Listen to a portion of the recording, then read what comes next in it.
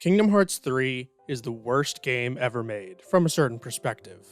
From another, it's not that bad. And to some, it's the best game in the series.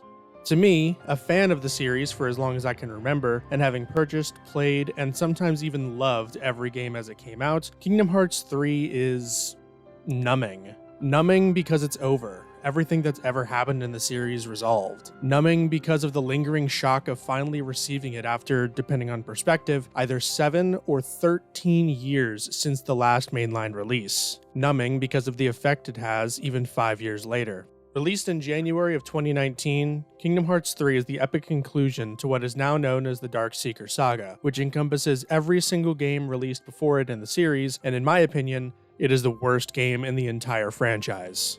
To qualify that, I have not played, nor will I ever play the mobile titles, nor have I played Melody of Memory, or any game released after it if you're watching this after KH4 releases, I don't know. This is as far as I go, the last beach in the realm of darkness, and there is no door to light waiting for me. For everything Kingdom Hearts 3 tries to do, it fails. Character writing is poor even at the best of times, with some standout lines both good and bad, but usually middling and forced. Exposition and plot progression is handled sloppily, with almost no tangible progress made on the overarching narrative until the last 10% of the runtime, leaving the other 90% largely superfluous in the grand scheme of things. Characters are retconned to have different motivations, others don't even receive the token development, almost every character that was thought to be dead is either resurrected or revealed to have been pulling strings from beyond the grave the entire time. There's more fan service than you can shake a finger at, and so much more that we'll get to as it comes up. If you've watched my BBS video, this will not be sharing in its structure. Instead, we're going to go back to Kingdom Hearts 2 and how we did things there, going world by world and examining one aspect of the game in or after each. And though I'll be explaining the plot and reveals as they happen, I have to assume that you are familiar with the lore and characters from every game before this, or else I will literally be lore dumping you for 3 hours before we even get to this game. If you need a refresher, you have my other videos. I'll have timestamps and chapters ready for easy navigation, but for now, let's jump into things.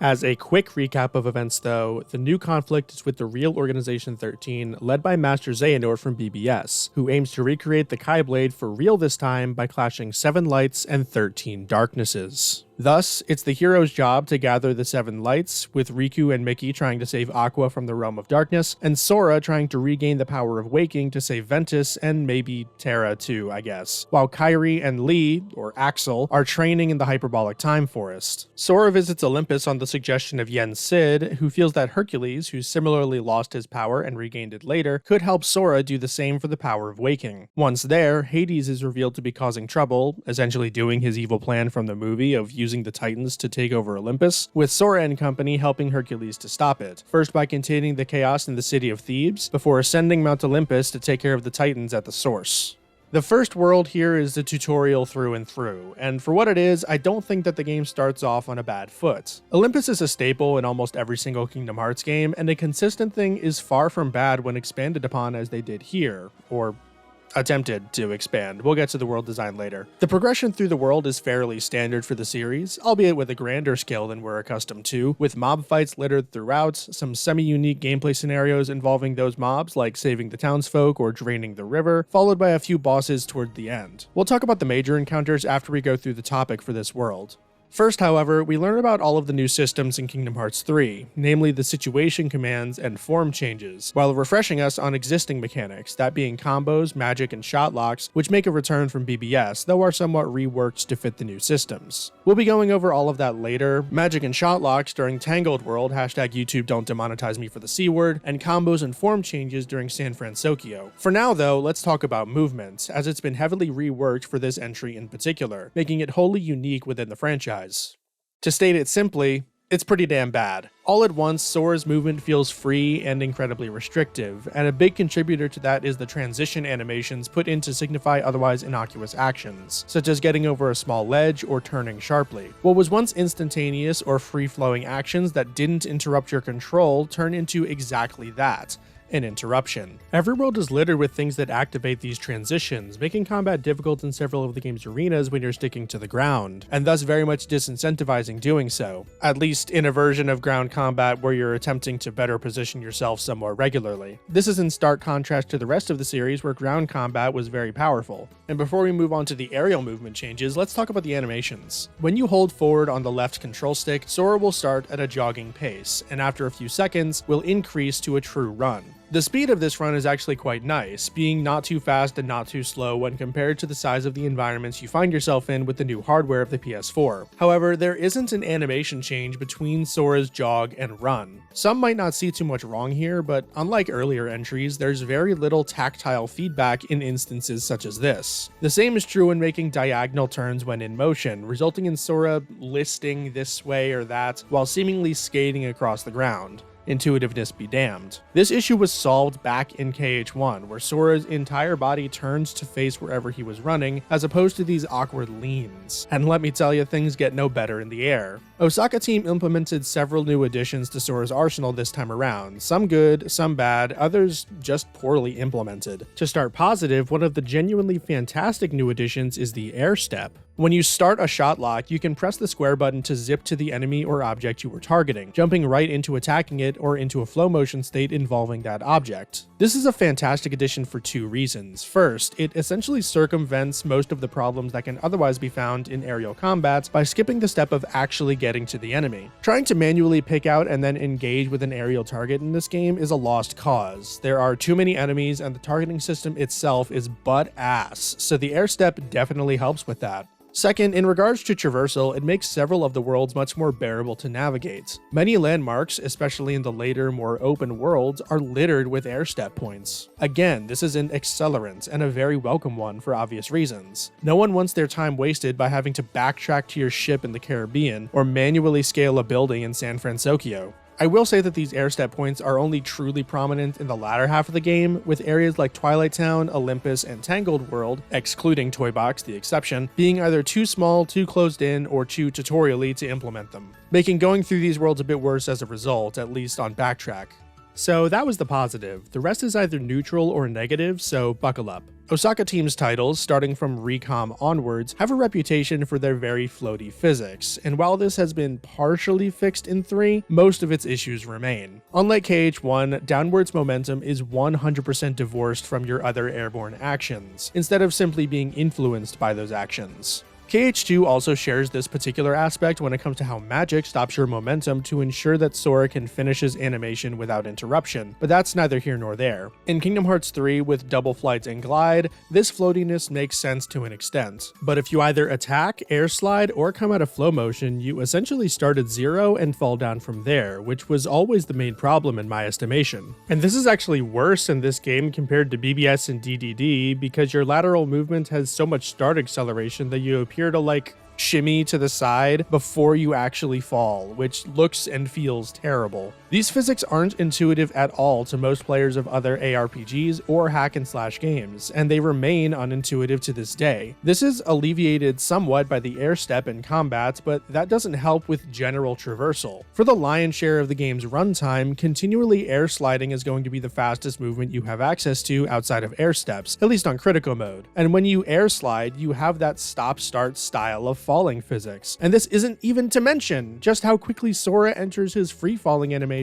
in more open-air combat arenas, like the buildings of San Fransokyo, resulting in awkwardness galore if you're actually trying to properly position yourself, or go in a certain direction without, having this awkward camera change. You can probably tell just by looking at the footage, this doesn't look or feel good at all. The clunkiness seen here is arguably worse than anything in the rest of the series, due to earlier games' movement and combat actually being tied with its soul, which I can't really say for Kingdom Hearts 3. The key takeaway here is the lack of flow state. Kingdom Hearts used to have a flow state in mind, with movements and attack animations seamlessly flowing into each other and having understandable changes to momentum and direction. What helped with this flow state is in just how responsive everything felt. When you went to glide in Kingdom Hearts 2, you have so much control over it. You have manual speed control by tapping the button at the cost of height, you have smooth, speed-based turn radii, etc. The same can be said, albeit in a jankier way, for the way combat combat and movement flow together in Kingdom Hearts 1. However, since Birth by Sleep, all actions have become wholly divorced from each other, and the way that you move no longer interacts at all with the way that you fight, which is a real shame considering that those are the only two things you'll ever be doing in this series. This will become more and more apparent as we continue on, but a lot of the changes to the systems found here come across to me as a compromise by Osaka Team. The sudden implementation of a pseudo revenge value system on some bosses a la KH2, along with the new combo modifiers and other such things, points to Osaka Team throwing up their hands and giving into fan demand, more so than them learning from mistakes or building on what came before. There is a small exception to that in the Formchanges, but when it comes to the magic system, combos and their modifiers, movement, party implementation, and even the character interactions, Osaka Team clearly had no earthly idea what they were supposed to be doing, as every single thing I just went over are strict downgrades from what came before in both depth and fun in my opinion. And that makes sense. They haven't worked with these systems before, they've been doing their own thing all this time. And by contrast, the systems that Osaka Team pioneered in the series, being the situation gauge, being a successor to the command gauge, along with Shotlocks and flow motion, were arguably improvements to what came before, offering credence to this idea.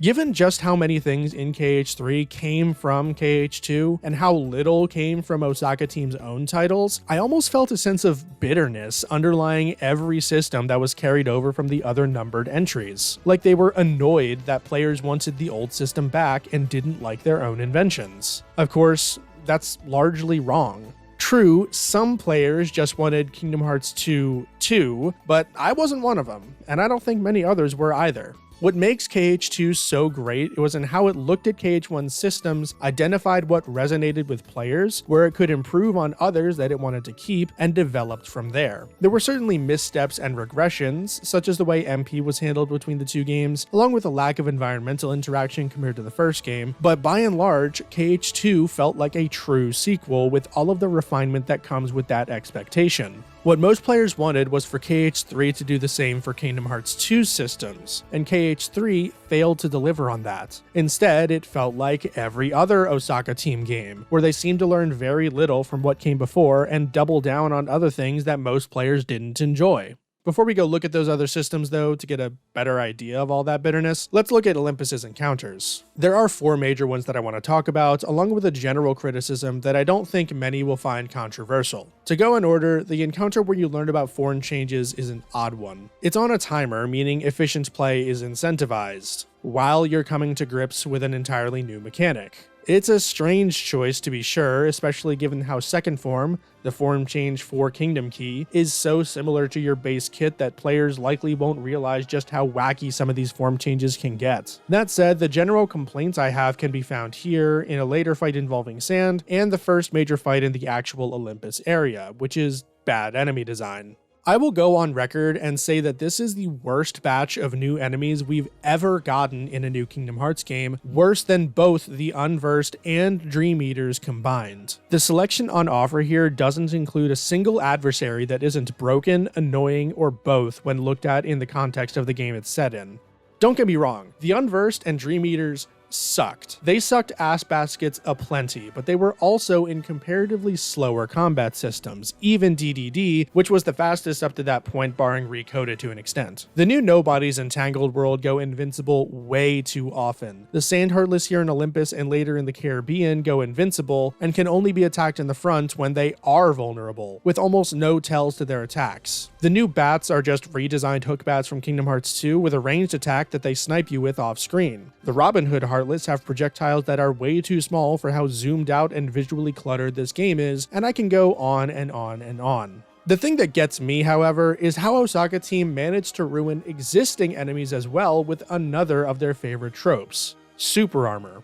If any enemy has already started their attack, whether that be the final boss or a fucking dusk, they gain an unlimited amount of super armor. Gone are the days of carefully judging your attack speed versus theirs, the whiff punish gameplay found in earlier entries on some enemies. Your options for dealing with these enemies have been cut in half, worse in the case of the nobodies with the lack of reaction commands and the removal of interruptible enemy attacks. Your only recourses are reprisals and shotlocks, which are your own invincible attacks, but that's small potatoes compared to the bullshit you'll find with mob encounters in this game. For now, the second encounter to talk about is the Rock Titan, which is mainly a showcase for the set-piece boss design you'll find throughout the game. Almost without fail, these fights prioritize spectacle over mechanical complexity or even fun. The Rock Titan, to everyone's surprise, was not improved from its 2001 iteration, featuring the same stomps and head slams as before, with little in the way of depth. The only interesting part of the encounter is the climb up to it, which is a box standard climbing section with falling debris that you've seen in plenty of other titles, such as the old God of War games with its own climbing challenges. Other than that, we have a trailer moment showcasing the new attraction flow stuff, which we will get to, don't worry. Some may defend this fight as being early enough to excuse the lack of complexity, but then I have to point to the Twilight Thorn, which had much more depth as the first boss, and some spectacle with the reaction command combo, and then I spit on whoever said that.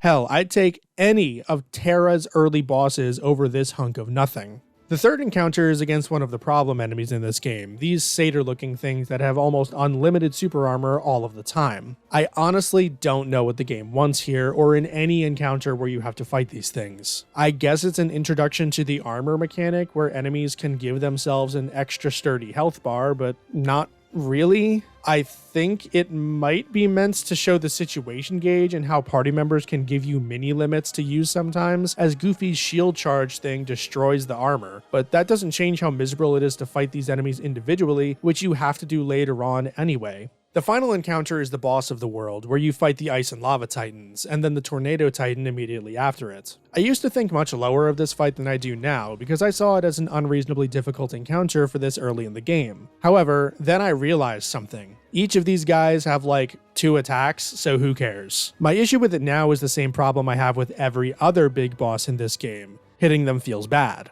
The lack of impact with your strikes was true in Kingdom Hearts 1 as well, and that was an issue there which they largely rectified in Kingdom Hearts 2, except for the fucking Storm Rider and equally fucking Ground Shaker. In that game, most enemies stagger to a well-placed hit, leaving them open for a proper combo or two, and those that don't stagger are carefully balanced to allow Sora to still attack fairly consistently anyway, such as with Cerberus or, yes, even the much maligned fucking Ground Shaker boss. Since then, though, they seem to have lost the plot. When you hit an enemy in KH3, they rarely stagger, now more than ever, with the copious amount of super armor on regular enemies. This in turn makes all of your physical hits feel weak. Sora is supposed to be at his strongest, at least by the end of this game, strong enough to tangle with Master Xehanort wielding the most powerful weapon in existence. So why do you feel so pitiful when going against these bosses? This isn't Dark Souls. I don't play Kingdom Hearts for these protracted wars of attrition where I'm trying to outlast against a much stronger foe. In Kingdom Hearts, I'm the master of the legendary Keyblade, able to seal away any darkness and being a beacon of light in the multiverse.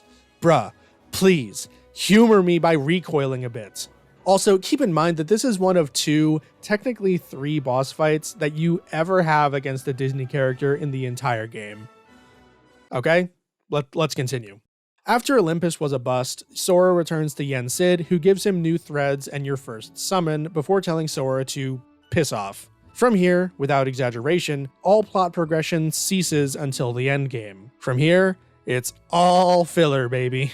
Our next destination is Twilight Town, where we have 2 major encounters and an annoying mob fight that I'm ignoring. The first encounter is against nobodies, and is where the difference in game feel between 2 and 3 is at its most prominent, thanks to the ridiculous super armor that Dusks have now, where they feel more like their 358 Days Over 2 counterparts than their KH2 ones. However, unlike there, where the goal was simply to survive against them, you actually have to beat them here, and there are more of them. Great.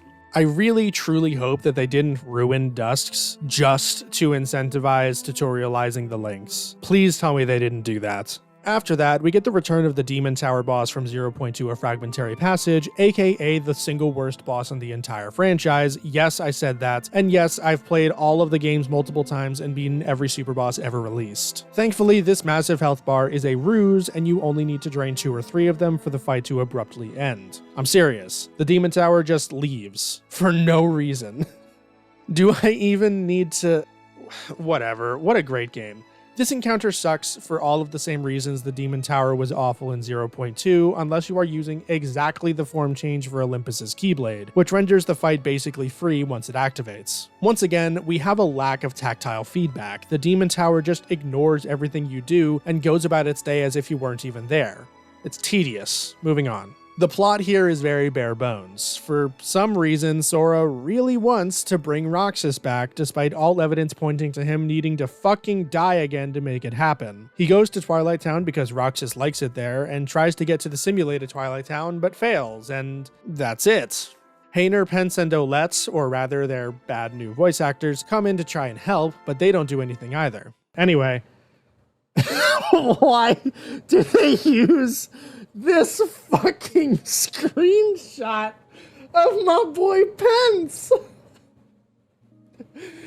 God, the camera really does add 50 pounds. My God. Like, he didn't have to do that. And then he's also like instrumental in actually like figuring out what is the Pete? A shocking amount of Sora's character in this game is devoted to bringing Roxas back, even though Roxas himself, both in Kingdom Hearts 2 and in Dream Drop Distance, openly say that it's okay and that he's more or less at peace with his fate. His arc in KH2 was done and over with supplementary stuff happening in days. Roxas does not need to come back, and yet this game is obsessed with reversing prior deaths for a reason I can't fathom. This happens with Diz 2 later on. We'll go into the subject a lot more when we get to the endgame, where everyone actually comes back, but for now, let's go back to Twilight Town. You'll notice that it's a lot smaller than it was in KH2, which is weird since sequels are supposed to make things a lot bigger. In this iteration, you're missing the Sandlot, Shopping Hill, train station, most of the sewer system, and the other more rural side to the town where you did all those mini-games as Roxas, along with the entire mansion interior. This leaves the town square, a linear connecting sewer to get to the forest, and then the mansion entrance. Obviously, this is a strict downgrade, especially since enemies can't even spawn in the main town, but let's give credit where it's due. What is here is much better implemented than in Kingdom Hearts 2, with an open movie theater running in that dark little back alley, that weird nook being replaced by a bistro run by Mr. McDuck, and the overall abundance of NPCs and random junk scattered all around, giving a more lived-in feeling to the environment. Though the downgrade in scale is pretty inexcusable from a sequel-y perspective, a sequel that, I'll remind you, came out over 12 years after Twilight Town first debuted, what is here is fleshed out in a way that wasn't really possible on the PS2, and that's very welcome. But then, this is all in regards to exploring the map and playing in the world. More so than Olympus, it was Twilight Town and its returning characters where I first noticed just how off everything felt within the story sequences. This is a complaint that lasts through the entire game and permeates throughout every cutscene and every dialogue exchange in the entire adventure. What the fuck is going on with these awful character interactions? Now, it is true that Kingdom Hearts has always had weird dialogue pacing within scenes. They never really got down the timing of voice lines to expressive gestures, and with a few exceptions, namely in Kingdom Hearts 2, the funny moments were often not so funny. However, with the more simple and cartoony art style found in those earlier entries, the weird pacing worked in a backwards sort of way. And it's not a coincidence that the actually good comedic moments usually leaned further into this cartooniness rather than relying on wit and dialogue, such as Sora and Goofy throwing Donald out of Timeless River, or Donald and Goofy dogpiling on Sora when introducing themselves to Auron, or hell, even the smiling scene of Kingdom Hearts 1. Not only does Kingdom Hearts 3 basically never do any cartoony movements or slapstick moments like we saw in prior entries, but the awkward dialogue pacing has worsened about fourfold. First, with the more detailed art style, little room was left for actual creative expression. They arguably all look their most lifelike and expressive when in Toy Box, while they normally look even more plasticky, which is fun. Not really. The best you'll get is a slightly wider grin or a generic reaction pose without any of the flair or nuance you'd see in some of the more detailed animations found in older games. Literally the only thing I can think of with exaggerated posing is in the whole Keyblade Hero 3 thing, which I think most people agree is just plain cringy, not charming. Second, the dialogue itself is just not good. I described it to my buddy on Discord that in every scene, Sora, Donald, and Goofy felt the need to pull the focus aside to proclaim to the audience audience, in the form of a bad joke, that they were indeed quirky and wacky, instead of just doing something quirky or wacky. Most of the time, this is just a backhanded remark about Sora being stupid or useless, or Donald being a dickhead. It's tedious just like everything else in this game. And that's not even to mention just how sloppy and unhelpful the expositional dialogue is. As Anna is explaining the entire Frozen backstory to Sora, you have this high-pitched vocal performance of "Do you want to build a snowman" happening over top of it. Why? You have Tia Dalma and friends explaining fuck all that's useful in the Caribbean, resulting in Sora more or less not knowing what the hell is going on. You have weird plot points coming from nowhere in a vain attempt to justify world's inclusion, like young Xehanort, who will henceforth be known as YSex because the dude has to be remembered somehow for the final battles, wanting to know if toys have hearts. For some reason. And then when something does need explanation, such as Larxene, Lightning Girl, making a gigantic ice palace out of snow, while Sora and company sit there and watch, no explanation is given for any of it. I could go on, but I won't. You'll see subtitles and cutscenes I played throughout the video, so you'll see what I mean at a broader scale than any amount of examples I could give. There's just so much wrong here. If I got my hands on this script, I'd scribble out like half of the dialogue and write in big letters "show don't tell" and hope they got the memo because it's so bad I would quit right on the spot. Third, the voice acting. But Aqua, she's like Sora. What? No. Strong like Sora. Oh. Okay. Good. Then I guess she's gonna be all right. The half of me that sleeps on inside of your heart. Vanitas! Ventus. What a strange place to slither off to. Mickey, you're too late. Aqua? What happened? You abandoned me, that's what. I think you came along for a reason. I didn't make much of myself as a replica.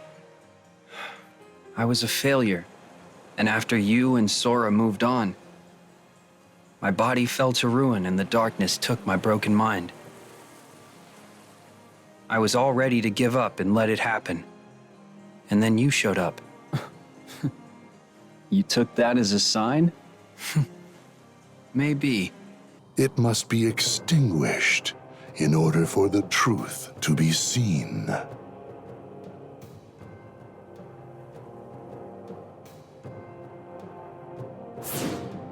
Only when your hopes have been broken by battle upon battle can the key be claimed to Kingdom Hearts. They're our bonds.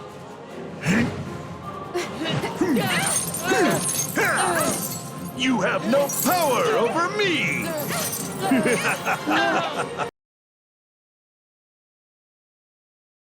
You have no power over me! You have no power over me! You have no power over me! With rare exceptional lines of dialogue, I didn't find a single good voice performance in this game. Now, I can't say that these are bad voice actors. Haley Joel Osment has proven his merit in Kingdom Hearts 1 and 2, same with David Gallagher as Riku, Jesse McCartney of course, and most others if I'm being honest. However, in an even worse way than BBS, from back when I bitched about this exact thing, the voice direction in this game is just awful. I'm serious. Go back to any cutscene and start paying attention. You won't find any line read better than mediocre. And I get that this is an awful script, but come on. The two characters that I want to single out as routinely just insultingly, ear-gratingly bad are Donald and Riku. Donald's voice is higher and squawkier than ever before, making it sound like the poor duck got throat cancer between games, whereas Riku, well, he just sounds bored out of his mind, and honestly, fair, so was I in all of his scenes, because Riku doesn't do jack shit in this game. Granted, his performance in the base game is Oscar-worthy compared to his performance in the Remind DLC, but But we've been searching everywhere for Sora, and we haven't found a single clue. Yeah, let's not talk about that. I don't want to think about that DLC. It's bad. Finally, the issue of dialogue pacing has gotten worse overall, with the delay between lines having expanded to make every cutscene drag on for about 30 seconds too long. It's like the difference between half a second in older games to 3/4 of a second in this one, and with so much needless or circle jerk dialogue, this adds up a lot in each individual scene. Look, I'm never going to be able to defend Kingdom Hearts as a well-told story in any of its entries. I do think its stories can have some merit, but their executions have always been substandard compared to the competition. Final Fantasy X, yes, including the laughing scene, you cowards, was far superior in terms of dialogue, scene pacing, voice performance, and humor than any Kingdom Hearts game ever was, and it was Square's first attempt at voice-acted cutscenes in their history. Before, the closer I came to Zanarkand, the more I wondered. When we arrive, Braska will call the final Aeon. He will fight sin, then die. I thought my mind was made up long before. But when I stood here, my resolve wavered. Never would have figured. Legendary Guardians choke sometimes too, huh? Legendary Guardian. I was just a boy. A boy about your age, actually. I wanted to change the world too, but I changed nothing. That is my story. It's just that Kingdom Hearts always had a lot of, well, hearts to make up for it, and somewhere along the way, cough cough, birth by sleep, cough cough, they seem to have lost that. I want to continue to bitch about pacing, but I won't. I'll probably point out particularly egregious scenes as they come up, but we need to move on before we get too bogged down. From here, following the battle level order, we have Toy Box or Toy Story World, which is a weird one. In fact, I'd probably say it's the weirdest level out of the first 4, which all have very linear pathways to follow to the end. The story this time around is that this world has somehow been split into 2, with Woody, Buzz, and about half of the other toys being in this reality, and the rest of the toys and all of the humans in the other. And this was somehow done by YSex, like I said before, in order to find out the particulars of a toy's heart. Again, for no reason. This never comes up later, and you could only make the most tenuous connection between this plotline and all the business with replicas later on, and that's really pushing it, but I guess you could make the argument. In essence, what happens here is just a scavenger hunt. A toy goes missing, you go to a place, have a set piece, another toy goes missing, and then you chase them to the next place. Along the way, you'll find that this game has a gimmick compared to every other one in the series, in that it really likes its gimmicks. The Kingdom Hearts formula is just that, formulaic. If done poorly, say in something like Chain of Memories, each individual world can blend together with each other in a way that makes going through the experience a bit of a messy blur. Both other numbered titles manage to avoid this trap mostly with enemy and boss variety being good enough to make the worlds feel distinct from each other. You'd think Kingdom Hearts 3 would do the same, and it does, sort of, but there's a big problem with that in relation to its other systems. Namely, individual enemies have never mattered less in the entire series. If you're playing on anything except for critical mode, you can nuke enemies with little effort, and if you are, you can usually nuke them anyway with one of many options, or you just differentiate between large and small enemies and melee and ranged enemies, and prioritize appropriately as we've done throughout the rest of the entire franchise. So instead, Kingdom Hearts 3 relies on world gimmicks, and we see the first of them here. Most enemy groups in this world suck, because they're usually joined by one of these big mechas that are almost impossible to beat one-on-one, let alone if you're being harassed by 15 other smaller enemies. So instead, you're meant to airstep to another mecha nearby and fight it like that. This is not fun. It's certainly a novelty the first time you play, but you'll be completely sick of it by the time you finish the world. And God forbid if you come back for chests or hidden Mickeys. The controls are handled from a first-person perspective, where you have a punch, a bullet, and a special move that depends on which color of mecha you're controlling, the most useful of which being the blue bomb shot. The gimmick of this world is that you are supposed to fight mecha with mecha, which sounds cool, right? People love to see mecha battles in anime, and this seemed like a good way to control it, except for the fact that you can't see it because it's first person. So you just have what amounts to a shitty shooter minigame forced upon you for the majority of this world, instead of getting to actually play the game. And at the end, the skill you may or may not have accumulated with this playstyle isn't even tested, given that no mechas are present during the world boss. The only time your skill with this gameplay gimmick is tested is in a story set piece where you're shoved into the video game that these mecha toys are based on. YSex never explains how he's able to throw Sora inside of this TV. I don't think the shadows are acting up.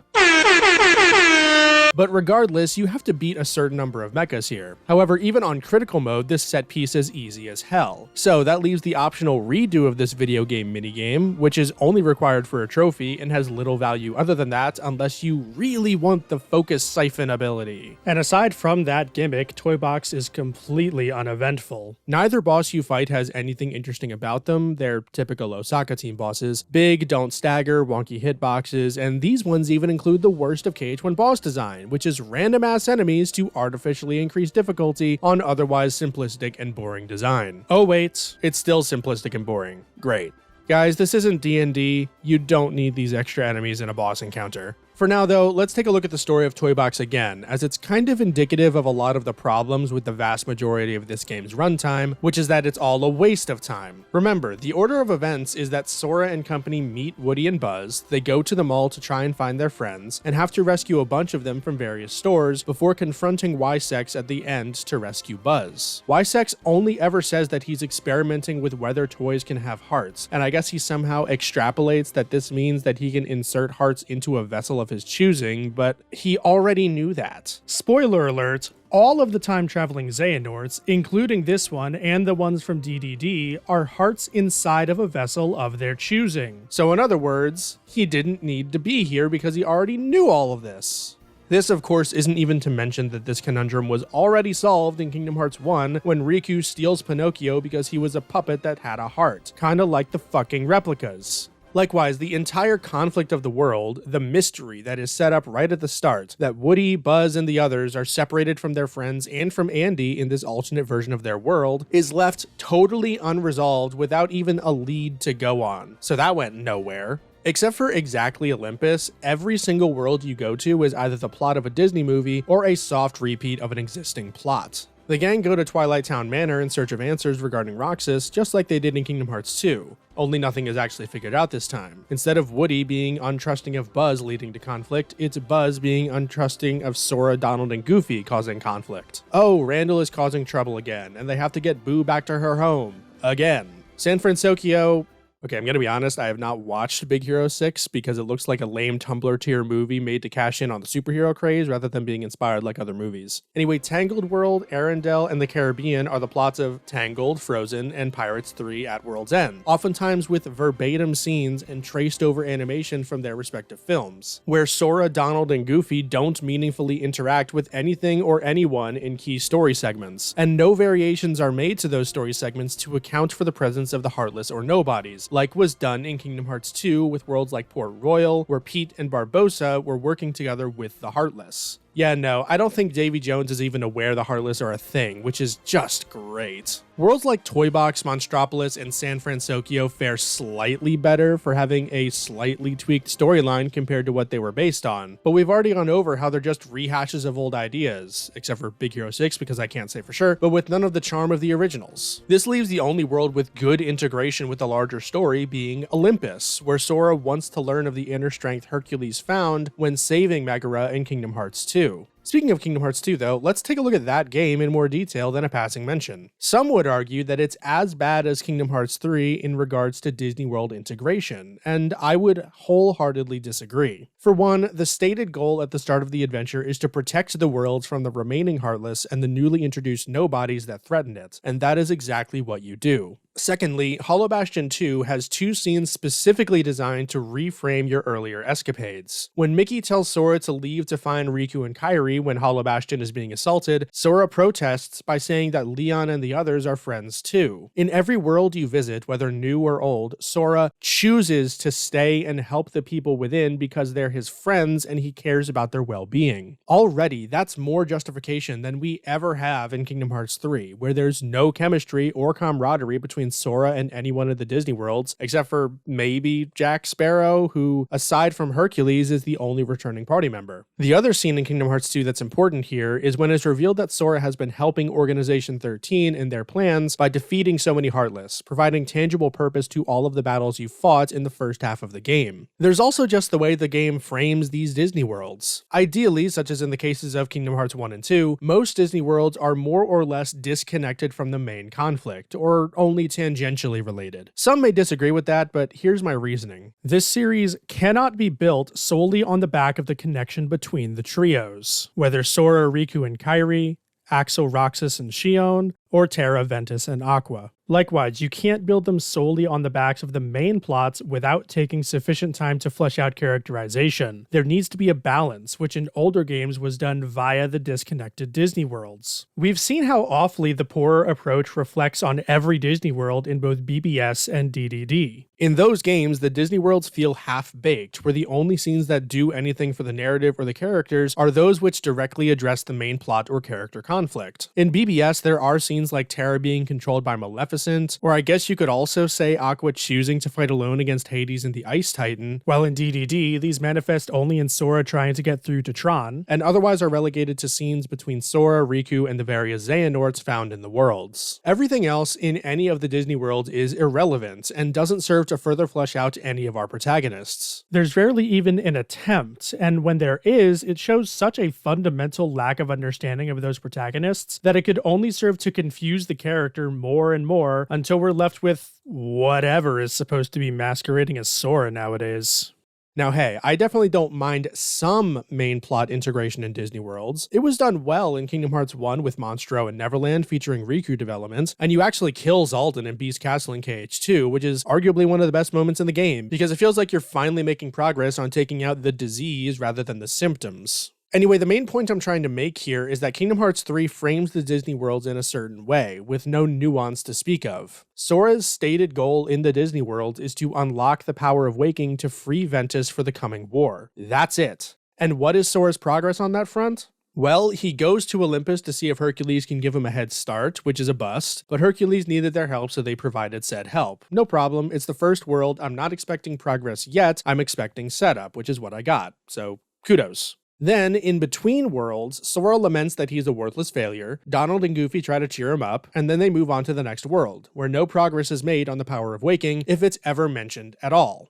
Once they're actually in the Disney worlds proper, some members of the real Organization 13 target various girls who turn out to be the new Princesses of Heart, namely Rapunzel, Elsa, and Anna, which could serve as replacements for the Keyblade heroes in the 7 Lights, 13 Darknesses crap, so points for that small bit of relevance. Congrats, game. Out of 9 worlds, 3 are important, with Olympus, Tangled World, and Arendelle. Everything else is worthless, and this is also ignoring the fact that the new princess angle is never elaborated upon or used at all in the main conflict, so for the purposes of setting up the climax, they were also useless, so 1 out of 9. And actually only those 3 princesses are ever mentioned, which leads me to believe that the real Organization 13 is so bad at their jobs that they can't find the other 4. So I don't think it would have worked out for him anyway, so yeah, that amounted to jack shit. Of course, the real reason there's never progress on the power of waking is because said power is so ill-defined and stupid in both concept and execution that you can't really make a natural progression happen with it without reworking its entire inclusion from the ground up. So, yeah. The quick fix for this whole power of waking subplot is to give a token progression on it in the form of gameplay tweaks with each little step. I have some ideas for this which we'll go over in the rewrite at the end, but for now, let's implant that little idea into your head, shall we? And to reiterate, I don't want the Disney worlds to include a bunch of plot-centric stuff, or at the very least, I would want the majority of time to not focus on it, and instead focus on characterization and breathing room. My final point is simply stating that, given the game does mainly focus on plot stuff and the characterization is so bad, it's shocking that said plot stuff is handled so poorly, making both sides, and in turn the entire Disney side of the game, feel pointless. Moving on, we come to Tangled World, or YouTube, please don't demonetize me, Corona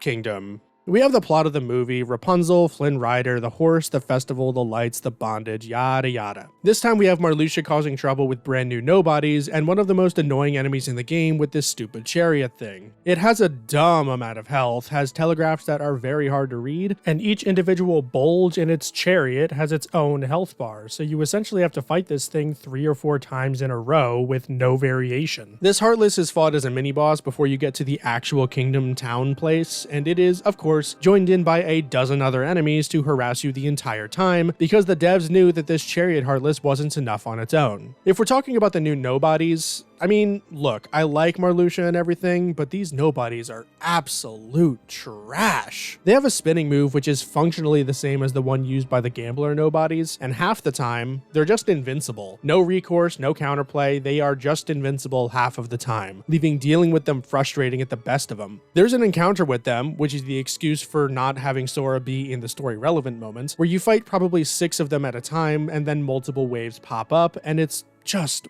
boring. It's just boring. You're just having to sit around waiting to be able to attack these things. It sucks. And for those that are as pedantically annoyed as me, they are the only nobodies specifically lorded over by a member of the original Organization 13, so not including the generic Dusks and Creepers, to not be named after a Final Fantasy job class. All of the others are based on jobs. The Samurai, Dragoon, Sorcerer, Sniper, hell, even the other one this game introduced is the Ninja. All job classes. It was a motif. Thanks, Marley. You ruined it. The fucking MMO had to add a class 2 years after KH3 release to add an actual Reaper class. And I don't even count the MMO, so screw it. I suppose a good thing to note at this point for those just listening is that I did my main playthrough on critical mode, which was a difficulty released in a patch after the initial launch, and oh boy could you tell, because this mode wasn't playtested at all. It's no secret that magic has always been an extremely powerful option in the Kingdom Hearts series, and Kingdom Hearts 3 is no exception. We'll get to talking about it in specific momentarily, but for now, know that magic has arguably never been stronger than it is in this game. It has the capability of easy access screen nukes on a mass scale, especially as you get later into the game or you equip the cufflinks that allow access to grand magic early. On Proud Mode and below, it could be argued that magic was overtuned in this way, and many players agreed that for critical mode to be at all challenging, magic needed to be nerfed a bit, without the total butchering it received in critical mode of 0.2 of Fragmentary Passage. Unfortunately, yeah, it was totally butchered. You can fire off 5 spells at the start of the game before you have to go to MP cooldown. By the end, though, that number is thankfully increased to, checks notes, 4. Because higher tier spells cost more MP now for some reason. Yeah, so on critical mode, magic builds just aren't a thing. Instead of retuning damage or doing a modest nerf to your maximum MP, they completely took the option away to play based around your magic spells. Personally, if they were going to go the stupidest route, I think that this was for the best, but even I have to admit that this is the single laziest way they could have handled this criticism of the gameplay. The reason why I think it's for the best, though, is at once complicated and extremely simple, and I want to make clear that I only say this in a vacuum, completely divorced from all other factors. Magic in Kingdom Hearts 3 is boring. It's the most boring way to play the game, which is saying something because every other way to play the game is also extremely boring. You have 6 spells in this game: Fire, Blizzard, Thunder, Arrow, Water, and Cure. Barring Cure, what do all of them do? Oh yeah, they nuke the screen, at least at their higher levels. You no longer have spells meant for utility. Magnet, Gravity, Zero Gravity, and all status spells are completely removed. You no longer have defensive spells. Reflect is gone, and Arrow is reworked to just be another AoE nuke, but this time forcing the janky flow motion jump onto you. Even the offensive spells have been more or less homogenized from where they were in the second game. Fire, Water, and Blizzard shoot a shot, though Water's is slightly delayed, while Thunder and Arrow instantly target the enemy, but in the end, everything just explodes anyway. On Proud Mode, the single most efficient way to deal damage is just to spam Fire. Does that sound fun to you? It's just a homing bullet that explodes. You don't have to aim it. There's no timing for faster shots like in KH1. No nuance to its use. You could argue that Blizzard makes a flow motion path if it's fired on the ground, but why would you use that instead of just low air dashing, where you don't have to use MP and are free to not use the stupid flow motion? And even if I wasn't playing on critical, a mode which gives you the max distance air slide from the start, why would I waste one of my few precious spells for that? How is it fun to completely bypass all exploration to go along a straight shot, when there are plenty of small things to see along the given path? Or at least, there should be. Water has a hitbox around Sora before the shot goes off, but who cares? The DPS is outclassed by Fire, so it's not like the trade-off is worth it, since it doesn't actually act as a real shield. Literally, the only reason to use Water over Fire is that the Water Cufflink, an accessory that provides early access to the most powerful water spell, is so easily accessible compared to the Fire Cufflink and is available 2 whole worlds before it, in Olympus compared to Toy Box. This is one of those systems that I just need explained to me. People who like Kingdom Hearts 3, please go down to the comments and tell me why this magic system isn't garbage. I can't think of a single redeeming quality to it. I can't even praise it for its originality, since MP and its cooldown function identically to Kingdom Hearts 2. There's no creativity to be found here. Even Osaka Team's earlier entries have more depth to their different magic spells. And all of the work put in to balance that system out, though largely unsuccessful, has been completely wasted by throwing everything out and starting from scratch. And for what purpose? To bring back KH2's magic system? Why?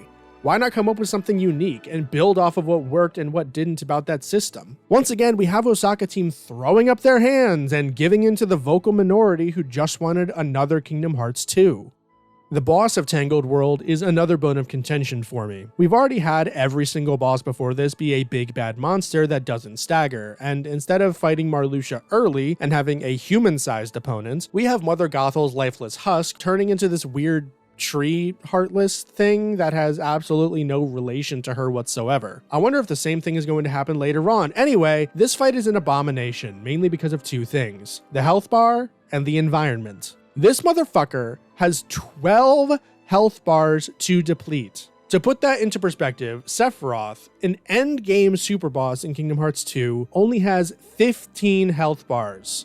Now, before I bitch about the environments here, I will give credit where it's due. The devs put in that moment where you have to climb the tower, knock it off, and then you get the big dive attack out of it. It's a decent moment, and one of the few times that the dive attack felt like anything other than bad, even if the actual climb up the tower is janky as hell. However, everything else about this boss arena is just a travesty. For one, there's very little flat ground to gain your footing, and the boss flies anyway, so oftentimes the environment just plays no part in the fight. However, even when it does play into things, it's always for the negative. For one, the arena is just too damn big, forcing you to rely on air steps to even keep up with the boss, where the only wrinkle in that is these spawning vines that conveniently have one opening per layer for some fucking reason. For two, there's nothing done with the environment that actually adds to the fight except for exactly the tower sequence I explained before. You could do a lot with the water putting out fires, or maybe using arrow to blow away like exploding seedlings it may drop, kind of like how the game fucking taught us earlier when we got the arrow spell. Even something as simple as the slope down to the pond is left unutilized. Meanwhile, I can go back a year to Monster Hunter World, where each of the 14 weapons have a unique slope attack, some of which are pretty damn cool, like with the hammer, and provide utility by allowing you to mount the monster with an aerial attack, providing that advantage. But no, this is Kingdom Hearts, and Osaka Team are deathly afraid of any actual innovation, so environmental anything is left completely off the table except for these scripted moments. Fantastic. And you know, it's not like the other games had any environmental shit either, but I will remind you, this game came out 14 years after 2. Come on guys, let's get some innovation here. As well, and this becomes a trend starting here, anytime the game wants to do a movie recap, already a contentious thing to do for a Disney World plot in Kingdom Hearts, the writers are so lazy and or Disney themselves are so overprotective of their IPs that Sora, Donald, and Goofy are never, ever, ever allowed to actually interact with a pivotal story moment. Rapunzel and Flynn are on the boat ride. Sora is having an unrelated encounter with Marluxia and his shitty OC nobodies. You have this emotional climax with Gothel, Rapunzel, and Flynn. Sora and company are like doing bitch work security detail against threats that could never make it up that stupid tower anyway. And we can continue this into other worlds. Anna and Elsa's whole thing with the freezing and shit, Sora is just so unable to intervene. Any of the politics happening in the Caribbean, Sora is playing with fucking crabs. It's embarrassing. The reason I say that it's the writers being lazy instead of just Disney interference is because I don't think Disney gives a fuck about Pirates 3, and yet it has the same exact problem as Frozen and Tangled, so I don't know, man, it's just bad. I suppose that before we move on, we should probably talk about Shotlocks since they're kinda magic, but also not really. I mean, by the same token, I can mention summons, but we'll get to those in the next world. For now, Shotlocks. They're boring. Again, I hate to be a broken record here, but every option you have in this game boils down to it's a screen nuke. And that's exactly what Shotlocks are. Once initiated, they function almost identically to how they did in Birth by Sleep, only with a much more prominent sound effect and a slowdown attached, which helps in the chaotic mess that is this game's visuals. The Shotlocks themselves are tied to which Keyblade you're using this time, instead of being another equipable slot, which I like. It's a decent replacement for dedicated Keyblade abilities, which not everyone has unless they're upgraded in this game.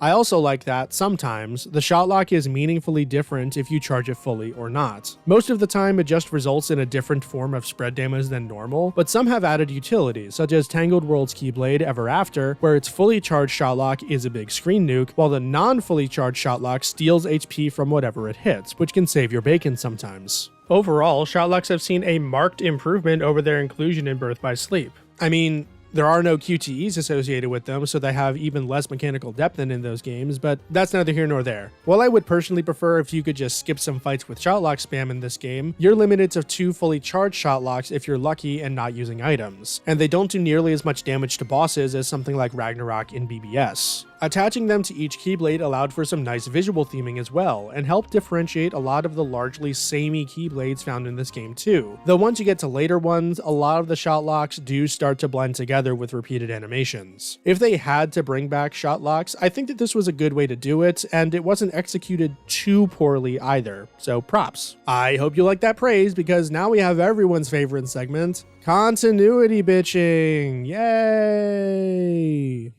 Okay, so after you go through Toy Box, or maybe just the first world after Twilight Town, Sora complains that he can't help Roxas. Again.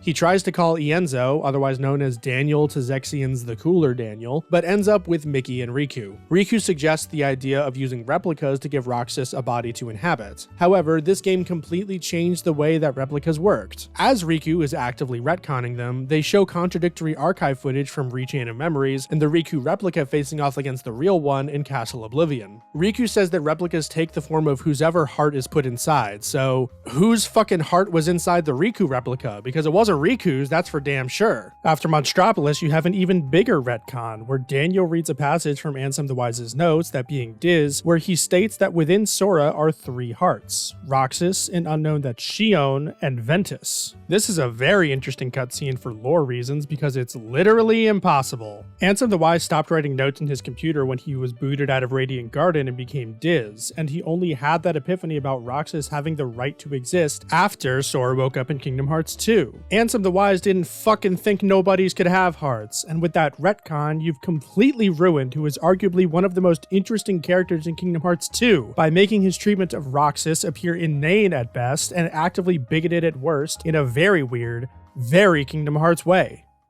It's very tempting for me to just skip over Monstropolis, because it, along with the world that comes after it, is my least favorite stretch of any Kingdom Hearts game's main story, including the absolute slog that is the first 3 worlds of each Birth by Sleep campaign. What bothers me about Monstropolis in particular is that it's a hallway. For as much crap as Kingdom Hearts 2 receives for being a hallway simulator, in reality it's more like a web simulator, with nexus points and branching paths that happen to be linear. There was certainly a downgrade from 1 to 2 that can't really be defended in my opinion, but never has it been as bad as its reputation would lead you to believe. So believe me when I say that Monstropolis is a hallway from start to finish. It also just lacks the appeal of its source material. For as bland and boring as Toy Box and Tangled World were, the surface level details matched the aesthetic of their source films, to the point that, like Under the Sea before it, You've Got a Friend in Me serves as the overworld theme for Toy Box, a song emblematic of Toy Story's main theme. So what the hell is this borderline apocalyptic theme for Monstropolis doing here?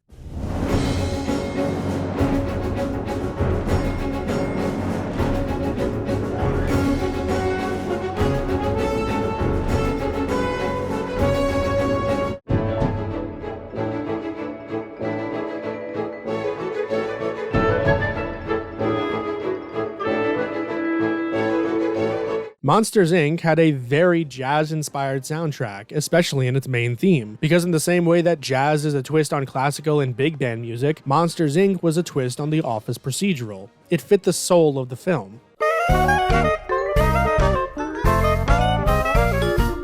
You could argue that this music change-up fits the story of the world, where the factory is under siege by Vanitas and the Unversed, but then what about when you come back later? The conflict is resolved and you still hear the intense yet generic orchestral soundtrack. What's strange about Monstropolis is that this is the only world where I can voice this complaint. For For as surface level as everything else is, the game makes an attempt to match the visuals and sound with the soul of the source film. And even when it doesn't, it still fits the vibe of the area you're in, such as the music changing in the Ice Palace in Arendelle. I have to wonder if they had another idea for Monstropolis, maybe a more open world where you can go through different doors to new places, and they just ran out of time to implement it, because this entire level, frankly, feels unfinished, or at the very least, rushed to completion. For me personally, I sincerely hope that this was not the original vision for a Monsters Inc. world, because this is downright embarrassing. I genuinely couldn't tell you why Vanitas is here, or why he or the unversed and heartless would bother with this world.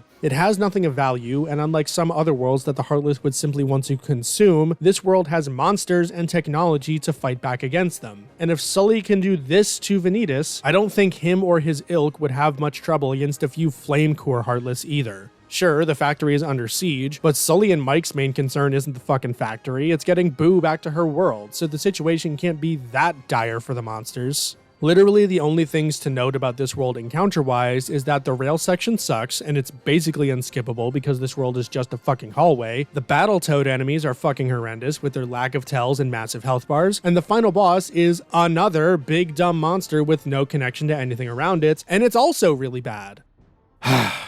I just can't with this fucking game right now. It has really high defenses and is only really vulnerable during this sequence where it keeps blowing you away, so you obviously are supposed to use magic, but oh right, we're on critical mode, so that's a non-option. God, just Monstropolis. The topic for this world may seem disconnected at first, and that's the links, or what this game calls summons. Would you believe me if I said my complaint with them is the exact same complaints I have with magic? Without exception, their only purpose is to deal damage, either in a screen nuke fashion or in a projectile-focused fashion. That's literally it. You don't have the brand of Kingdom Hearts 2 summons, where they're based more on utility than damage, save for Genie, or even the Kingdom Hearts 1 summons, where half are dedicated to doing damage with Simba and Mushu, and the other half are utility. No, these are just boring. I'm going to ignore how stupid it is to have only the Meow Wow be a physical entity and the rest be these stupid holograms because Disney is stupid, and instead question the implementation of these summons. Instead of utilizing the alternate bar like they did in Kingdom Hearts 2, we're going back to the Kingdom Hearts 1 method of using the MP bar as our resource. This time, they function similarly to how Cure works, where it takes all of your MP to activate a link. Please note, they take the entire bar, meaning if you've used some already, then they become unavailable until you recover back to full. This is honestly fine, especially in a vacuum, and on non-critical modes, it offers a trade-off to using magic versus using links. This trade-off would have been actually meaningful if they did different things, but I digress. The system itself is a fine idea if divorced from the flaws of each aspect's individual mechanics. The issue comes when you play critical mode, because as soon as Monstropolis rolls around, oh hey, that's why we're talking about it here, you get Simba, and then there's no point to using magic anymore, because why would I use my MP on 4 fucking spells that probably won't end up mattering all that much when I can just nuke everything by running around with Simba? This only gets worse when you get Ariel in the Caribbean, who is arguably the best boss killer in the entire game for some stupid reason. But that's all I'll say on the subject. At this point, I'm a broken record like I was afraid of being. Oh wow, the game gives you another way to mass kill all enemies in sight. How exciting! Guys, really, what do you want me to say? After this world, you get another cutscene of Sora wanting to go save somebody and being really depressed when Donald and Goofy say no, as if that had ever mattered before. I think the most frustrating part of this whole scene, and every other one like it, is that Sora is treated like a total novice when it comes to this whole Keyblade thing. Dude has more practical experience than Terra, Ventus, and Aqua combined, and has more feats to his name than Riku and Mickey combined. The power of waking isn't even a thing that we can begin to say what it actually is until the Remind DLC. And now suddenly Sora needs it in order to go to the Realm of Darkness? Why? What's so scary there now that Sora couldn't handle along with Riku and Mickey and Donald and Goofy that wasn't there when Sora and Riku were booted there at the end of Kingdom Hearts 2? God, I'm so fucking sick of my childhood heroes being reduced to these whining man-children who need to be babied by the man when they're wholly capable of making rational decisions on their own. The same thing happened with Goku, and this shit with Sora has been going on since BBS made him this beacon of pure light for Ventus's heart. It's infuriating. Man, Sora used to be such a good character. Like, he was really good. Definitely the most underrated JRPG protagonist of the 2000s. I know I'm neck deep into Kingdom Hearts 3 right now, but allow me a small reprieve to go back and look at just how good he was. In Kingdom Hearts 1, Sora was a very simple character, but still full of charm. He's less hyperactive and more just kind of an airhead sometimes. While Riku is over here pontificating about the nature of the cosmos and Kairi is trying to engage with him, Sora is over here like no thoughts head empty.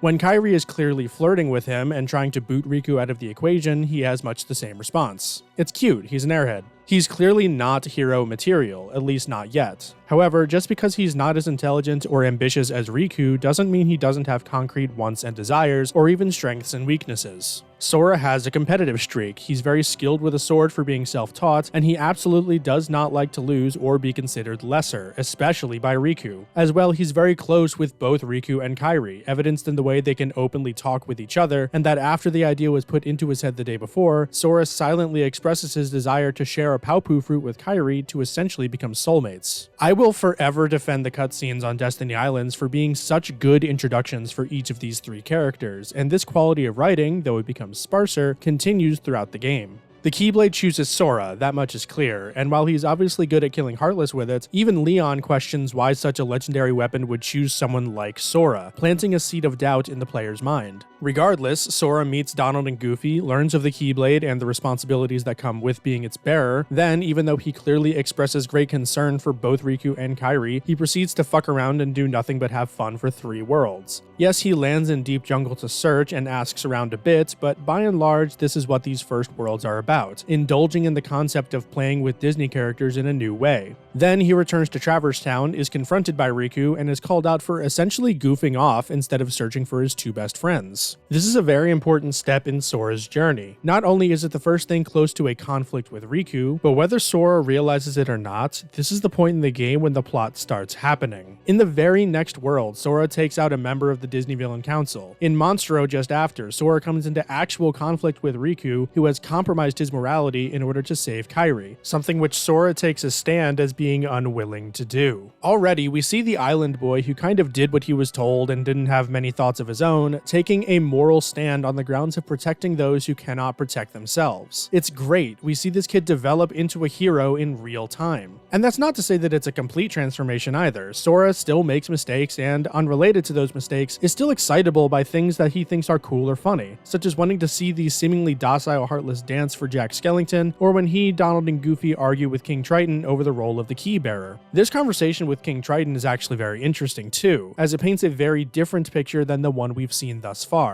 Wherever Sora goes, he brings with him solutions. He helps those who he feels deserves it, and he fights against those trying to sow chaos. However, maybe if there wasn't an imminent threat in the Heartless and Disney Villain Council, then things would be different. Then you just have this random outsider coming in and imposing foreign thoughts into people's heads, especially if they reveal the existence of the multiverse. In that scenario, I could totally buy what King Triton is saying, though Triton is ultimately in the wrong here, even if Sora can't verbally refute it, because the Heartless are overrunning these worlds. And without the intervention of Sora and the gang, the Disney Villain Council would most definitely succeed in their plans with the Heartless extra firepower compared to their movie counterparts. Sora, we can surmise, believes that this is true, since he doesn't leave when Triton tells him to, but instead continues to help out. Neverland is much the same, with some good moments of Sora being an airhead, such as when he doesn't even wait to get off of the dog pile before excitedly saying that he finally found Kairi, and then almost melancholically saying that she probably wouldn't believe him if he told her that he really flew. I think these scenes are doubly important for Sora's character because his relationship with Riku is at its lowest by far, with Riku now actively fighting against Sora's efforts with the summoning of Anti-Sora and overtly working with the Disney Villain Council. One thing that Sora becomes Flanderized for later on is his toxic positivity, and it finds its roots in sequences like this, where he always manages to find the bright side to a situation.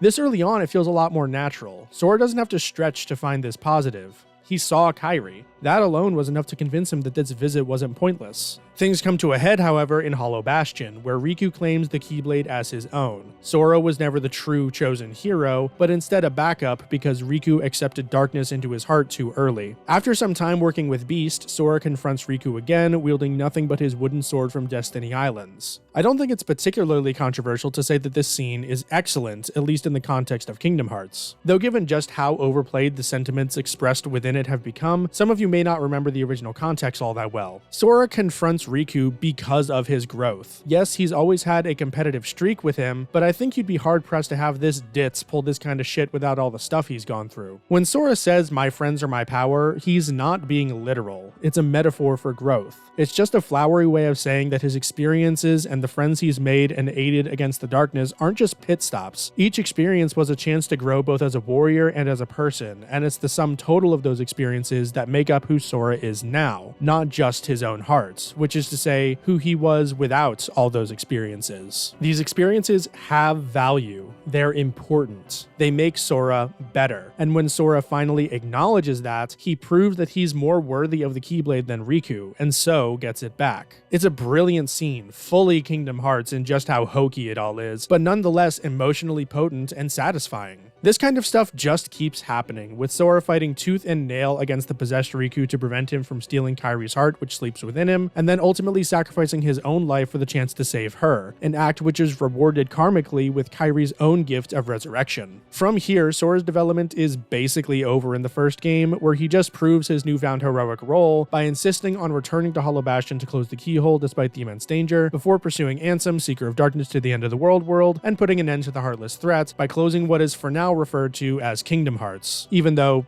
it's the door to darkness. Along with the reveal of King Mickey for the first time, this ending even gives a small moment of redemption for Riku, who for the first time chooses to be Sora's shadow by staying in the realm of darkness to help seal the door and stop the Heartless. Ultimately, the character work done in Kingdom Hearts 1 is wonderful. It's very brief compared to every other game in the series in terms of pure runtime, with barely half of the actual cutscenes being voiced and even less of those being important, but it was an experimental game and early on in the PS2's development cycle, so I give it a pass. What matters more to me is the stellar character work done on Sora, where he's at once an airhead and a hero, goofball and stalwart protector of the worlds. In Kingdom Hearts, Sora is a very well-rounded individual, which is great because it serves as a very good foundation for future entries. Speaking of which, Chain of Memories is criminally underrated. I swear, half of the people that dunk on this game probably haven't played it, or they've played 10 minutes of it, saw the card combat, and gave up without really seeking to understand it. However, I have a whole ass video on that, so let's keep things focused. Chain of Memories is the only game in the series other than Days, and at a stretch DDD that doesn't have a Save the World plot. Instead, here we have a very focused, character-based story centered around Sora and what makes him tick. For those that think the characters in Kingdom Hearts suck,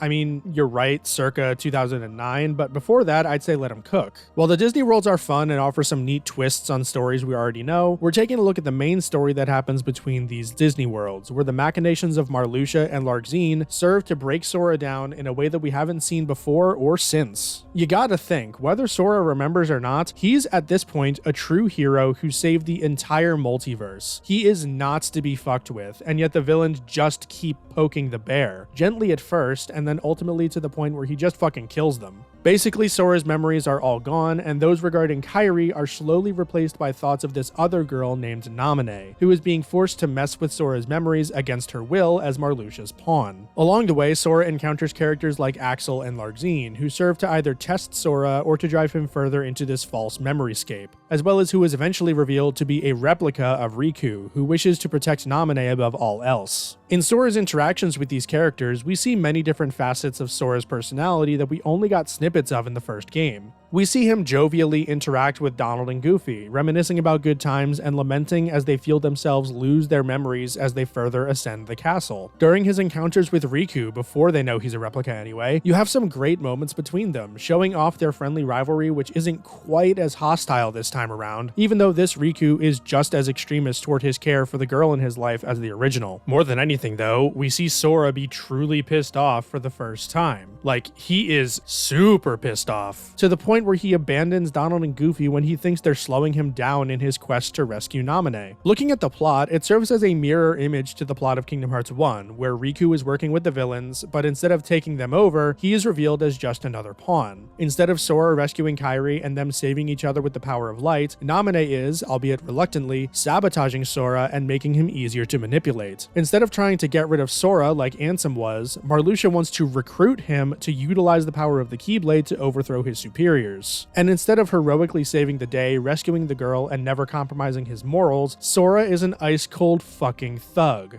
I love it. Some people may complain that everything is forgotten at the end, and yeah, that's definitely not my favorite part of the Kingdom Hearts narrative, but it provides us with a setup for the best story sequence in the series with Roxas World in Kingdom Hearts 2. And Riku, who is going through his own shit, does remember, and his journey in Chain of Memories Reverse Rebirth is the defining journey for him as a character, which I think a lot of people refuse to acknowledge for some reason. Hell, even Naminé, a nothing plot device in this game, shows a healthy amount of growth come KH2, where she goes from this meek, scared of everything follower type into a proactive guide for Roxas through this difficult end to his individual existence. In Kingdom Hearts 2 then, Sora is a much more static character. Unlike in 1 and Chain of Memories, he doesn't have a personal journey of growth or self-improvement. But that's not necessarily a bad thing, because he is still a well-rounded character, and he still does go through his own fair share of issues. Fundamentally, this is still Sora. Mostly, Kingdom Hearts 2 serves to reinforce what we already know and strengthen the on-screen chemistry between him and the other characters, including both Donald and Goofy, and the world-specific characters like Beast, Aladdin, and even newcomers like Jack Sparrow and Mulan. There's a cozy feeling to all of these interactions, and a sense of wild and infectious fun that my buddy Ian Waffles goes into in great detail in his own Kingdom Hearts 2 video, so I won't go into it here. What's important to note about Sora is that he's clearly learned and retained the growth from his first adventure. He takes his duty as protector of the world seriously, and he's confident enough in his abilities to never truly fear that he'll fail in fulfilling those duties. To the point where when recalling his battle with Dragon Maleficent, he and the gang laugh it off like it was just another day in the office, implying that they could do it again without much trouble, and I believe it. Everything about Sora's demeanor in cutscenes and animations and gameplay exude confidence. His already impressive skill with the Keyblade has developed into what at this point would be considered mastery. It's made abundantly clear that anyone who isn't a total idiot views Sora as like beyond an Avengers level threat. He is a cosmic superhero capable of sealing away the greatest evil the multiverse has ever seen while barely having any experience. And now that he does have experience, like, dude, they have no chance. It's to the point that Riku, who is doing his own thing trying to protect the world, just up and leaves Land of Dragons the second he confirms that Sora is there and at full power, because he knows that Sora can handle it better than he can. Diz worked with Naminé and Riku for a whole ass year, working really hard to capture Roxas and keep him placated, all for the purposes of restoring Sora to his former power after the events of Chain of Memories, because Sora is the only one capable of defeating Organization 13, and everyone knows it. And then we get Sora's actual character. What's interesting about the ending of Kingdom Hearts 1 is that Sora, Donald, and Goofy don't actually get their happy ending. The King and Riku are trapped in the Realm of Darkness, and as far as we know, Sora is unable to return to Destiny Islands where Kairi is waiting for him. Their entire impetus for entering Castle Oblivion in Chain of Memories is in the vague hope of finding their lost friends there even. So it only makes sense for Sora to still be longing for his two best friends. The gang meet Mickey early on in Twilight Town in Kingdom Hearts 2, and again in the second visit of Hollow Bastion, so Donald and Goofy are pretty much okay, while Sora is left alone. We see Sora envisioning himself and Kairi dancing romantically in place of Jack Skellington and Sally. He gets on his hands and knees and begs to be taken to Kairi in the second Twilight Town visit. He feels awful when told to abandon Leon and the others to go search for Riku and Kairi in Hollow Bastion 2. These kinds of moments don't tell us a whole lot about Sora that we don't already know, but they once again reiterate that Sora does have wants and desires. He's not totally content with his place as the universe's protector, an aspect that's unfortunately lost as time goes on. Any indication that Sora was a normal kid at heart that just wanted to go back to the days where he could goof off with his friends on Destiny Islands is completely shattered as soon as Dream Drop Distance starts. At the end of Kingdom Hearts 2, Sora is handed the letter from Mickey, and in blank points, incoming BBS praise, which you don't get often, he says that he's going to answer the call because people need him, not because he wants to. However, come DDD itself, Sora is just the worst character. He's overly trusting, he's naive, leave. He doesn't show any of the wisdom or badassery that he's built up throughout the rest of the series. My boy shrank about 3 feet, and he's now doing the bitch work of fucking Yen Sid, the dude that canonically just sat on his ass throughout every other fucking quest the Keyblade wielders went on. I'm sorry, but I can't get over this. Why does Sora need to take the Mark of Mastery exam? What's the fucking point? There's an imminent threat in Xehanort. Why are we testing and not training or actively going against his plans now? And what's with this whole power of waking nonsense? Sora, by the time of Dream Drop Distance, is a multiversal threat. He took down not only the ultimate evil entity the cosmos had ever known, the evil version of that ultimate evil no less, but then he defeated extremely powerful opponents with little effort while having his memories and abilities actively messed with by those same people. And then in Kingdom Hearts 2, he's an ice-cold killer, executing each Organization 13 member that dares to openly challenge him. And he does this with seemingly no effort on his part,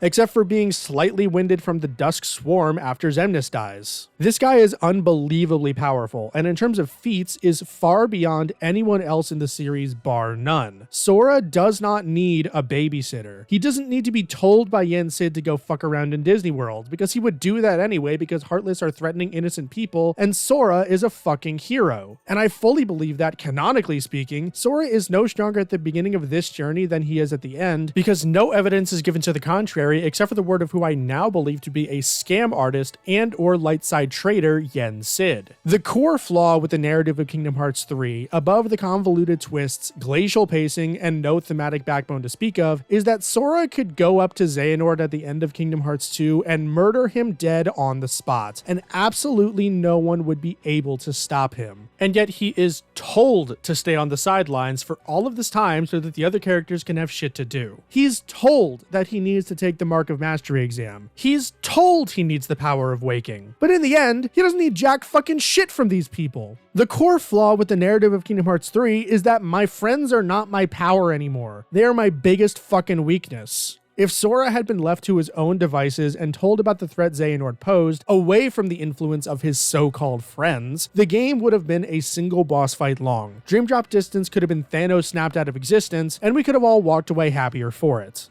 But hey, here we are still, moving on to the single worst world in the entire game. I just can't with this world. It makes me physically tense up and get angry just thinking about its very existence. Frozen World, or Arendelle, is a publicity stunt. Chicken Little as a KH2 summon was a publicity stunt too. I'll leave that there. We have the movie, but this time we have Larxene messing about because Anna and Elsa are new princesses of heart, and one of the funniest scenes happens when Sora and company stand there very patiently as Larxene, Lightning Lady, animates the snow around them to create an entire ice palace with multiple floors, rotation capabilities, and what might as well be a reality TV show dedicated to its navigation for the amount of circle jerking seen within. It's embarrassing that this made it past the drawing board. Why isn't Vexen here so you can give him an undeserved redemption arc? Why Larxene? Why? Just why? And why do her new nobodies suck? Okay, never mind, because Simba, as we go up and down and up and down and up and down the goddamn mountain, let's talk about critical mode and the situation gauge, which are unfortunately linked topics. Critical mode was not a thing upon the game's launch, like I said before. Kingdom Hearts 3, like all of Osaka Team's efforts, was not made with clarity in mind. It was not made for deep, involved input from the player. Their games are built around menuing, minigames, and spamming attacks, the lot of them, and KH3 is no different in that regard. Unfortunately, KH3 doesn't have menuing or minigames to fall back on as progression paths. There is the food mechanic, which we'll go over in the post-game content, but that's more peripheral than the Dream Eaters or Command Deck were. In KH3, you spam. You spam physical combos, magic, or shotlocks, all of which serve to just do damage to enemies. You have no true crowd control options like stop or magnet from earlier games, you don't have fast combos like you did in the 2 other numbered titles, and you don't have readily accessible limits to provide invincibility in chaotic moments like in those games either, with shotlocks serving as a poor replacement. Here's what the game wants you to do. Open any fight of sufficient size or annoyance with a shotlock. Maybe do a second one too, spam magic to get a grand magic command, and then finish everything else off with the physical attacks if anything survived. Maybe that's fun for a while, maybe it's fun all of the time for you, but on critical mode, that is often your only surefire option for survival, let alone victory. Unlike in earlier games where enemy groups of more than 6 were the exception, you'd be hard-pressed to find one that's less than 8 in Kingdom Hearts 3. Given that physical combos are, by definition, single-target damage, they are now easily your worst combat option for these mob fights. Magic would be your best strategy, as it is on every other difficulty, but remember, the MP stat was butchered in Critical, so that's out. That leaves Shotlocks as your consistently strong option, and Shotlocks are really boring. Like, they're really boring, even more boring than BBS, where at least you had optional extensions with QTEs. Oh, but you heard me right, I said consistently strong. See, this is where the situation gauge comes in. It is at once a replacement for the command gauge from BBS and the drive bar from KH2. As you attack enemies with either physical or magical attacks, or if you have an ability equipped where Cure can also fill it, you get these little arrows above your menu, and after enough hits, you get a situation command, which is random. You have no idea how much I wish I could come here and tell you that it's consistent. You have no idea how much I would love that, how much more I would, well, not like this game, but tolerate it. But I can't do that because it's fucking random. The situation gauge is the logical conclusion to Osaka Team's design mentality through its tenure on the Kingdom Hearts series. It doesn't matter if you fully understand it, so long as the result looks cool. In BBS, they at least told you what types of commands tended to activate which command styles, even if mixing and matching yielded random results. In DDD, at least they had the gauges underneath your Dream Eater party members indicating when you could activate a limit or command style, even if figuring out which ones would activate was rarely obvious. However, here in Kingdom Hearts 3, you have the situation gauge, where you aren't told what affects what, and you just have to fucking figure it out. There are two main types of results from the situation gauge, form changes and grand magic. The best that I could tell you is that using physical combos tends to yield form changes, and using magic tends to give you grand magic. However, this is far from consistent. I've used almost nothing but physical attacks in the initial situation gauge tutorial battle in Olympus, only to get a fire-up. I've used a bunch of magic, like 3 physical hits, and got a form change. It's not consistent. Adjacent to this random element is Osaka Team's other attempt at I don't know. I guess you could call it organic limits, maybe? Occasionally, your party members will call out to you and activate a limited time deal to use a team attack. Donald and Goofy each have 2 that they seem to pick at random, though one is more weighted to appear than the other, except in more scripted circumstances like the armor tutorial thing in Olympus. While the world-specific party members just have 1, which utilizes both party members if there's 2, and yes, that means that the one in Tangled World is 100% locked out once you finish the world, because Rapunzel permanently leaves your party after that. Fantastic. The problems with this system are many, if you're looking at things from a traditionally Kingdom Hearts perspective, or even just a team-based action game perspective. I do appreciate the intent that party members consciously want to help and call out to you, the player, to utilize them. But why couldn't this just be an extension of the auto-limit ability found in Kingdom Hearts 2? In that game, auto-limit made a character's limit appear as a reaction command during gameplay if you were near that party member. It was really bad. Why not add an audio prompt, that being the character calling out to you like they do now, and have it appear last in the situation command rotation, which you can rotate through with a button press. Then have a separate menu like you did in Kingdom Hearts 2, where you can manually select which team attack you want to use with the cost of MP. Heck, you don't even need MP. Have them cost a certain amount of bars in the situation gauge itself, providing a meaning to having 1, 2, 3, or a full gauge. This is, of course, ignoring that without fail, each of these team attacks are just another way to mass kill mob enemies. Except for Marshmallow's scripted team attack here in Arendelle, none of them are tailored to bosses. I can think of only one having a unique interaction with an enemy, that being Goofy with the sandworms. And moreover, the fact that I can't activate them when I want to activate them means that I can't rely on them.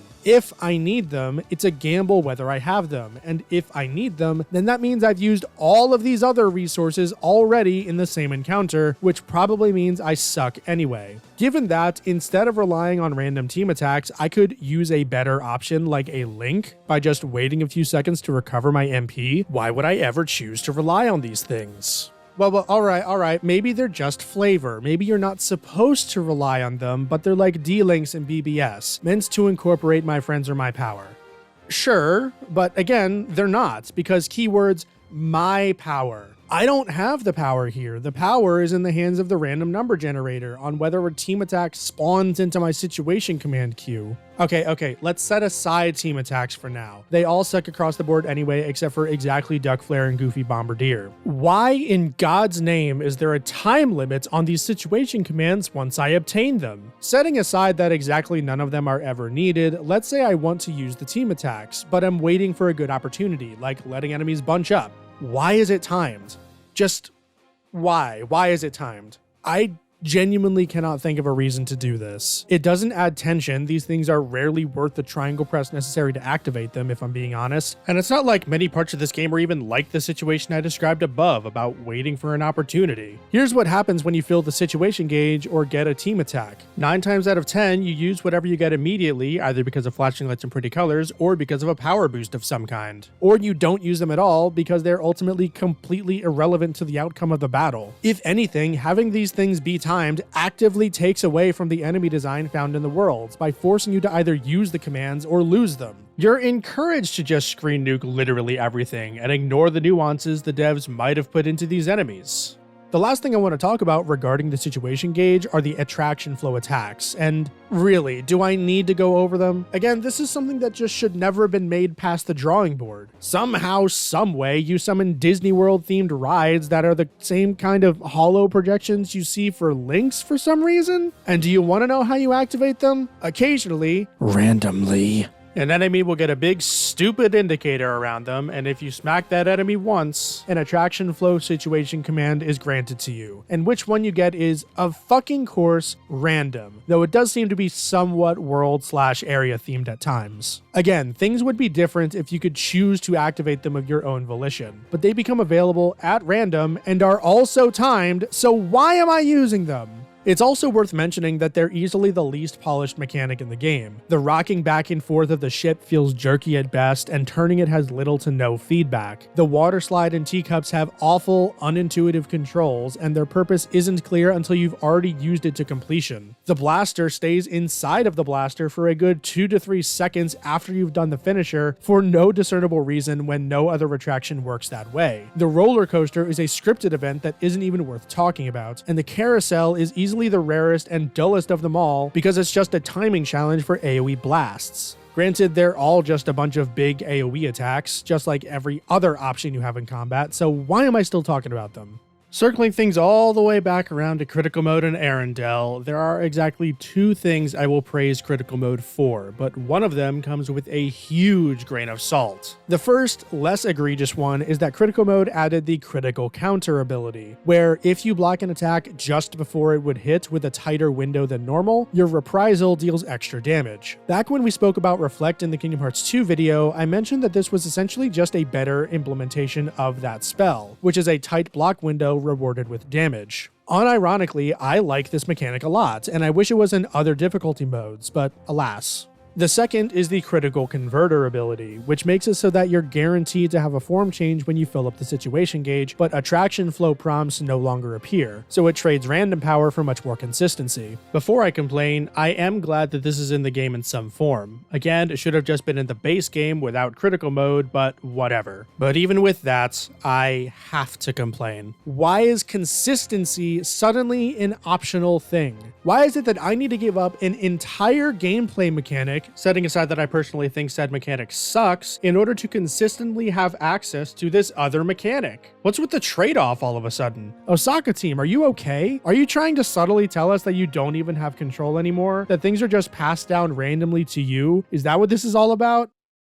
Okay, so Arendelle. We're following the movie in the sense that the movie is just a trip up the mountain and then a trip down the mountain. You have a bunch of mob fights against Larxine's nobodies in the Ice Palace. You have a forgettable fight against Marshmallow where the game tries to get you to do the thing with the tree, but it's totally not necessary because Marshmallow has like 3 very easily blocked attacks, so why bother? And then you have the final Skull boss. Unironically, Osaka Team has seen zero improvement since BBS, and this fight is my evidence, because it is extremely similar in make and issue to the Secret Episode boss from BBS. The problem with that fight is a combination of bad reads on its attacks, stupid gimmicky mechanics that take away player agency and that aren't well explored, and way too much health. And Skull is much the same. There is no startup animation to its run at you attack. Its claw swipe can just completely whiff, resulting in its air running animations going off course. Only its face is a hitbox, so if you hit the rest of its body, it's counted as a whiff. Its DM is completely nonsensical and unintuitive in a way I can't imagine the playtesters thinking was fun, and oh yeah, it has 16 fucking health bars to get through. Honestly, I don't even know why I'm talking about it. Everyone knows the Skull boss sucks. Most people say it's one of their least favorite fights in the game, at least from my chat. More so, let's talk about the weird treatment Frozen got as a movie retelling. We aren't exposed to anything before Elsa runs away, meaning we have no clue who she is or why she's acting the way she is. And her ice magic, in the context of Kingdom Hearts, is far from abnormal. So, for empathy reasons, Sora tries to pursue her, gets cock-blocked by Larxene, the jealous bitch, and then up and down, you have a frankly awful introduction for Anna, and then the climax happens. It's embarrassing. Hans is still the villain here, by the way. He's the one threatening Elsa, not Larxene or any Kingdom Hearts specific threat. The dude just falls over and dies after he gets parried like a casual and spawns in Skull. Remember, even Gothel got a few scenes of her being evil before turning into a stupid tree monster, even if she didn't share any of those with Sora and company. Remember, almost every end boss in Kingdom Hearts 1 was against a Disney villain, and they came up with cool shit for them to do to threaten you. Remember, even Scar, who was just a regular ass animal, was given cool shit to challenge you as a boss fight, also after he canonically died.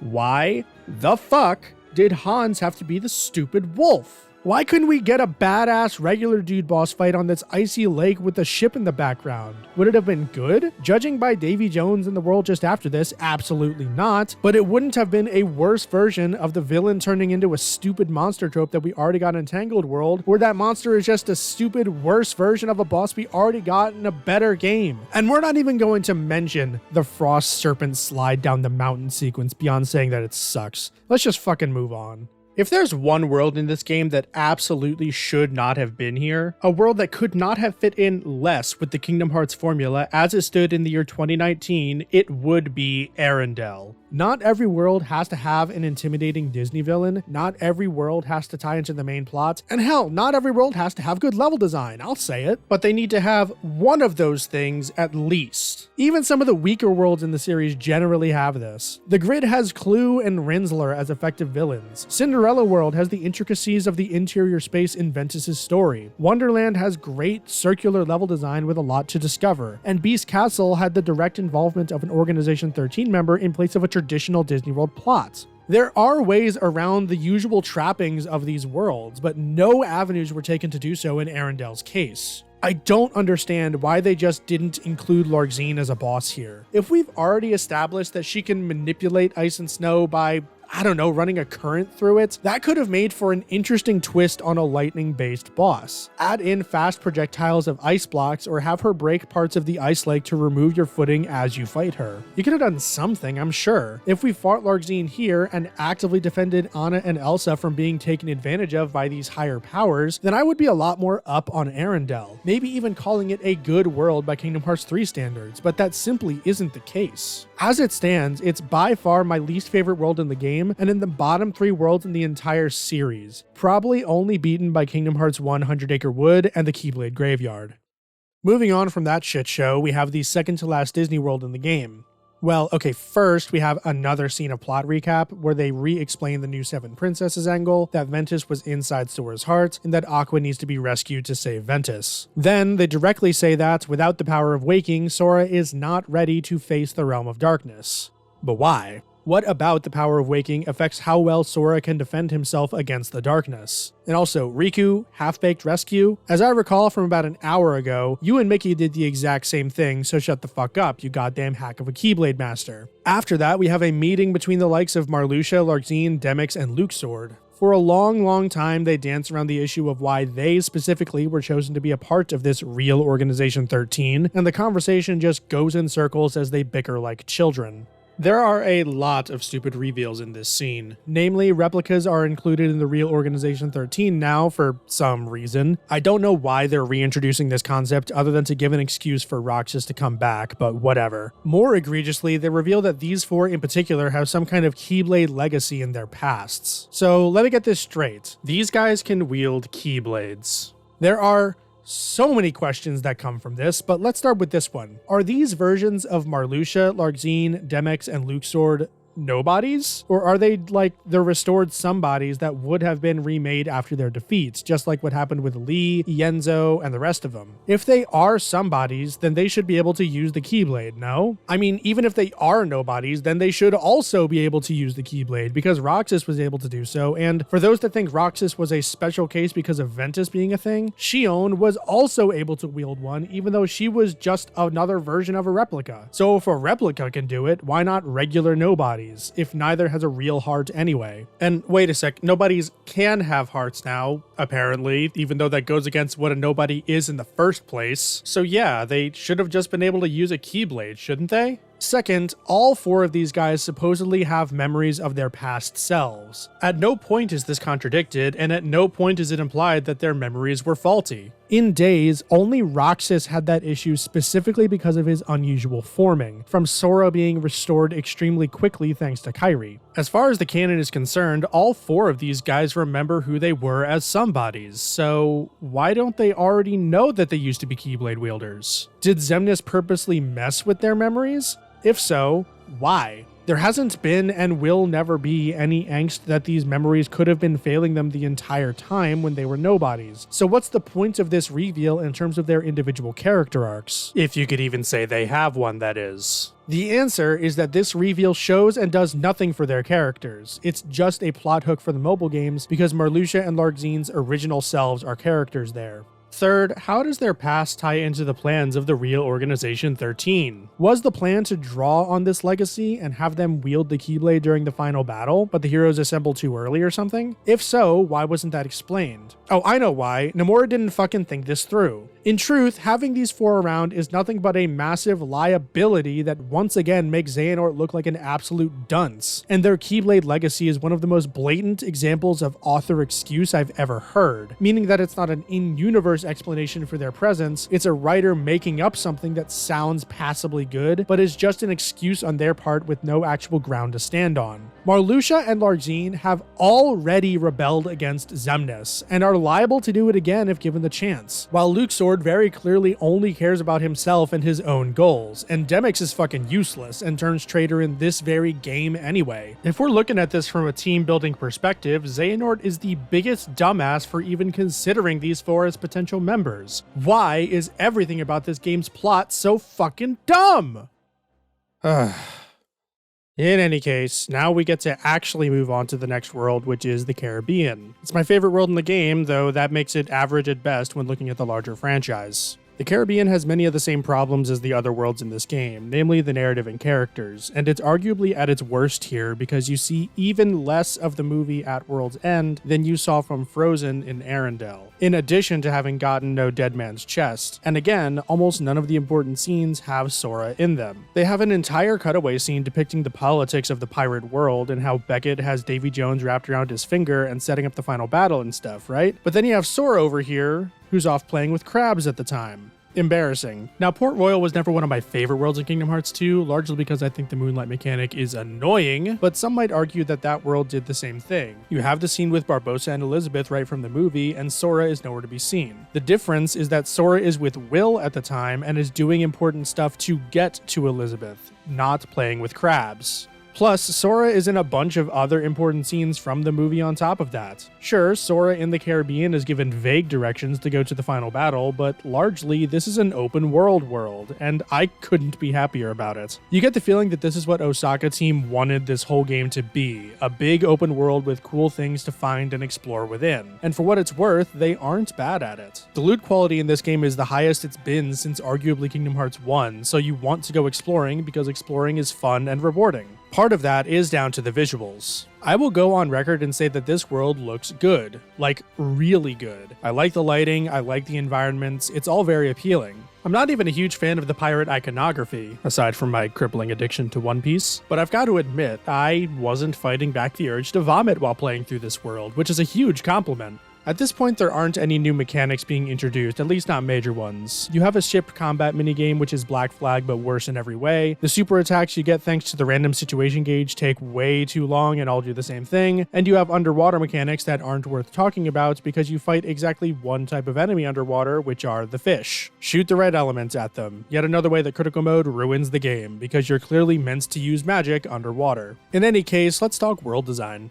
Like I said, it definitely feels like this is the direction that Osaka Team wants to take the series, and I think that's pretty obvious if the KH4 trailer is anything to go off of. My question for the devs is, why didn't you do this for all of the worlds? I'm thinking something like Sonic Frontiers, where each island was its own open zone. We could have had something like that for Tangled World, with each part of the map being fully explorable. Instead, in each world except for Toy Box, the Caribbean, and San Fransokyo, you have glorified hallways. They try very hard to make you think you're not going through hallways, but you are. Yes, there are small branching paths to get to chests. Yes, there are some open zones like the Murky Forest and Tangled World, but there's really only two ways to get out of it: the way you came in and the way you're going. Think of it like this: Kingdom Hearts 3 is less Dark Souls and more Lies of P. Linear areas with small offshoots that are driving you toward an end goal. There's nothing inherently wrong with this type of game design either. I just mentioned Lies of P, which is one of the best games of the 2020s so far, largely because the linear level design allows you to fully take advantage of the freedom in its weapon design. Same with games like Celeste, linear areas with offshoots for collectibles. It's the same general concept. So let's talk about Kingdom Hearts 3's execution, starting with those linear zones so we stay on topic a little bit longer. First, they have a lot of trouble putting in visual differentiation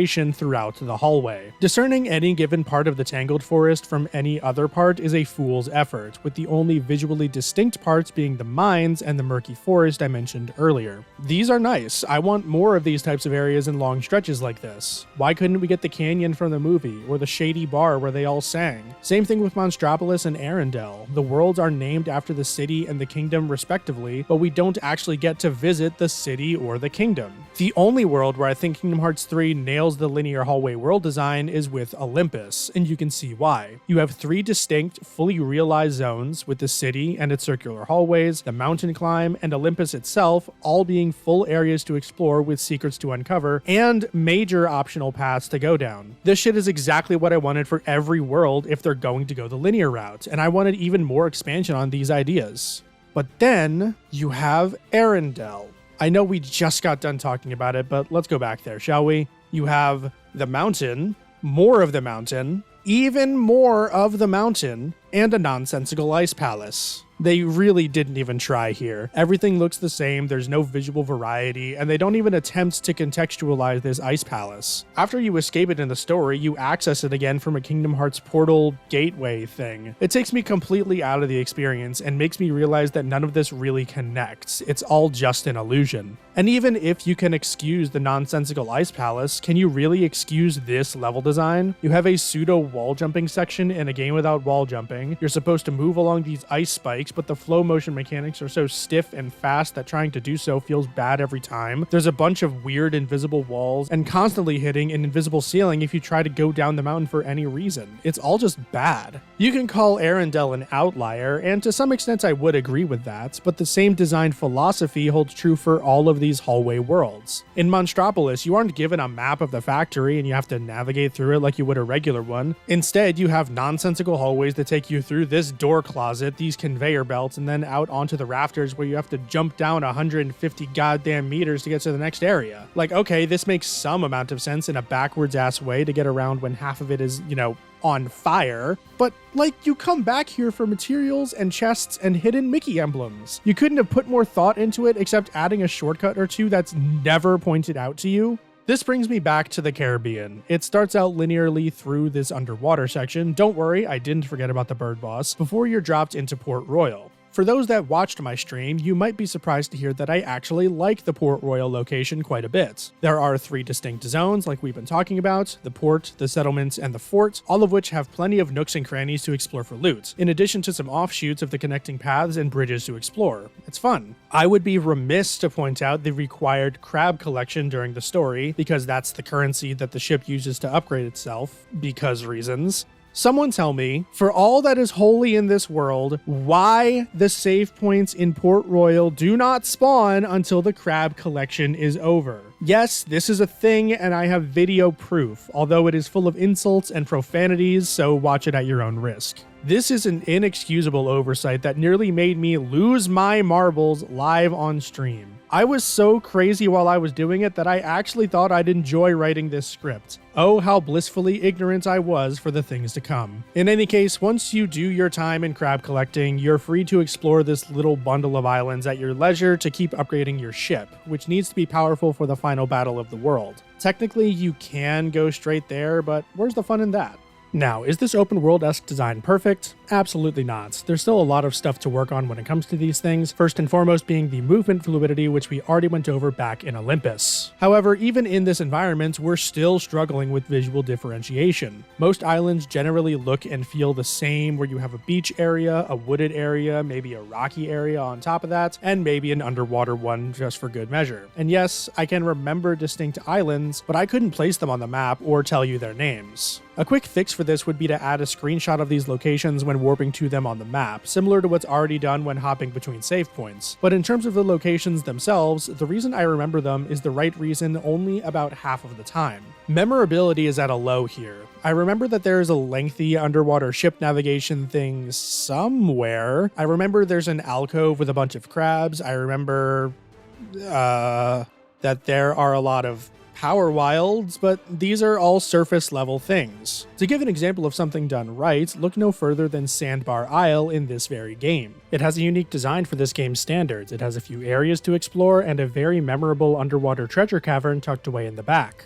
And that's the key here, unique. It doesn't have to be unique for the genre or the setting, just for this exact game. I don't want to explore 3 or 4 nearly identical island forests. I want more of this, please. The other thing that they could improve is the quality of secrets. Now, that doesn't mean that the secrets need to yield better things. I'm saying that finding that underwater treasure cavern would have been a lot cooler if I found out that it was being guarded by a kraken. Said in another way, secrets should more often lead to challenges or puzzles before you get the reward, because then that reward is all the sweeter. Take a look at Celeste, where the optional paths to get strawberries, which do nothing for you except give a different end screen by the way, are some of the most fun parts of the game, both in finding the secrets and executing their challenges. You could also go for a more Metroidvania route. I'm thinking of the Ori duology again, where you have these combat challenges to unlock your charm notch equivalents. You could introduce a type of Heartless that maybe stole some of Sora's maximum HP at the beginning of the game, and it would be hidden in every world, and if you beat it, you get some of that HP back. Hell, you could make it the Dark Inferno, and have you build up to that super fight in the Keyblade Graveyard in the post-game. Wouldn't that be neat? And hey, it's not like this kind of design is new for Kingdom Hearts. In the first game, there was a bunch of out-of-the-way stuff, hidden or otherwise, that required some execution to obtain. Like these chests that required platforming in Deep Jungle, or like half of the chests in Hollow Bastion. Heck, in Days, the first Heart Collection mission against the Creeper Plants had a really tough optional enemy to kill for the full clear that you first have to find and then defeat. It's the exact same concept, and I think it could have done wonders for the feel of exploration in this game. But I really can't stress enough how much the movement system drags down the exploration aspect of the game. Air stepping is cool, but it doesn't make up for the rest of the moment-to-moment movement being total dog water.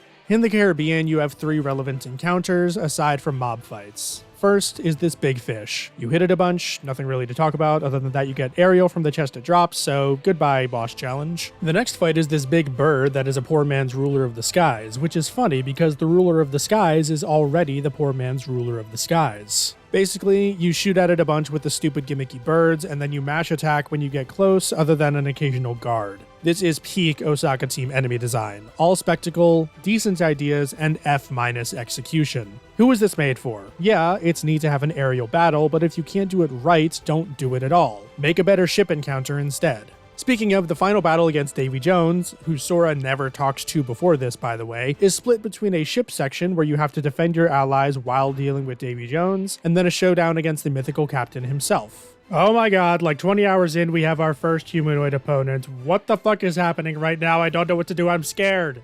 Davy Jones has some stuff. He has a phase where you have to fight through a bunch of tentacles, which is a nice pace breaker. Osaka Team surprisingly got the tone down and just how epic everything feels, but at the end of the day, it's an Osaka Team boss.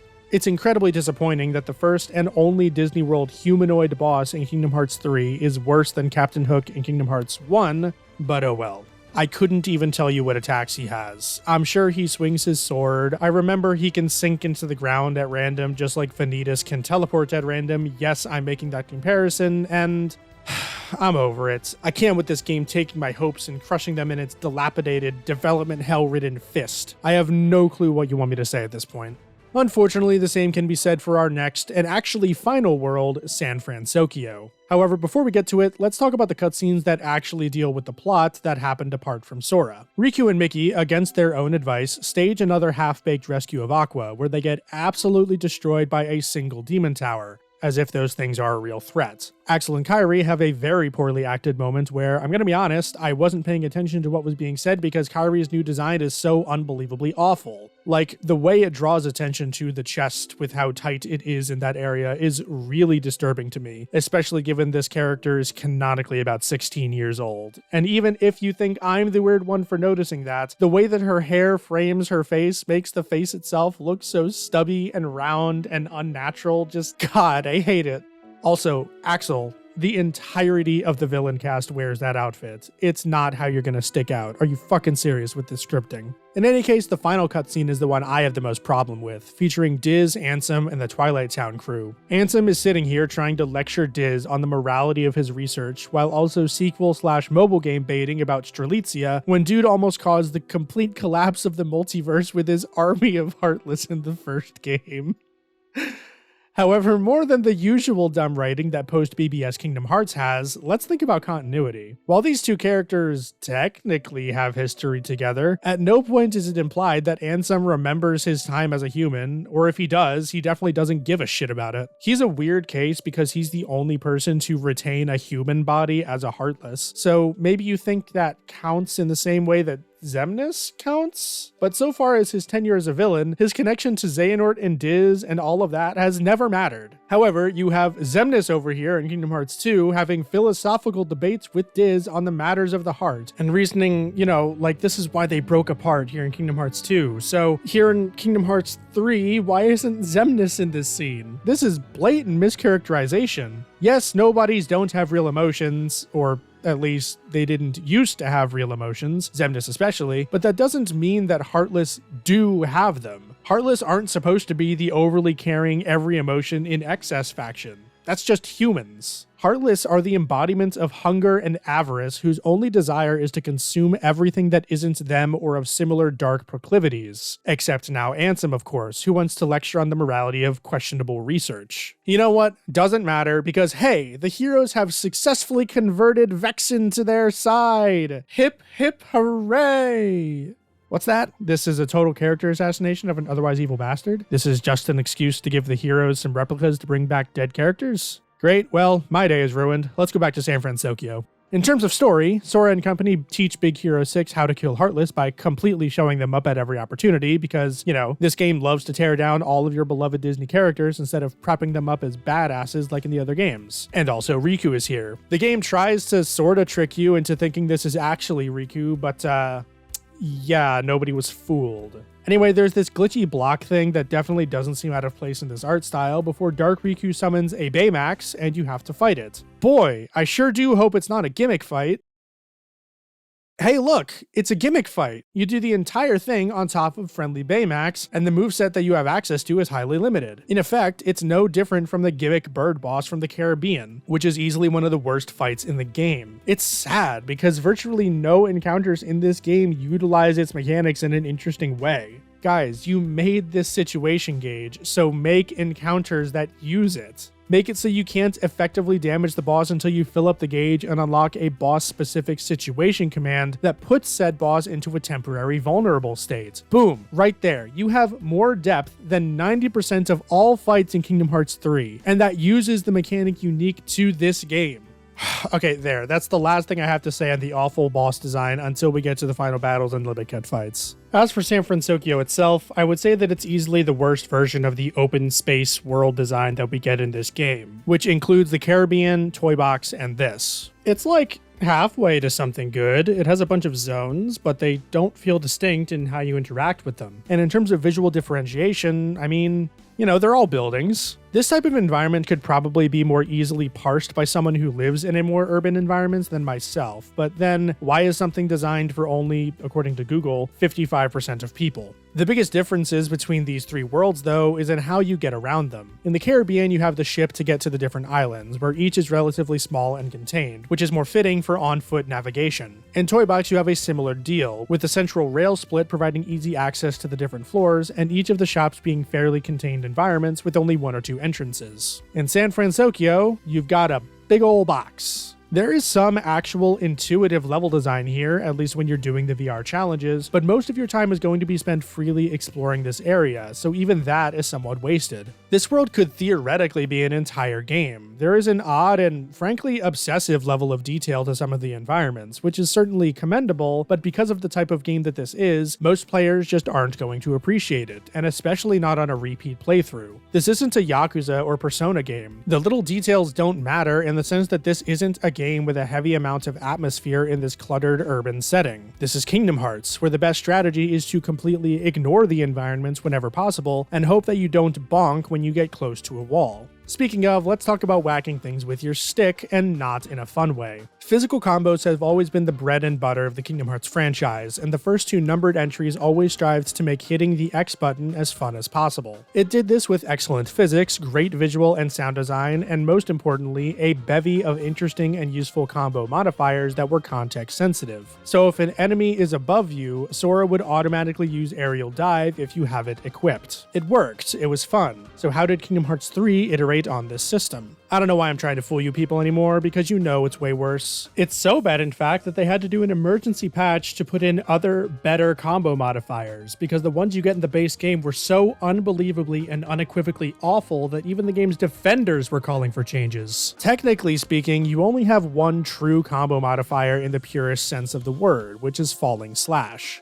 This ability sucks. Think of it like the upper slash of this game, useful insofar as it's the only thing that does what it does when you get it, but the second you get its replacement, it becomes unequipped forever. Other than that, you have Rising Spiral and Groundbreaker, 2 cool sounding abilities that you get from Tangled World, which you have to activate with the circle button, so they're not really context sensitive in the same way as the others. I guess you could argue that changing them from being context sensitive to having to manually activate them raises the skill ceiling and offers more player agency. I might even agree with you, except these 2 abilities are some of the worst ones in the game, and not only that, but are rendered completely obsolete by the new combo modifiers that they added post-launch. Any other physical ability you get in the story is a finisher, 2 of which are completely worthless. Both Speed Slash and Triple Rush are essentially the same thing, since the former doesn't have the range to be able to boast of being a spread move. Both are just 3 generic attacks with the Keyblade. The final one you get is Magic Flash, which is a poor man's version of Explosion, which runs off of the magic stat. This finisher is by far the best one, but it too is bad. In fact, it used to be even worse. It used to be so bad that they had to buff its speed and range to make it at all usable for some of the later challenges. These finishers are already a sorry showing compared to stuff like Zantetsuken, Blitz, Guard Break, and Explosion, not to mention the lack of unique air combo finishers in this game, because why would I want those? But they actually fucked it up even more, believe it or not. If you have all 3 base game finishers equipped, which by the way is how you get finishing pluses in this game, you just equip more finishers, you actually lose one of your regular combo attacks. Normally, it's 2 hits into a finisher, but if you have all 3 equipped, you only have 1 hit into a finisher. You're given an automatic negative combo. What? The 3-hit combo is fucking sacred at this point. Playing without it is so bad from a game feel perspective after having however many games where it's the standard. Again, we're back to the fucking compromises, just like with the situation gauge. Why, for the love of God, are we giving up a hit of our combo for this shit? And all of this isn't even to mention just how worthless physical combos are on every difficulty except for critical. At one point, physical combos were your bread and butter, and everything else supplemented them. Now it's the opposite. They're just something you do to keep yourself busy until your magic comes back, so you can just spam the shit out of Firaga over and over again. On critical, hell, you should be using links or shotlocks, but just because your magic is butchered doesn't make physical combos any better at crowd controlling the 1,000 enemies in every encounter, or better at dealing with the fact that every single boss in this game discourages the use of them except for maybe the endgame gauntlets, which is solely due to the bullshit super armor that all of them have. One thing I will say is that the new post-launch combo modifiers are pretty good, at least for this game. Each of them is fast and flow nicely into each other, though the one where you do that little spin first on the ground is a little bit wonky at certain points. I also don't know why aerial dive is now for attacking enemies below Sora when it was the opposite in Kingdom Hearts 2, but whatever, doesn't matter. I can, of course, complain about how instead of integrating these new abilities into the progression pool throughout the main story, Osaka Team just gives them all to you either when you beat the game or at the start of a New Game Plus run, but that's low-hanging fruit. It's completely obvious why this is bad.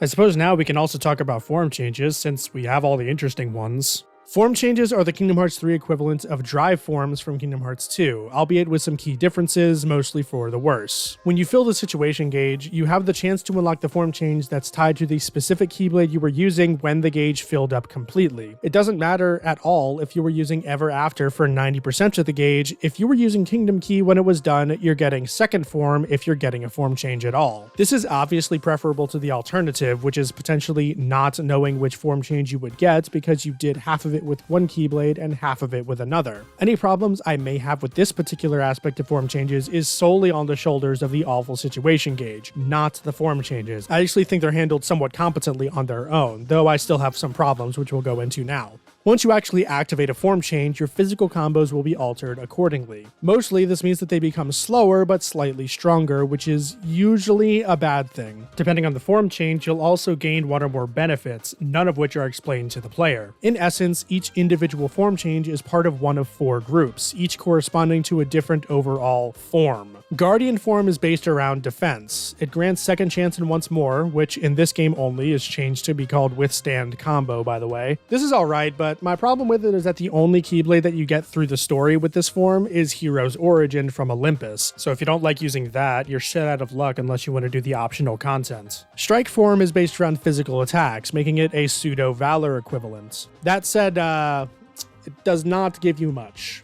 The most that the wiki gives me in terms of unique assets is the ability to use a finisher at any point in your combo, which never really comes up, so yeah. It does make up for it with its associated form changes, one of which is the Wheel of Fate from the Caribbean, which is my favorite Keyblade in the base game, as well as favorite Deputy from Toy Box, which is an essential part of any Synth Grinder's kit thanks to its inherent Lucky Strike ability. Element form is your resident wisdom form equivalent and is only used by 2 Keyblades, Shooting Star from Twilight Town and Ever After from Tangled World. As you can guess, it emphasizes magic and gives abilities related to that. Really though, Ever After itself outshines anything this form inherently gives. It's by far the most broken Keyblade in the base game, and arguably in the entire series if we're cutting out optional content like Ultima. Its form change, Mirage Staff, deals insano damage, has crazy mobility, and all of the stuff Element form already gives to enhance magic. The only issue it has is that it's completely unable to block, and dodging even once causes a clone to appear, which you can only get rid of to go back to your normal combos by standing in place for like 5 seconds while doing piddly damage.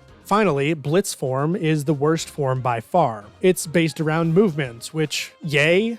How is that helpful during a fight? You get an inherent glide, so yeah, we're moving on. Depending on your form change, your magic may also behave differently. Basic, proximity, dual, and artillery style are all dependent on form change and do exactly what they say on the tin. I quite like all of this and wish it were explained better. If the game encouraged the different uses of these forms and the player actually had consistent control over when to activate them, it would be a really fun system, and also a carbon copy of the drive system, but whatever. Overall, though I don't have much to say about each form change individually, I do like them and want to see them stick around. They're yet another way for the game to differentiate different Keyblades, which is always a good thing, and not only that, but differentiate them in a meaningful way, which is even better. Again, most of my problems with form changes have to do with the situation gauge, which I've already gone over. I would also complain about the repeated use of certain archetypes, like the double shot being shared by Shooting Star and Honey Spout. Where it's most egregious, however, is with Happy Gear and Crystal Snow from Monstropolis and Arendelle, respectively. Granted, yes, both of them have unique second forms, which I thankfully don't have to complain about because getting them to spawn while in a form change is actually consistent, but really 2 worlds in a row you get the Claw form change, and with the only difference being between the 2 worst broader forms in Strike and Blitz?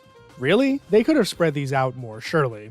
Okay, now that we've gone over every mechanic, let's return to my gut feeling from the beginning of the video. Everything in this game feels like it's done with a grudging bitterness. I'd say Osaka Team adapted about 80% of the core systems found in Kingdom Hearts 2 and improved exactly none of them. Combos and their modifiers have arguably never felt worse in a base game, and even the improved versions from post-launch don't feel as good as Kingdom Hearts 1 or 2. They don't feel as good as Kingdom Hearts 1 or 2 because the physics of how you move around and how your different abilities interact with the system's gravity feel straight out of BBS, just sped up by 50%. The magic system found here is a strict downgrade from Kingdom Hearts 2 because there are very few meaningful differences between the different magic spells and their applications, aside from exactly Blizzard making a flow motion rail and fire being broken for once in the series, I guess you could also count. Summons are reduced to just another way to nuke the screen, and their change back to running off of MP loses the unique quality of that from KH1 and isn't even a strict improvement from them running off of the drive gauge anyway, setting aside how they're all stupid holograms. The form changes are, at best, a side grade from drive forms, because neither system teaches you the nuances of their respective forms, and are arguably less fun to use than drive forms for the same reason as the physical combos, in addition to being tied to the awful situation gauge that lacks player agency except exactly on critical mode, and even then, with a compromise to an entirely separate system. That leaves Attraction Flow, that separate system, which is a randomness nightmare of another fucking screen nuke option, and Shotlocks, which are arguably less mechanically interesting than in BBS, though they do at least give Keyblades a lot of variety, so points there.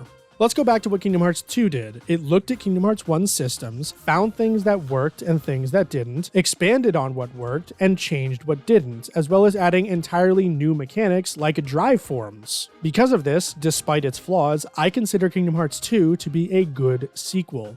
Now, what does Kingdom Hearts 3 do with Kingdom Hearts 2's mechanics?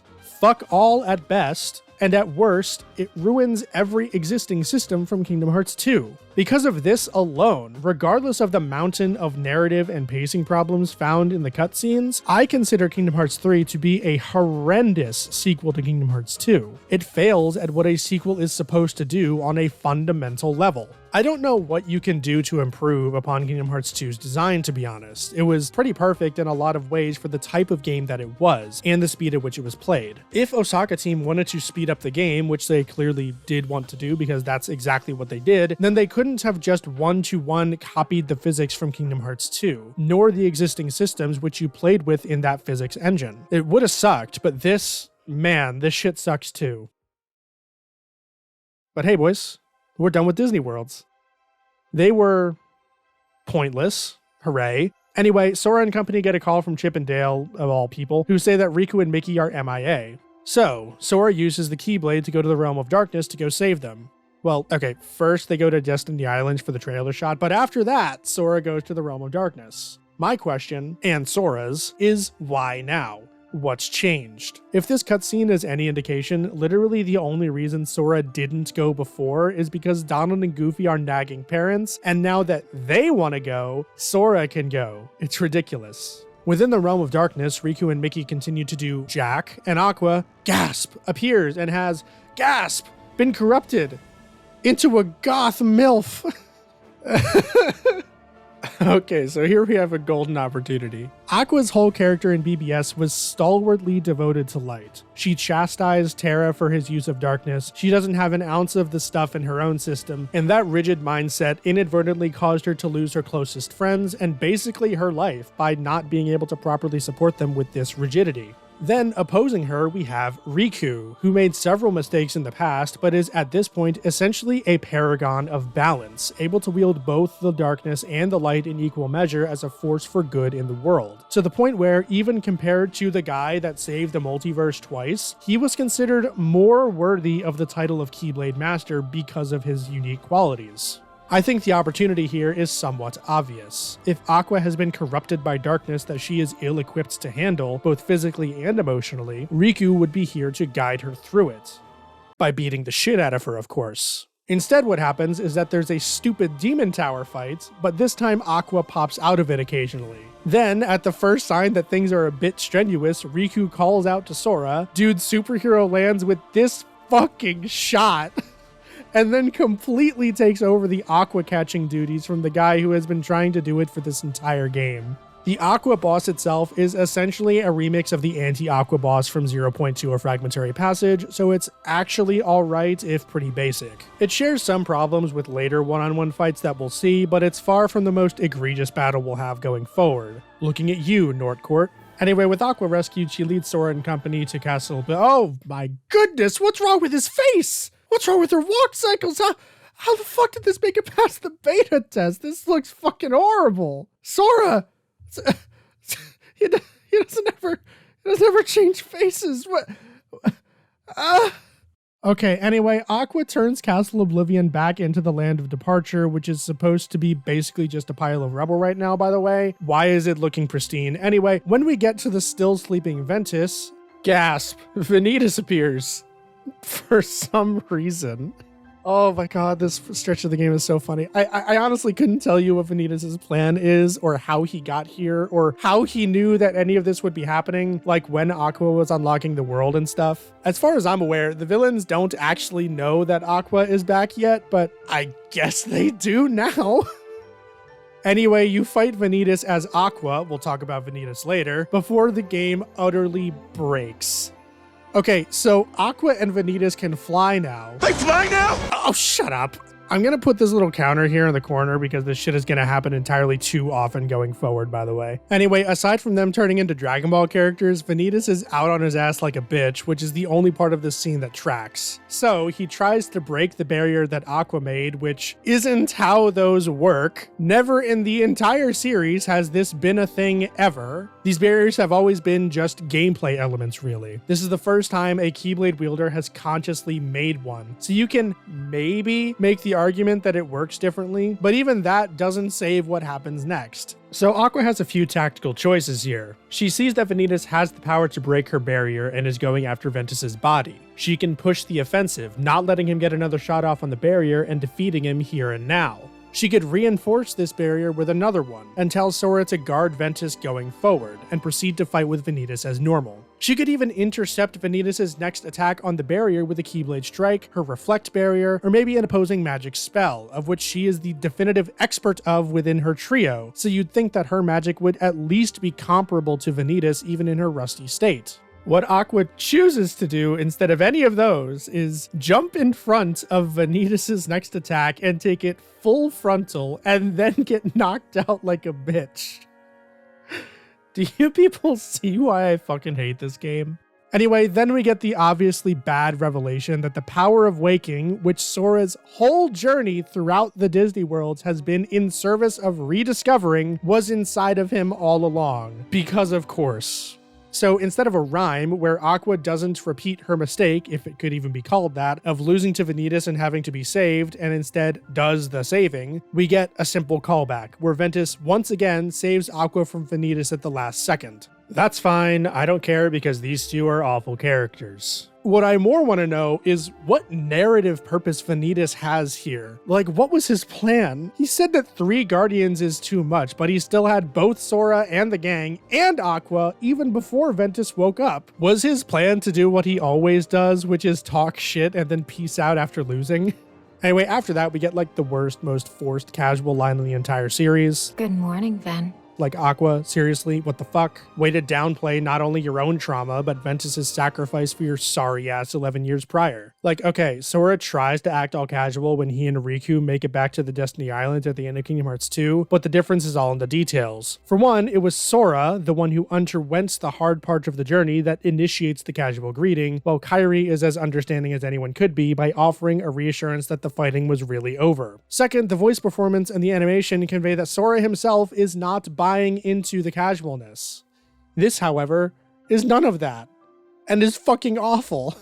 Regardless, okay, we have Aqua and Ventus, Kairi and Axel are done with their training in the hyperbolic time forest, I guess, and the gang is all together. All of those little moments that you'd imagine are present when these specific characters meet, Aqua and Mickey reuniting with Kairi, Ventus reuniting with Lee, etc., are crammed into this one stupid cutscene that does nothing to establish these characters that you're supposed to care about going forward. Remember, Kingdom Hearts is not a traditionally forward-facing series. As far as Kingdom Hearts 1 and 2 go, we know all of these characters, but Axel was fucking dead the last time we saw him. them. And Kairi definitely wasn't no Keyblade wielder, let alone this whole business about 7 lights and 13 darknesses nonsense. While Xehanort was just some nerd that turned into fucking Skeletor. To learn about Master Xehanort, the old geezer, you had to play BBS, and the same for Ventus, Aqua, and Terra. Meanwhile, it's DDD that re-establishes Roxas as a completely separate character from Sora, when the entire point of his arc in Kingdom Hearts 2 was in accepting his own lack of autonomy and the tragedy of that whole aspect of his non-existence. Xion, who will play a large part going forward, has not been properly established at all in this game, aside from a vague reference to her also existing within Sora's heart, I think, alongside Roxas and Ventus, although it's a little ambiguous. Technically, there also was the cutscene between Lee and Kairi in the Hyperbolic Time Forest, but that didn't drop a name, and really didn't do much to make me care about Xion going forward. It's relying entirely on her presence in Days. Most importantly, though, we still haven't established why the heroes are even going along with this stupid Keyblade War Part Duh thing, nor why the real Organization 13 hasn't made any real moves against the new Princesses of Light that would necessitate the Keyblade wielders' involvement. For now, we know that there are new princesses that the organization knows about, and nothing else really. Then we get this fucking scene. YSex goes to see Axel at the clock tower to hint about Xion's existence without directly addressing it, again, before dropping the bomb of their reason for apprenticing to Diz, which led to their becoming nobodies in the first place.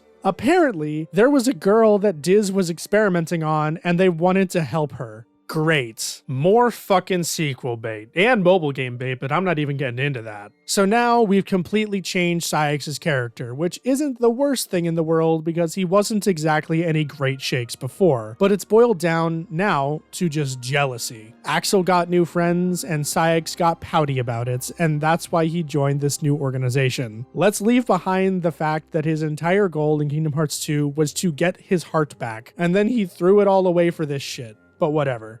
Regardless, both of the other numbered titles had a unique final world that was substantial in many ways. The End of the World world was epic as all hell for PS2 standards, where you go through versions of all the worlds you visited, fight the fucking devil, and then battle through the most brutal enemy gauntlet in the entire series, at least if you're playing on Proud. Kingdom Hearts 2, meanwhile, went for a more minimalist approach, relying on narrative and thematic weight as opposed to any kind of complex layout or interesting developments, and it arguably is even better than the first game's final world due to the quality of the encounters you have, with 3 of arguably the best bosses in the entire series happening here: Roxas, Xigbar, and Final Xemnas. So, what does Kingdom Hearts 3 bring out? Oh.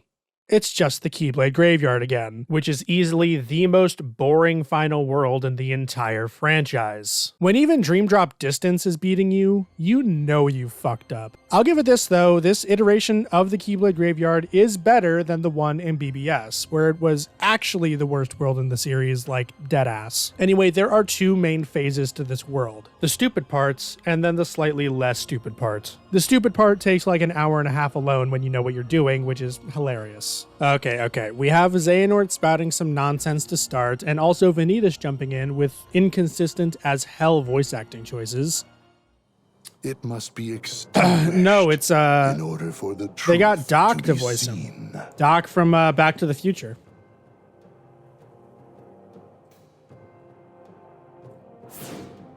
Only when your hopes have been broken by battle upon battle can the key be claimed to Kingdom Hearts. He's so And fucking break short. you is what we shall do. It has been etched.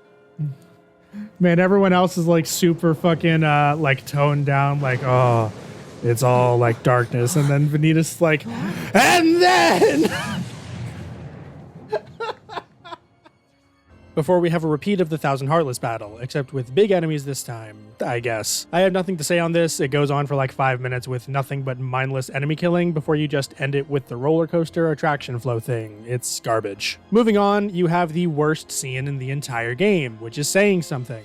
Here you have all of these expert fighters, and also Kairi, who have overcome insurmountable odds to make it this far and have all proven themselves entirely capable, if not completely godlike and overpowered throughout the course of their adventures. But I raise you, Darth Terranort. This dude single-handedly dismantles like half of the 7 lights. Ventus and Axel go down in a single hit. He uses the Force on Sora, and it's only thanks to the power of bullshit, I mean, thanks to Donald's secretly trained, totally earned moment of using the most powerful spell ever displayed in a Square Enix game, that Terranort becomes tally number 1 on what's sure to be Donald's ever-growing kill count. That alone would be bad enough, with the direction of the scene painting literally all of the Guardians in the worst light possible. Ventus, the speedster, gets outsped by Terra's body, who is the slowest of his trio. Aqua does nothing but gasp in surprise that the person she warned Ventus was dangerous turned out to be dangerous. Axel gets a pass because he at least uses his Keyblade to try and block the attack, but Sora doesn't get that luxury. He heroically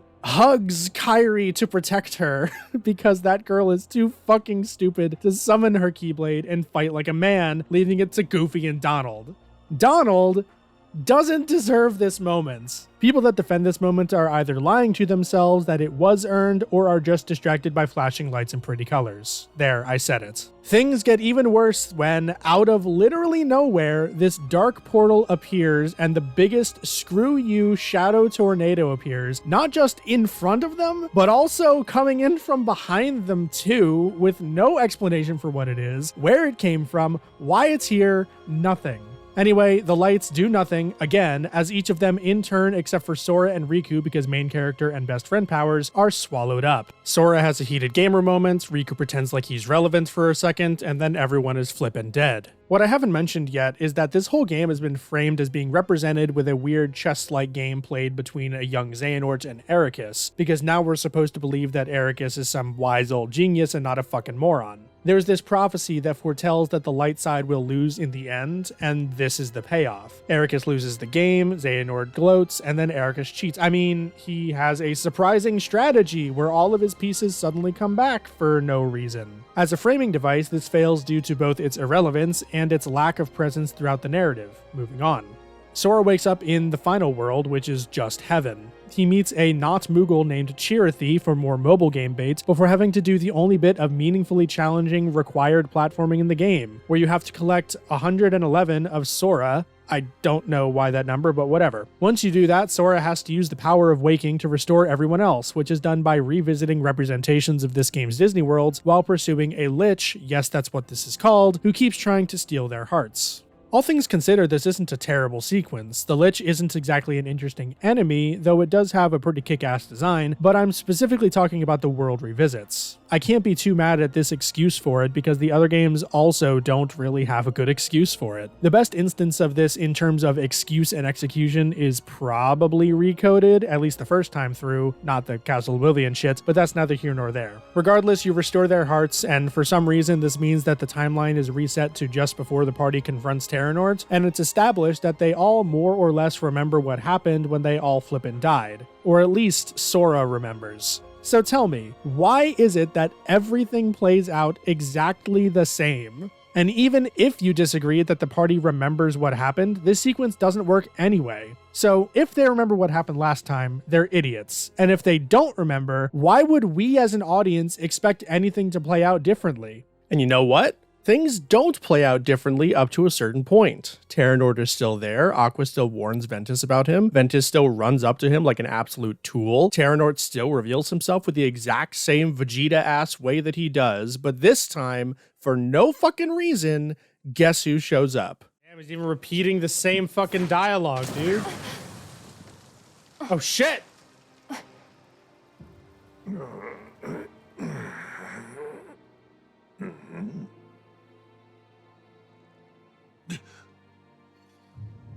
Oh shit!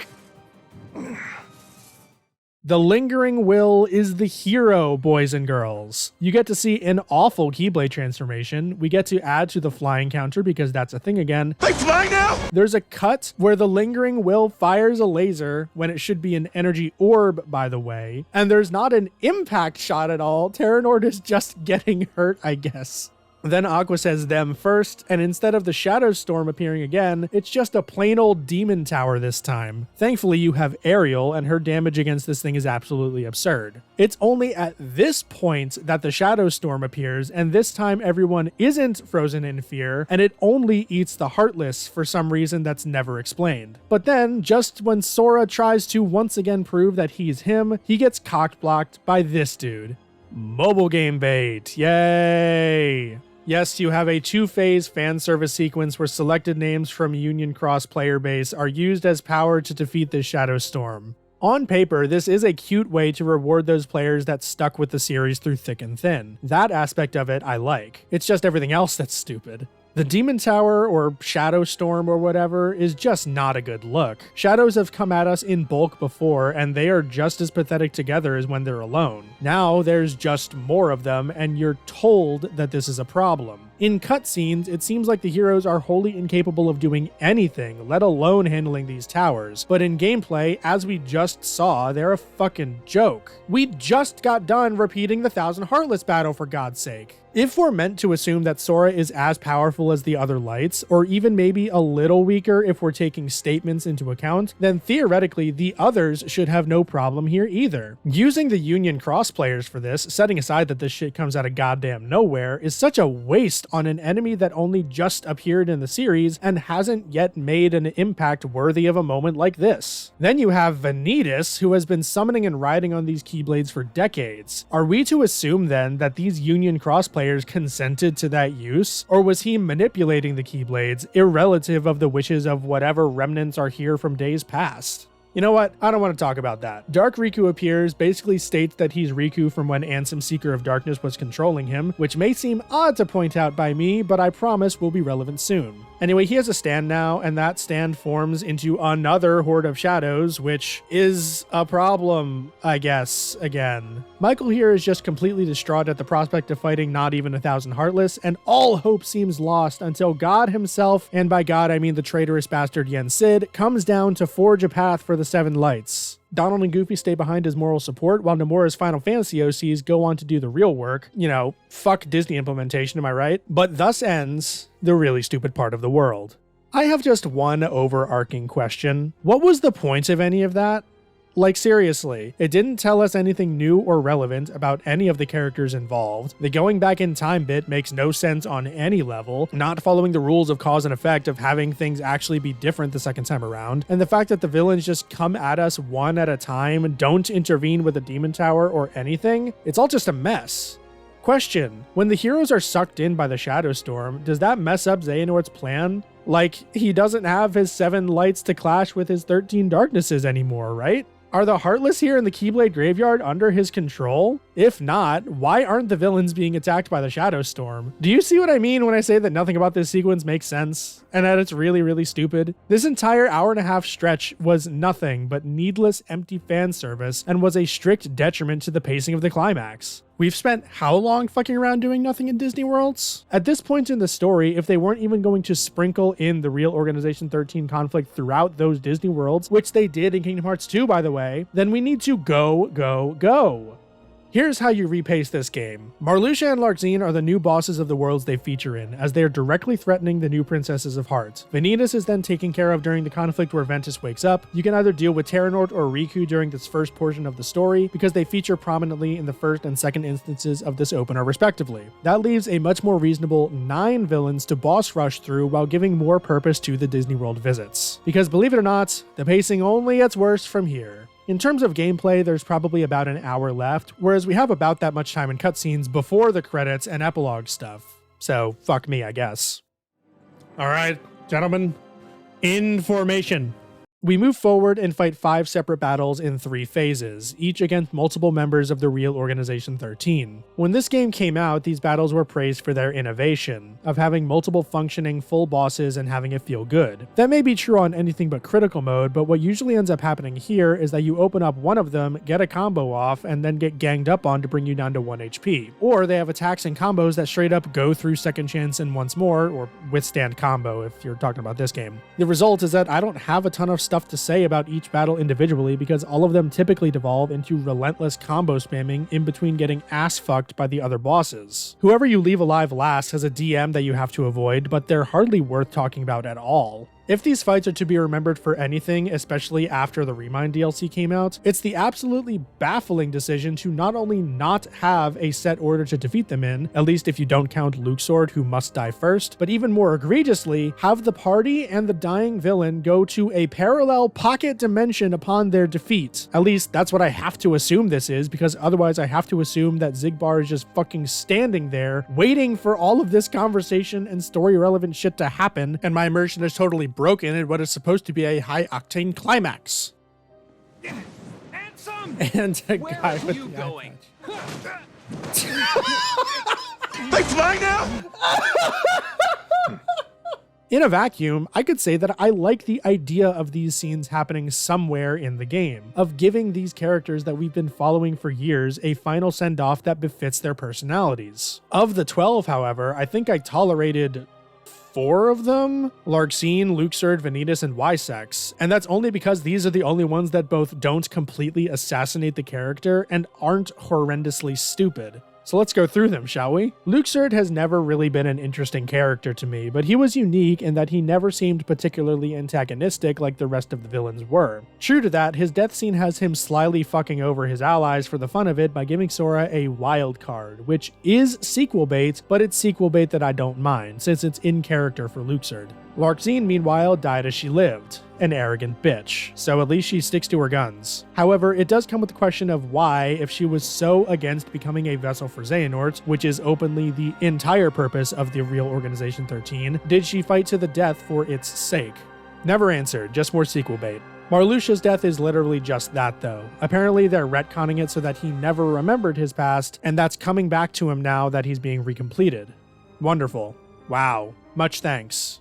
Dark Riku's death reveals that, gasp, he's not Riku, he's the Riku replica from Chain of Memories. I mean, no, he's not. Every line of dialogue he's had up to this point completely contradicts that, but whatever, it's a plot twist, I guess. The real problem is that it brings into question what a replica actually is. It's explained multiple times throughout the game that a replica is just a vessel, and it needs a heart to essentially give it life. This is how Ienzo plans to revive Roxas and Naminé, by getting them vessels to inhabit so that they can have bodies of their own without separating from and weakening Sora and Kairi. The question then is how the Riku replica can exist. Riku never lost his heart even once, even if Ansem buried it while he was inhabiting his body. Is it maybe that the earlier model of the replica, like this Riku, worked differently? If so, why not just stick to that, since it was capable of perfectly recreating Riku's personality and had an entirely moldable demeanor while being weak enough to not risk rocking the boat of the higher-ups? Remember, we just need a clash of the 7 lights and 13 darknesses. Xehanort doesn't need his organization to win these fights, so this would have been an all-around safer move. Better yet, if we had left the whole replica bit in Chain of Memories, I could have easily waved it away as I can the rest of the weird stuff in early Kingdom Hearts. But now I can't fucking do that! Seriously, how is the Riku replica able to exist? I would ask how he can exist within Riku now too, because there's also that whole nonsense, but this game has a track record of giving hearts and sentience to things that shouldn't have them, so fuck me, I guess. Anyway, this also brings up the issue of Ansem, Seeker of Darkness, who has even less business having a heart to inhabit a replica body, because, you know, he's a fucking heartless. Anyway, Xigbar, sequel bait, poor explanation for why he went along with the old man's plan for all of these years, despite thinking he was an idiot. And would you look at that, Xigbar is the only one who we don't actually see disappear. I wonder if he's not really dead. Vanitas has his one bit of not completely incongruous and awful characterization in the entire series when he chooses to continue to reside in darkness because he's happier that way. So he dies as he lived, a total prick. Terranord, meanwhile, has got to be the biggest ass pull of the entire game thus far. So he already stole the Dark Guardian from Ansem, Seeker of Darkness. Why they made this decision when Terranord has the Keyblade and Ansem has jack shit other than the Guardian, I don't know. Hell, it was probably solely to justify this moment, because it turns out that the Guardian is Terra. Like it houses his soul or his heart or some other stupid explanation. So all of those times that the Guardian fucked you over in KH1, when it choked out Roxas, when it beat the shit out of Aqua, yeah, that was all Terra, baby. Never is it explained how this happened, or why, or what the logistics are. But now, for some reason, despite the lingering will being right there to take this role and not have a massive retcon, Terra, as the Guardian, for some reason now decides to fight back. With help from Sora, he's able to take back his body for good, I guess. I don't know what the fuck happens to Xehanort's heart that was inside of that body, but whatever. This is not even setting aside the question of how Terranort can even exist in the first place, by the way. My first reaction is that, given the idea that a person is recompleted upon the destruction of their Heartless and Nobody, that since Ansem and Xemnas were made from Terranort, that Terranort would be recompleted just like how he was, with Xehanort in control. Alternatively, he would have just been brought from the past, just like Ansem and Xemnas and YSex. Instead, this is so funny, according to an interview from Tetsuya Nomura, Xehanort and Terra were each brought back individually in separate bodies. However, while Xehanort's body kept his heart, Terra's did not, and instead the heart was trapped inside of the Guardian. Then Xehanort brought a version of Terranort's heart, which is actually 2 hearts, into the empty vessel that was Terra's recompleted body, providing an all-new Terranort for the real Organization 13. What the fuck, Nomura? Is it really so important for you to look smart and for everyone to think you had this all planned out? This is ridiculous. You had a perfectly reasonable explanation and you actively chose to ignore it. Why? This brings us to easily the most polarizing encounter, at least for me, which features Xemnas kidnapping Kairi, because of course, Axel's writing actively ping-ponging between those that love him and those that want him to go the fuck away, and I'm definitely in the latter camp, before you get the reveal that Shion is a member of the real Organization 13, somehow, some way, I don't want to think about it, before Roxas reappears! Yay!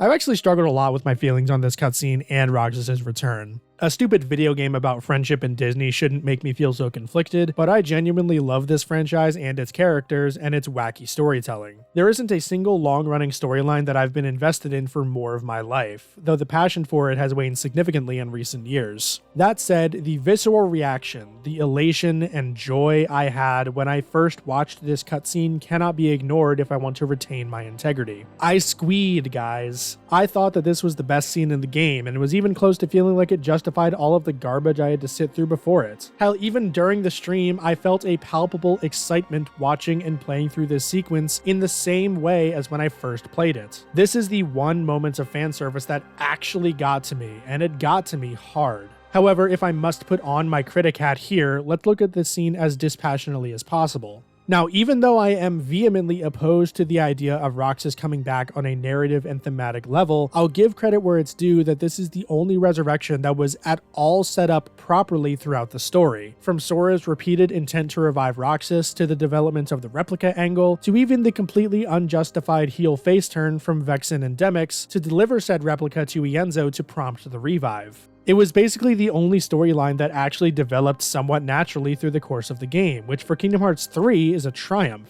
As well, the resurrection scene itself is fairly well done by Kingdom Hearts 3 standards, with an appropriate level of pomp and importance, a fitting adversary and a roided out Saïx, and the thematic potency of playing with a party comprised of 3 different aspects of Sora's being: his heart, his soul, and his memories, all finally working in tandem with each other for the greater good. Now let's look at the other side of the coin. Neither Roxas or Shion deserve to be brought back. There hasn't been sufficient narrative reason for so much focus to be placed on them other than fan service, which this game shouldn't have been focusing on with such a messy lead-in as DDD ended up being. It should have been spending the time to reconnoiter its own narrative to at least give a satisfying conclusion, which we didn't get, spoilers. As well, there's also the thematic reason they shouldn't come back. The entire point of 358 Days Over 2 is that this trio was destined to fail. The odds were so heavily stacked against the very idea of them as a trio that the true miracle and the reason we care so much about their ultimate loss is that despite those odds, they still fought and clawed and battled their way into a significant friendship.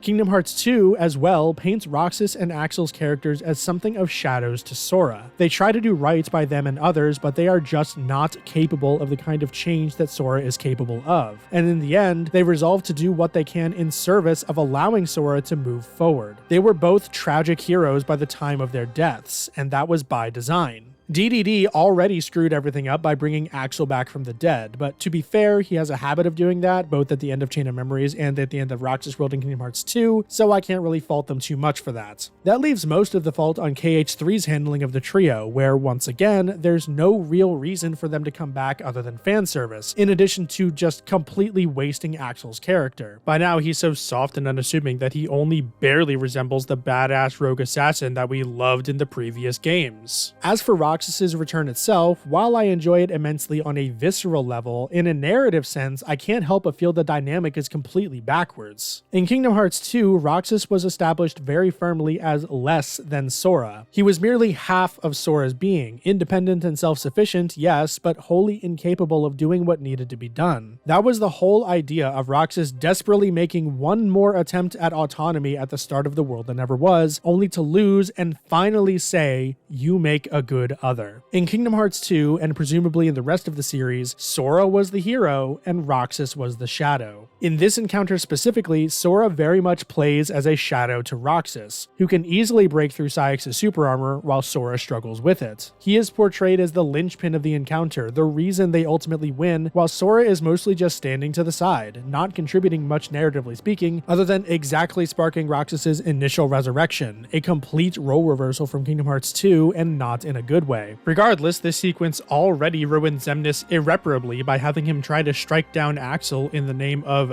darkness, which is so against what Xemnas was supposed to stand for in his game. Xemnas is supposed to be representative of those that exist between light and darkness. He doesn't care for one or the other. He ends up using the denizens of the darkness, but that doesn't mean that he aligns with them. But then, this is a problem that began at DDD, so fuck me. Since this is like the only time I'll get to talk about it, let's return to both the Sea Salt and Wayfinder trios one last time. I've already talked about why I don't think the Sea Salt trio should have come back thematically speaking. That said, from an emotional and character-based perspective, I can at least see the vision even if I don't agree with it. They were tragically taken before their time, so to speak, and for a series about friendship, having them come back makes sense as a conclusion to their role in the story. What's important to note about the Sea Salt trio is that their destinies were largely out of their hands during their time as a trio. Xion was compelled to return to Sora both by her own conscience as well as Riku, and her swaying loyalties made her a target of the organization and pushed her toward that inevitability. Axel was being pushed and pulled by Sayx, the rest of the organization, and his own loyalty to Roxas and Xion, which ultimately culminated in his turning traitor and doing what he could to bring Roxas back after he returned to Sora. And when this didn't work out, he elected to instead join Roxas in non-existence by sacrificing himself for Sora, in a way doing so for Roxas as well. Finally, Roxas was fucked with during his entire time in the organization, and as soon as he makes the choice to leave, he's kidnapped and brainwashed by Diz and Riku until he's all but forced to return to Sora. None of these downfalls were a result of character flaws. If anything, their ultimate fates of narrative death were a result of their growth and self-sacrifice. Karmically speaking, they deserved to be brought back and reunited.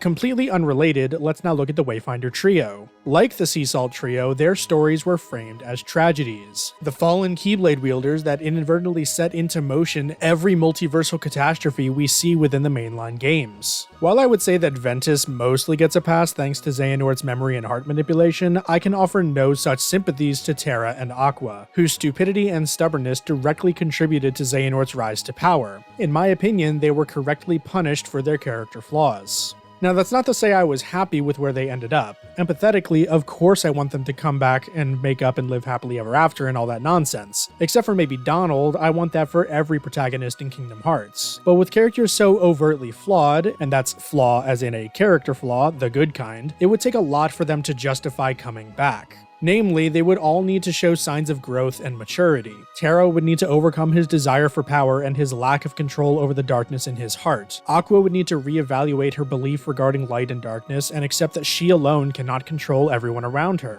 Ventus needs to not be in a coma. I don't know, like I said, he gets a pass. Unfortunately, neither Terra or Aqua are actually made to confront their mistakes and demonstrate their growth. Aqua succumbs to the darkness and nearly kills Riku, and there are no ramifications for this. No signs that she has a newfound understanding of what Terra was going through during his adventures, and the struggles he hid from her over the darkness in his heart. From a purely physical sense, Aqua hasn't grown in the slightest, losing once again to Vanitas and having to be rescued, but honestly, that's the least egregious thing about that whole sequence, so let's move past it. It isn't through Aqua and Ventus's growth that they're able to get through to Terra during the final battles. There is no pathos to their status as a broken trio, shattered by different ideals, yet bound by mutual love. All of the onus for that would have rested on Terra, who all of a sudden decides to start fighting back as the Dark Guardian, even though he was beating the shit out of us 20 seconds ago, and then Sora magics away Xehanort's heart, and Terra is freed with no development on his end. Long story short, the Wayfinder trio didn't earn their reunion, because their fall was entirely of their own making, and Sora just bailed them out of their pickles, and now they're free to keep making the same mistakes again and again because they haven't learned anything. Xemnas' death is like, whatever. It's really stupid for him to have this revelation about having cared for his allies only now, the second time we've murdered all of them, but whatever. I at least appreciate how Xemnas' death relates to him attempting to feel, as like a concession to the heroes that defeated him. YSex has the most narratively sound death of the bunch, acting like a smug asshole and proclaiming that his journey is only just beginning, which is on brand for him. He also seems to have some level of prescience, or maybe he has the power of waking too? So he sees Sora fucking up and dying, I think is what they're implying here. Regardless, I do have to ask a question about YSex. What's the timeline with him? Is he from before or after Xehanort's time at Scala ad Caelum with Ericus, like we see in the stupid chest framing device? If he's from before, which I don't really think is the case because YSex looks a bit older, that's really awkward for him to have these evil monologues and then go back to being a relatively normal kid, which makes it seem like Xehanort was never reasonable and could be corrupted to the darkness by having his cereal get too soggy in the milk one morning. If he's from after his time with Ericus,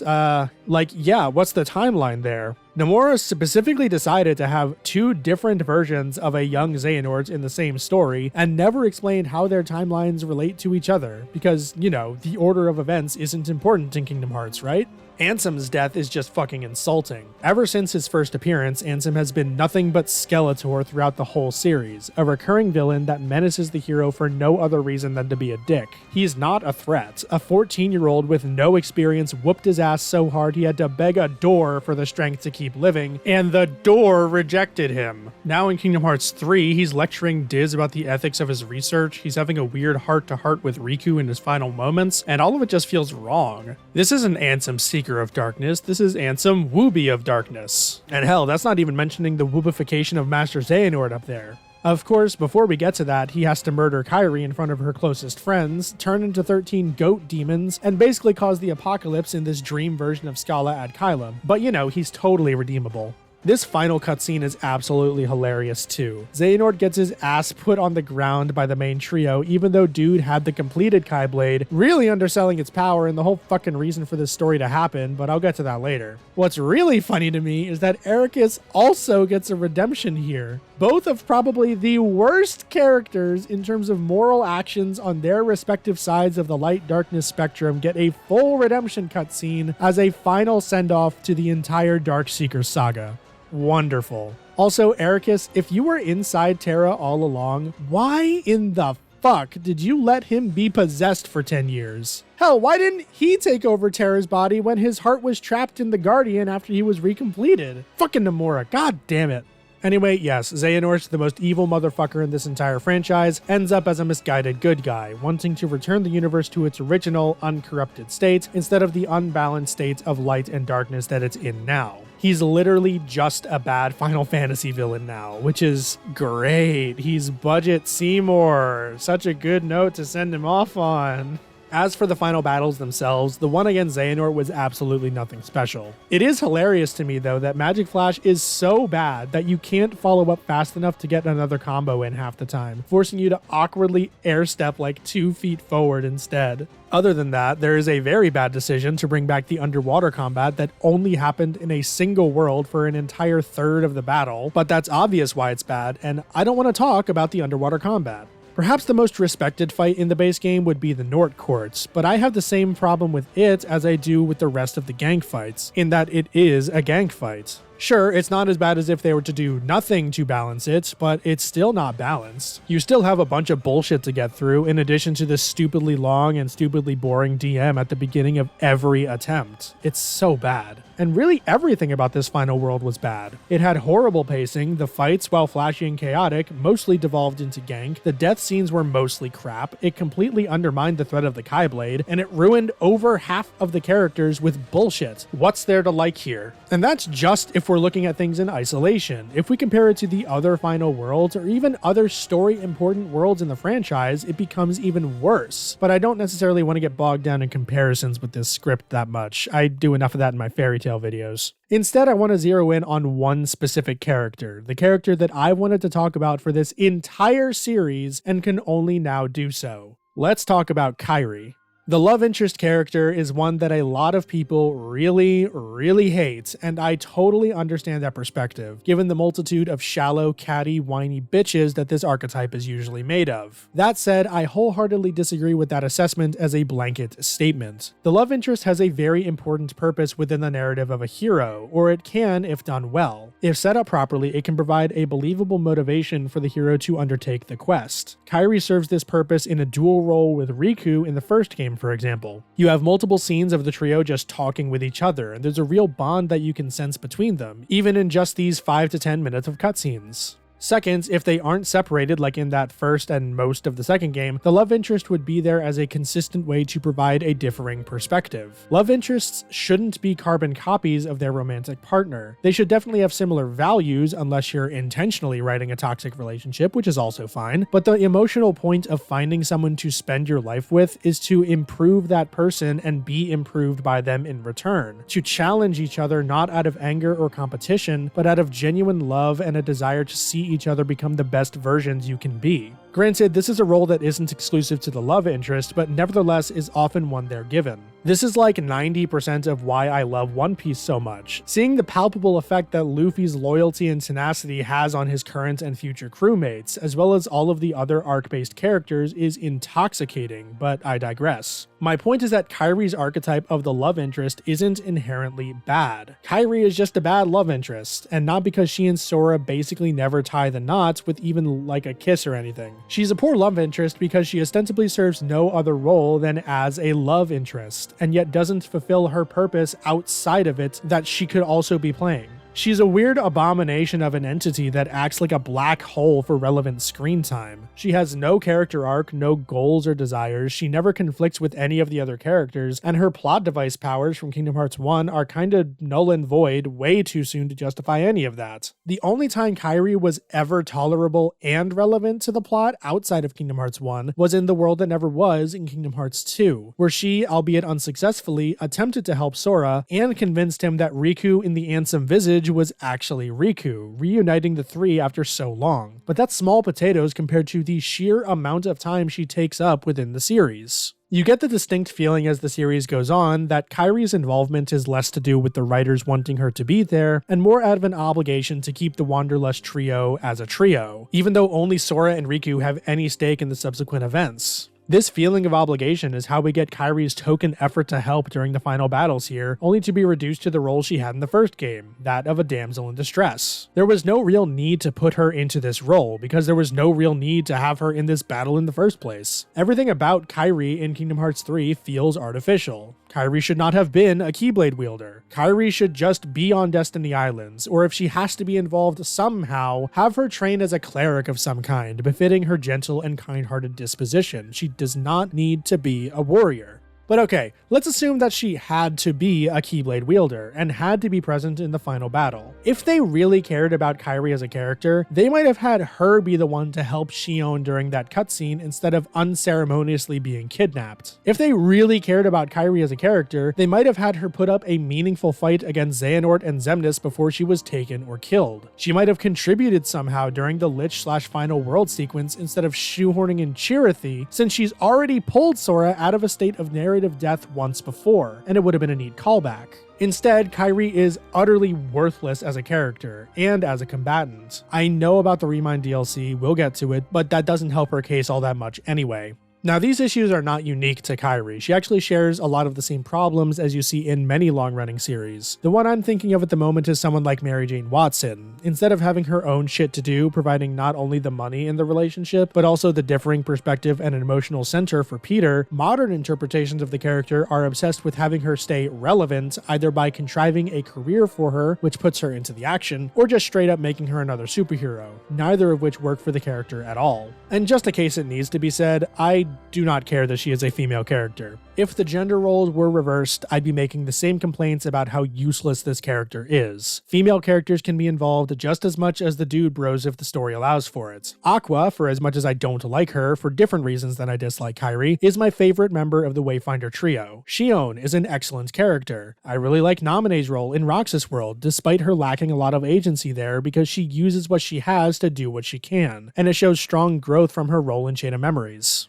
If we're looking outside of Kingdom Hearts, fucking love Nico Robin, love Urza Scarlet before she becomes Flanderized. Marcy Combs is like the best character in the Wax and Wayne books. I think Padme in Star Wars is super underrated. Let's just not make the argument that I don't like Kairi just because she is indeed a woo man. Now, if we're debating whether Nomura doesn't like Kairi because she is a woo man, you might have something there. Because the way that this series treats her is, well, let's just say it can seem dated, but that's a topic for another video. I suppose all that's left to talk about more in-depth is the real Organization 13, in an effort to be fair between this and my Kingdom Hearts 2 video. That said, I have absolutely nothing to say about any member individually, except one, that I haven't already mentioned. Instead, let's just talk about the plan and the backstory that led to it. I still have no fucking idea what the Keyblade War is, and that's a huge problem from a certain perspective. It depends on whether you feel that the Keyblade War is an actual motive for the plan, or if it's just a forgotten plot element. There's surprisingly little lip service paid to the concept in Kingdom Hearts 3 specifically. It's a lot more integral to the plot of Birth by Sleep, which is weird considering that this game is supposed to be the next iteration of the Keyblade War. What little effort was put in to connect the two events was mostly surface level. This just is another Keyblade War, I guess. There's no greater meaning to it all, which is a huge disappointment. We still don't know and don't care about the Keyblade War other than perhaps simply liking the idea of one happening. It's just set dressing when it could have been a whole lot more.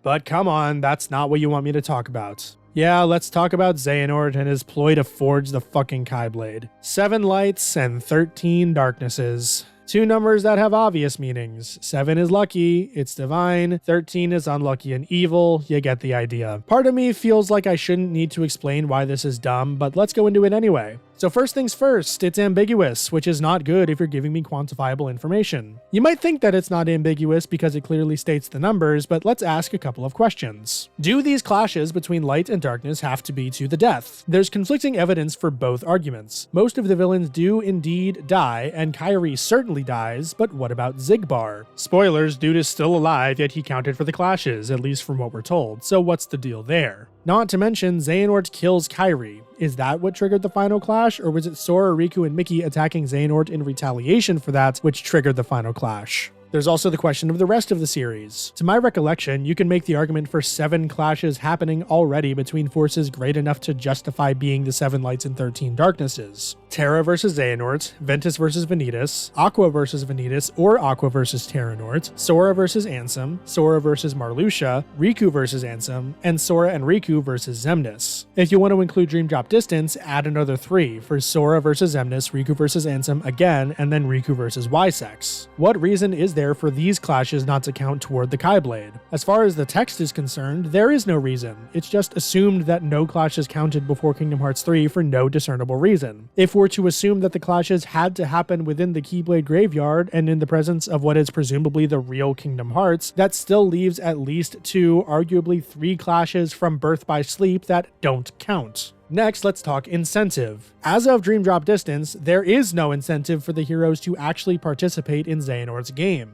In Kingdom Hearts 3, they give the token effort with Tangled World and Arendelle about the new 7 princesses, which is already its own can of continuity worms that I really don't want to get into, but even with them running around, that still doesn't make it so that the heroes are forced to participate. It would be one thing if you fought and defeated the members that threatened Rapunzel, Anna, and Elsa, and if those counted as clashes phases of light and darkness, but that's not what happened at all. Nor is there any evidence to suggest that they would have counted should the fights have happened. They could just as easily not go to the Keyblade graveyard and fight the war, right? Like, what is Xehanort gonna do? Monologue to them again? This is actually a really tricky issue in battle fiction like shonen or video games. There's a tight line between making your party feel competent and making the climax tense and exciting by having it be a narrow victory, and different series have dealt with it in different ways and with varying degrees of success. Final Fantasy IV, for example, just kind of fails, as the heroes consistently suck at every turn and just appear to be stupid. Triangle Strategy has House Wolford consistently on the back foot, and each of the 4 climaxes sees them making a focused, tactical push against one faction or another in the hopes of securing a small victory, with only one string of decisions actually allowing them to have the resources necessary to win the whole conflict. One Piece has the Straw Hat crew either come in during the final days of a larger conflict, necessitating tension and haste, or they're just such dumbasses that don't give a shit about anything that's going on until the final moment when they're forced to save the day, or else lose, like, their ship, or one of their crew members, or a piece of meat in Luffy's case, I don't know.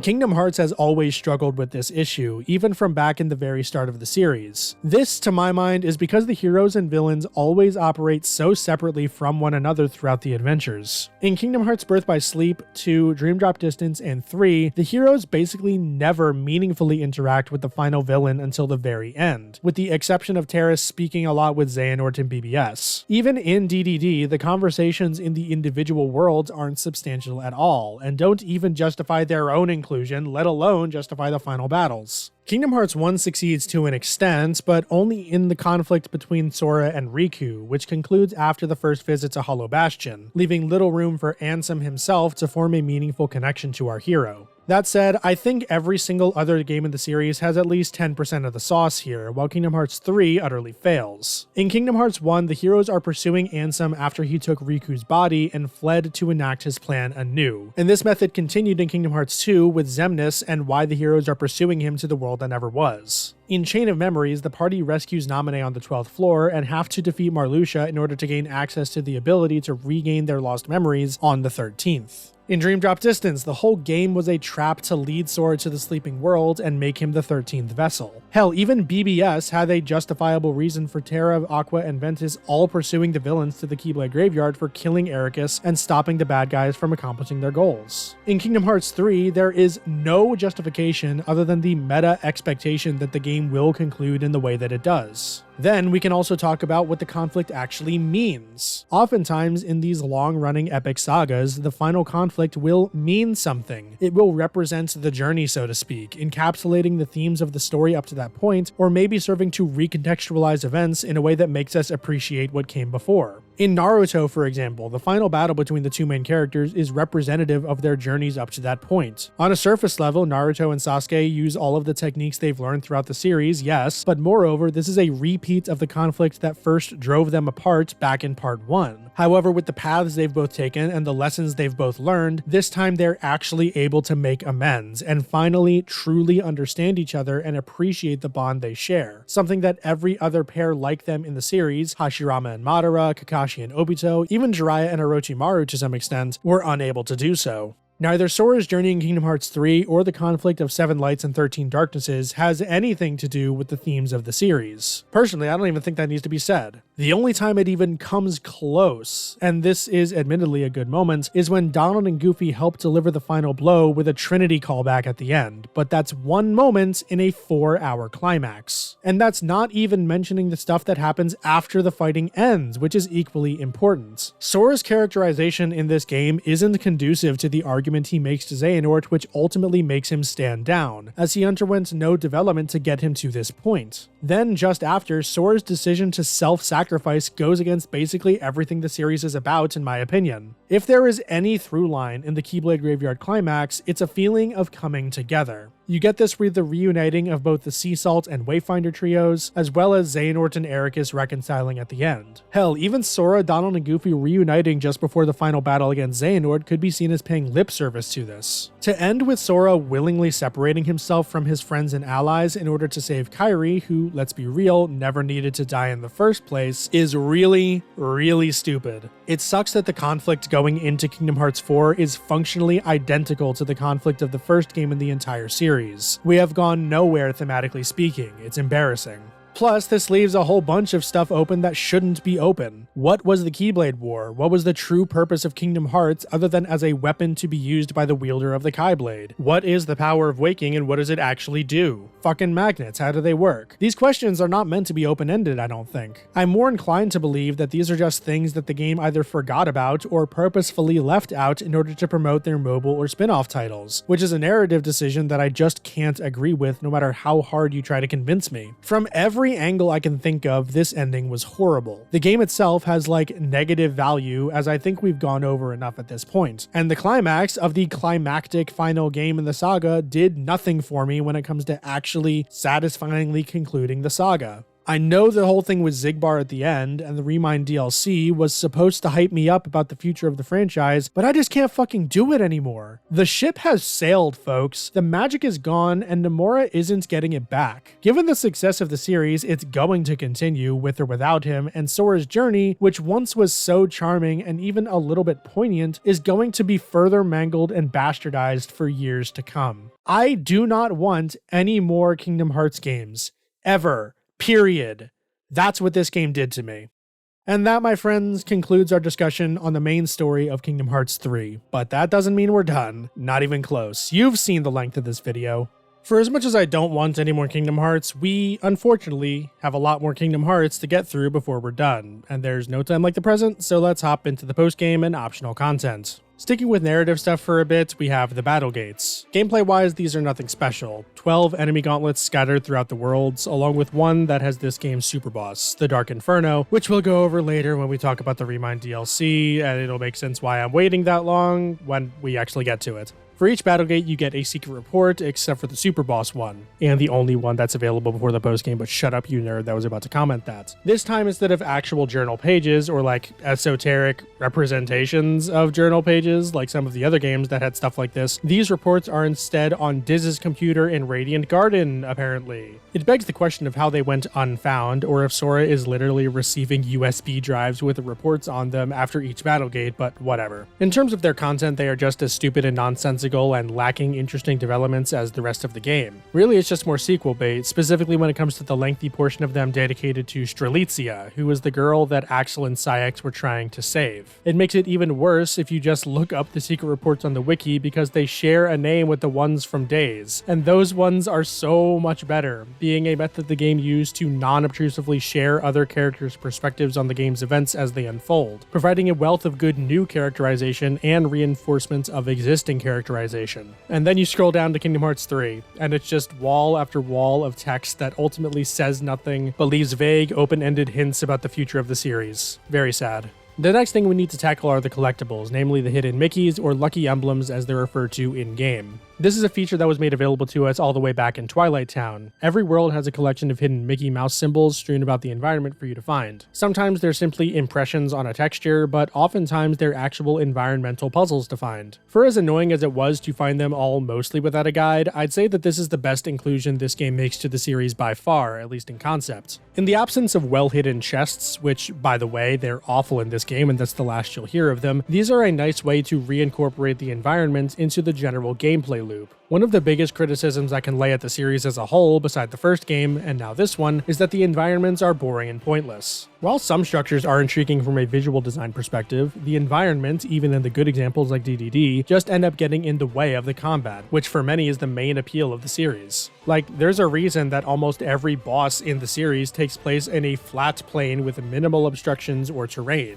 That's where the combat is at its best. So when you have these big-ass open zones strewn about all over your worlds, you begin to ask what the point of it all is. The hidden Mickeys are the point. These environments are meant to be explored, and these hidden Mickeys are meant to be found, and doing so will reward the player in many ways. I think the most important for a casual player is that if you aren't playing on critical mode, you have to find a certain number of hidden Mickeys to unlock the secret ending, 30, 60, and all 90 for Proud, Standard, and Beginner mode respectively. In addition, after update 1.07, which came out 4 years ago, so you definitely have it, don't worry, you get the proof of promises for finding all 90, which can be exchanged for the Oathkeeper Keeper Keyblade at the Moogle shop upon loading into a post-game save. For those curious, Oblivion is gotten from the Proof of Times Past, given for completing the game on critical mode. They both have an identical stat line at maximum level, and are by far the best Keyblades in the game this side of Ultima Weapon due to the power of Light and Dark form, and the double form you get after it. After I got it, I never stopped using Oathkeeper because there was no point in doing so.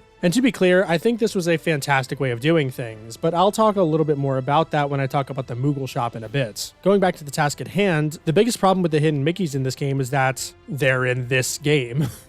Like, they're shackled to Kingdom Hearts 3, which is a bad game. Finding the hidden Mickeys isn't the problem, it's the actual rewards you get.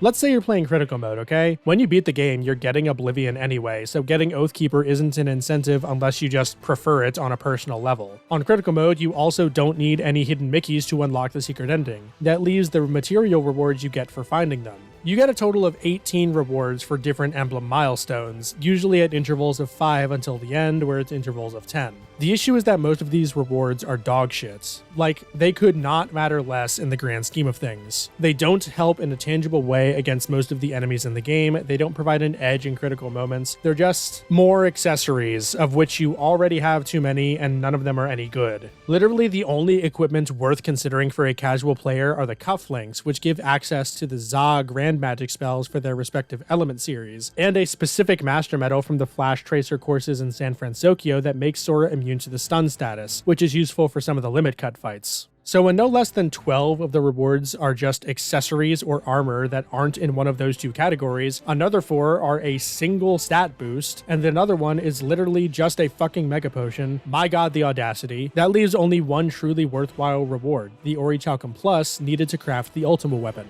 Okay, what if you aren't going for Ultima? Well, then the hidden Mickeys aren't worth going for, unfortunately. I think that's a real shame too, because that has a cascading effect on the rest of the exploration, especially when you realize that most of the chests are completely worthless too. Literally, the only worthwhile stuff you get from chests are the Keyblade upgrade materials, which, if you don't want to do that, you can just grind for them in the Gummi ship anyway. So, I mean, it's preferable for me to find them in chests, so I guess there's that?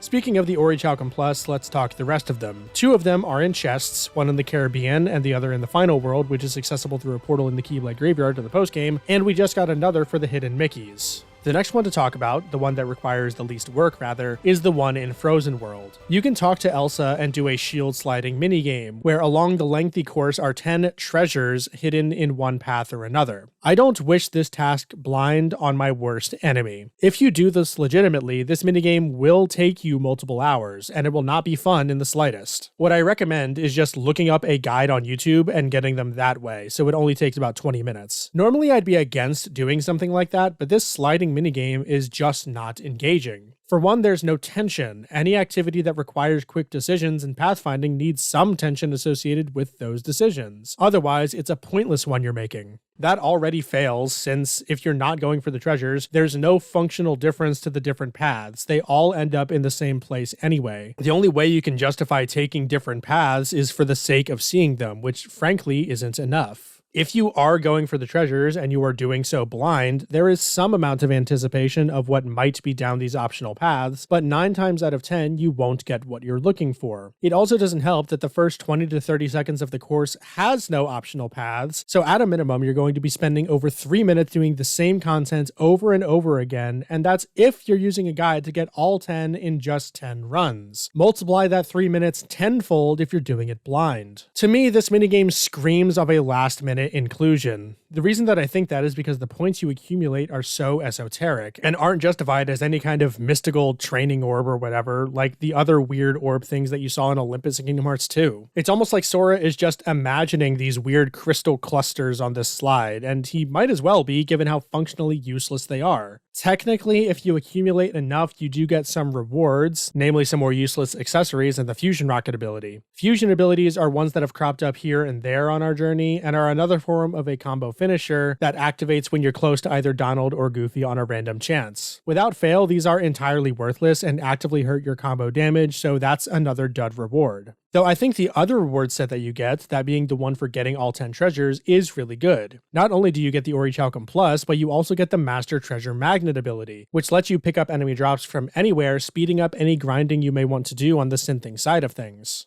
From there, we can talk about the Flantastic Seven, which are important for both the Ultima Quest and also the cooking minigame.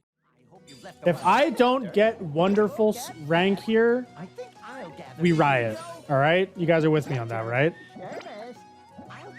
Go for level 99. You're out of your goddamn mind. All right, watch this. It's going to be pretty cheeky. No, we're not doing Flan anymore, but it is I, Flansome.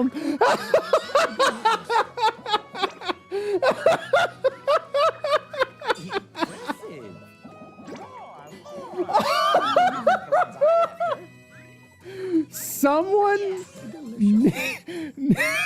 needs to make that image yesterday. That is 100% sensational.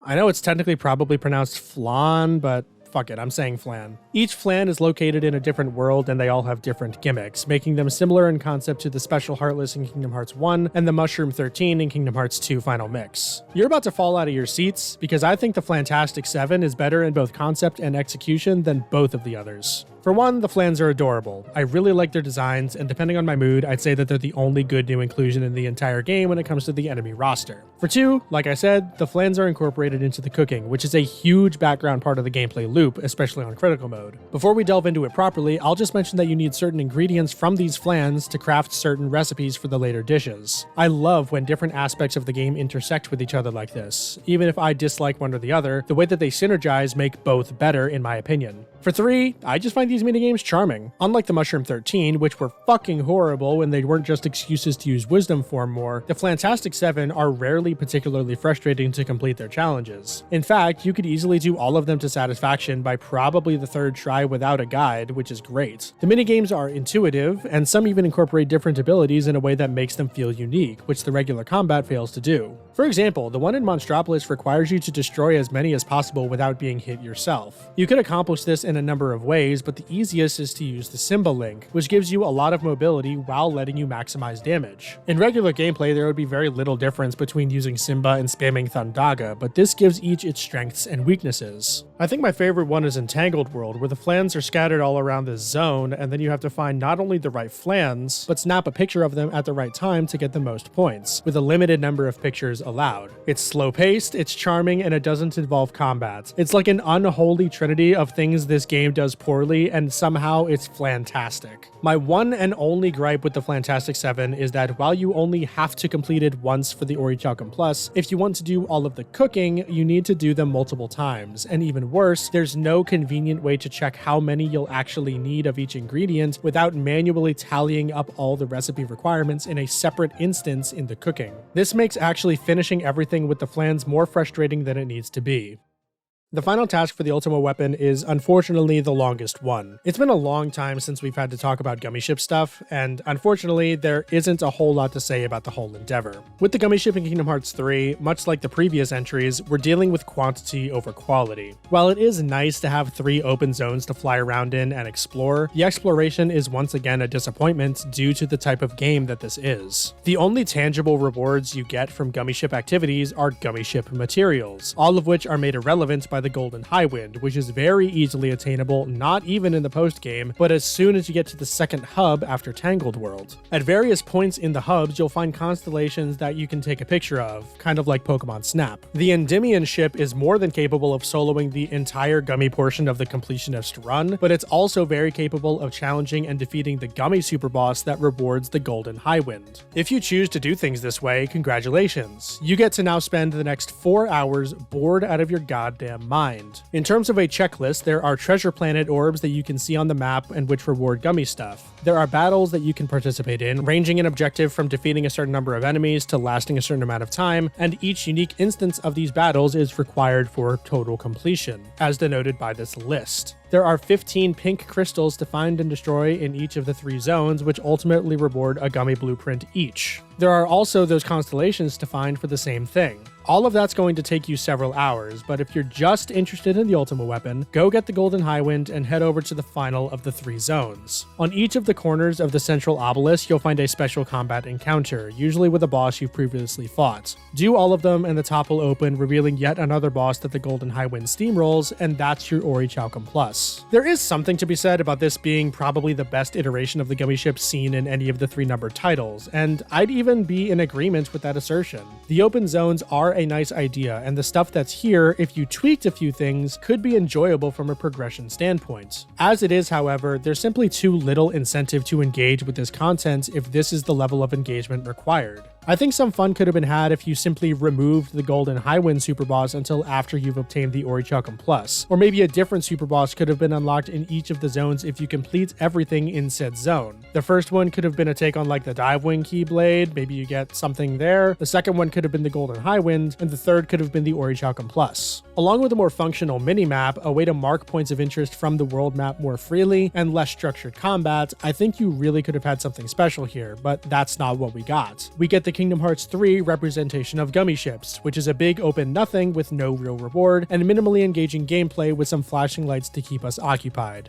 Wonderful. But with that, we have 6 Orichalcum Pluses, meaning we're ready for the Synthing to begin in Twilight Town. First things first, keep buying 1 ingredient and then leaving to fish for prize cards. Once you have a healthy amount of them, save the game and start turning in the cards here. If you're lucky, you'll get an Orichalcum Plus, and that's all of them. Unlike the other entries in the series, the Moogle doesn't need to level up, and there's no planning or anything necessary when synthing your stuff, which I honestly think is for the best, since that wasn't really used well in the other games, and I have no faith that this was the game that would have finally fixed the system into being fun. Instead, you can unlock almost everything just running through the game and fighting enemies, as you need 58 out of the 60 total materials to unlock all of the standard recipes. An additional 20 recipes can be unlocked by completing the same number of photo missions, all of which are fairly easy and are just more time wasters, and I definitely wasn't mad when I realized that I forgot them after already grinding synth materials for 3 hours. In any case, in the description, you'll find a link to a Google spreadsheet with all of the synth material requirements specifically for crafting everything. It won't get you all of the collector goals, but that should be easy enough for you to figure out, given that they're all flat amounts for shards, stones, and gems respectively, just like in Kingdom Hearts 2. My general suggestion for speeding up the process is to forge the Ultima weapon first and use it to grind for everything else. Most of the materials are obtainable via one of the Battlegates, and the Ultima weapon Shotlock is just a multi-hit screen nuke, basically deleting any enemy that isn't a mini-boss. The Ultima weapon itself is insanely powerful, definitely the single strongest iteration of the Keyblade we've ever seen, perhaps with the exception of Kingdom Hearts 1, though that boost was much less obvious and flashy. I'm of a mixed mind about this version of Ultima. As well, it does feel correct that the super weapon is a super weapon, it also trivializes everything in the game. So, I mean, I guess it's fine. It's not like there's anything to use it on except repeats of the final bosses and a single super boss. Personally, I also chose not to use it when going through the Remind DLC and Limit Cut fights, as I wanted to actually experience it all instead of just cheesing through it with Ultima. I now regret that decision. And on the topic of ultimate challenges, let's talk Winnie the Pooh. While the world has always been charming, and I've personally come full circle to kind of loving its appearance in Kingdom Hearts 2 from a narrative perspective, 100 Acre Wood is unsurprisingly bad in Kingdom Hearts 3. Accessible in Twilight Town at the Bistro, it consists of a single room, Rabbit's House, and has this awful filter placed over it that's supposed to emulate a storybook aesthetic, but just ends up looking like garbage to me. Maybe if there was more here to do and see, I might find myself growing used to it, but the transition never has time to ruminate in a playthrough, making it feel jarring and amateurish. In any case, you'll be happy to note that the minigames have been scaled back in this world as well, to just 1. We're playing a take on the classic Candy Crush or Bejeweled style, where we have to match like items. You can adjust your shot, hold X to charge the power, and you have Rabbit here to help out at set shot intervals. It's fun for what it is, but it's nothing special. And that must be why Kingdom Hearts 3 insisted that you play this game 3 fucking times. Yep, the second and third minigames here are just the same one with a slight twist and a different triangle helper between Gopher, Tigger, and Lumpy. The story this time around is that Pooh forgot about Sora and had to be reminded that Sora is always in his heart.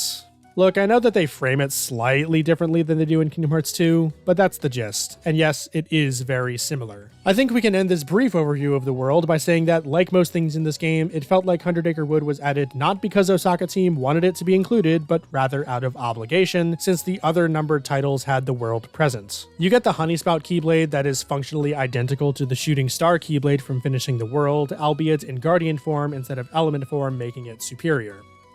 As you go through the various chests throughout the game, you'll find a lot of the big chests that you get for certain larger exploratory tasks contain these things, these games. Well, from the Gummi phone, you can access these things, which are variations of various Game & Watch games, in the same style, with Sora and Mickey starring exclusively. Again, why are they here? Like, I guess they're charming? The aesthetic doesn't do anything for me, and I have no nostalgia for this era or genre of games, and they're all so intentionally simplistic that I can't derive much enjoyment from a depth perspective. It's just, why is there an entire section of the Gummi phone, the completion metric in this game, dedicated to this thing that I literally have one paragraph of stuff to say about?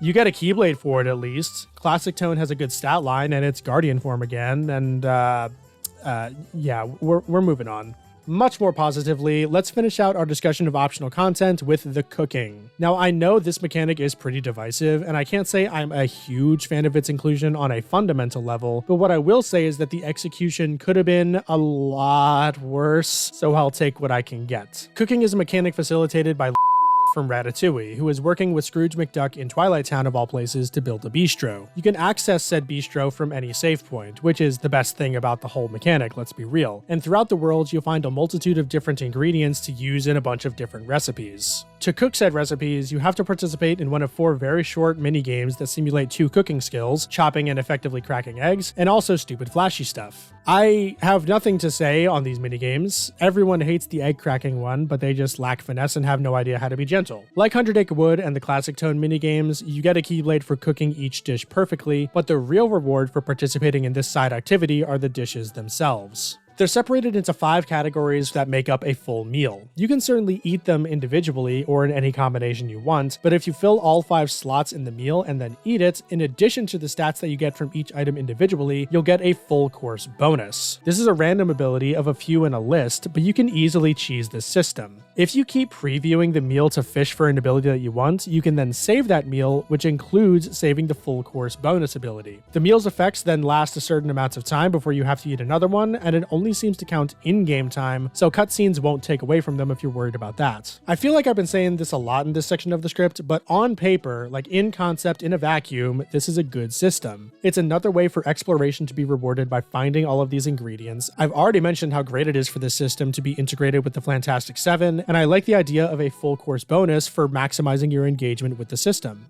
However, this is Kingdom Hearts 3, so it ruins all of it with a few things.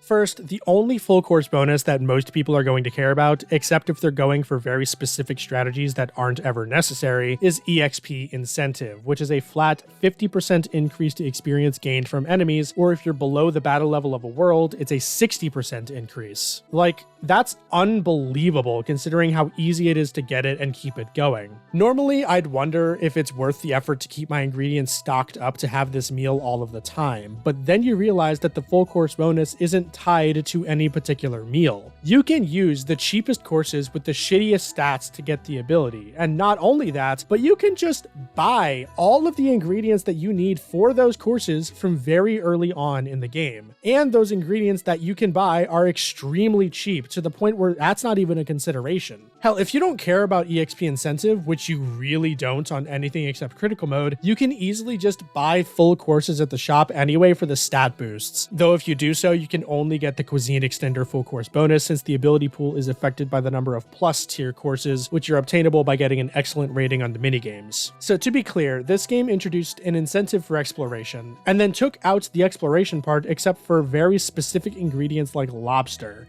Like, just why? I mean, to be fair, they already kind of ruined the entire thing by having the characters point out at every fucking opportunity where you can find the stupid ingredients, so maybe it's for the best. Cool, thank you. We'll find some ingredients around here. Oh, we got ingredients. Hope we find some 0 to ingredients around here. hero, and who to thunk? Okay. This might be a good spot to find Is there like a map? ingredients. I bet we'll find some ingredients around here. That was an amazing thing. That's because you can't support that. I bet we'll find some ingredients around here.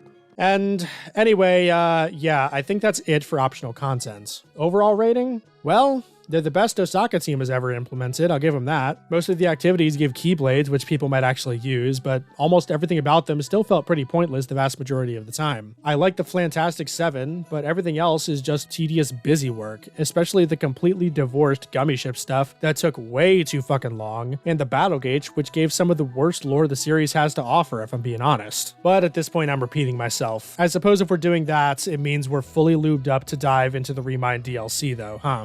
Before that, though, I do want to compare the base form of Kingdom Hearts 3 to the rest of the series, and as a game in its own right. Yeah, it's worthless. It actively takes away from everything good that the series has done up to this point, ruins most of its gameplay systems, and adds nothing worthwhile except a tongue-in-cheek, ooh, what's gonna happen next? Which I couldn't give less of a shit about at this point. This game is as bad as Kingdom Hearts Birth by Sleep, which if you don't recall, I gave a 1 out of 10. It is one of the few games that I've beaten that I actively disliked as I was playing it. And, spoiler alerts, the Remind DLC made that score go down from a 1 to a 0, so let's hop in! There are two sections to this DLC, the Remind section itself, as well as the Limit Cut episode, which is where you'll find the Data Org fights and Yozora, which we will get to. Remind itself isn't anything worth talking about, but it's still required to complete if you want to get to Limit Cut. In essence, it's just a revamped retelling of the Keyblade Graveyard from the base game, with many added cutscenes, 4 extra boss fights, with an asterisk, and the ability to play as the other characters in 3 out of the 5 organization bosses. But what's the story? Well, to start with the funny half, after Sora decided to use the power of waking in a way that it's supposedly not meant to be used, he's thrust back to the beginning of the world as a disembodied heart, with the explicit warning that he has to piece together Kairi's heart by jumping between the hearts of his allies, I guess, and that he won't be able to change anything no matter how hard he tries except that one thing. This is very important, by the way. We skip over the fake Thousand Heartless battle, thank God, and go straight into the confrontation with Terranords, where Sora jumps to Ventus's heart. There, he's apparently booted out, I mean, according to the wiki, I certainly didn't get that from the scene, by something that calls itself Darkness. Like, just darkness. Then you have to fight the Dark Inferno. The boss itself is easily the best fight in the base game, including the Nort Court or anything else the final world has to offer. It has good telegraphed attacks, multiple phases, the works. Unironically, it's a good fight, and I recommend it. It's nowhere near the level of Sephiroth in Kingdom Hearts 2, but it's still good. Regardless, this Dark Inferno X, or Kai or whatever, is a watered down version of the original battle, which I don't mind. That said, you beat the guy, it fades to white, and then the game moves on without ever acknowledging the fight, ever. I'm serious, it never comes back up. Anyway, then you get the Demon Tornado thing that sucks major ass baskets, but by now, Sora has moved over to Aqua's heart, letting us see through her eyes when she got super out of character and was the first one to give up out of everyone. Apparently, according to this DLC, Aqua is merely a functional schizophrenic, and imagines the shadows in the tornado as her own corrupted self. Wow. Neat. Anyway, Sora is then blown away when Aqua gets gobbled up, and oh, you can't be serious. Are we really doing this?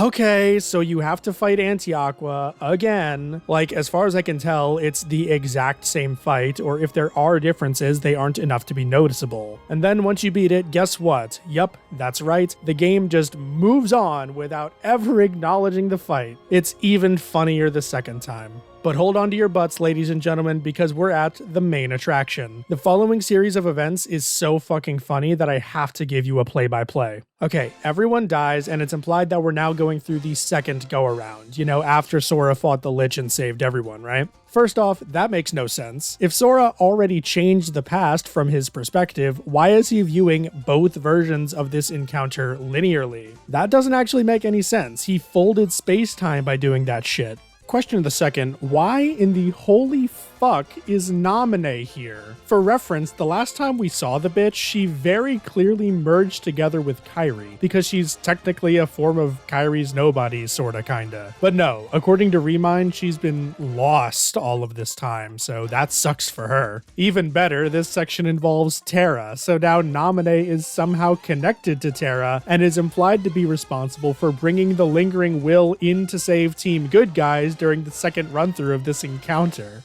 What in the actual fuck? So now it's implied that Sora isn't in Aqua's heart, and he's on his own station of awakening, so that doesn't make any sense either. But it's also kind of implied that Sora is now in the heart that doesn't exist inside of the Lingering Will, I guess? Anyway, Lingering Will and Terranort have a really, really bad fight, just like in the base game. Then the camera fades to black, music cuts out for 2 seconds, and then the music cuts back in all of a sudden for this new cutscene where the Lingering Will and Terranort are turned into fucking laser beams swirling around in the sky. They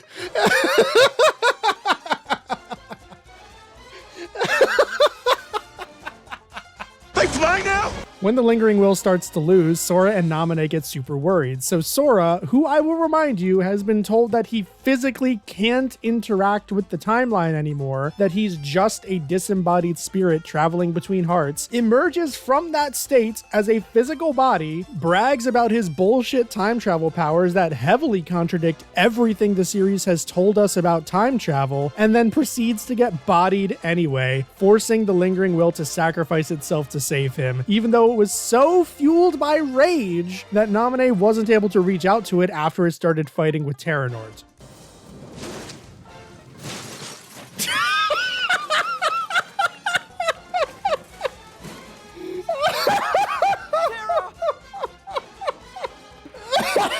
Seeing that you have also taken the forbidden path. Oh god!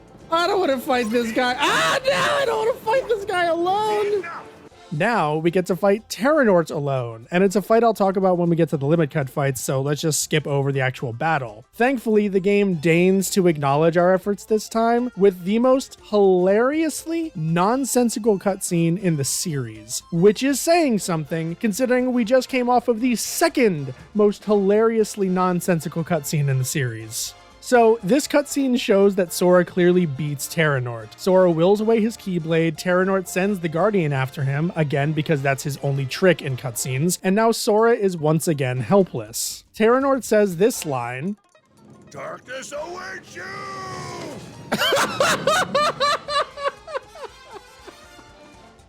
shoots a darkness Kamehameha at Sora, fade to black, and now we're into the organization fights. No explanation, no follow-up, no acknowledgement that Remind Sora literally dies here as far as we're aware. The only thing we get is a token excuse that Terra somehow protected him, which you get only after you restore Terra's heart in the upcoming fights. It really is a masterclass in the worst way to edit and pace a story. At no point in that first half of the DLC did anything remotely logical happen, even by the wonky standards that Kingdom Hearts 3 bases its logic off of. It breaks pretty much every rule in the book when it comes to narrative consequences, and even just player agency and game design by refusing to acknowledge the first 2 boss fights at all, and then giving us, like, negative context for the third one. Honestly, I'd pay $30 just for that. It was Kingdom Hearts storytelling at its absolute worst. Please give me more. So for the organization fights, what's changed is mostly gameplay related. In the Mickey fight, you get a new team attack with Mickey that looks hilarious, and you can play as Riku and Aqua in their respective encounters as well. The major difference comes with the Roxas fight. Yes, you get to play as Roxas, and in fact you have to play as him, because Sora is booted from the running in favor of his nobody, Axel, and Xion fighting Xemnas and Syx. This fight is awful.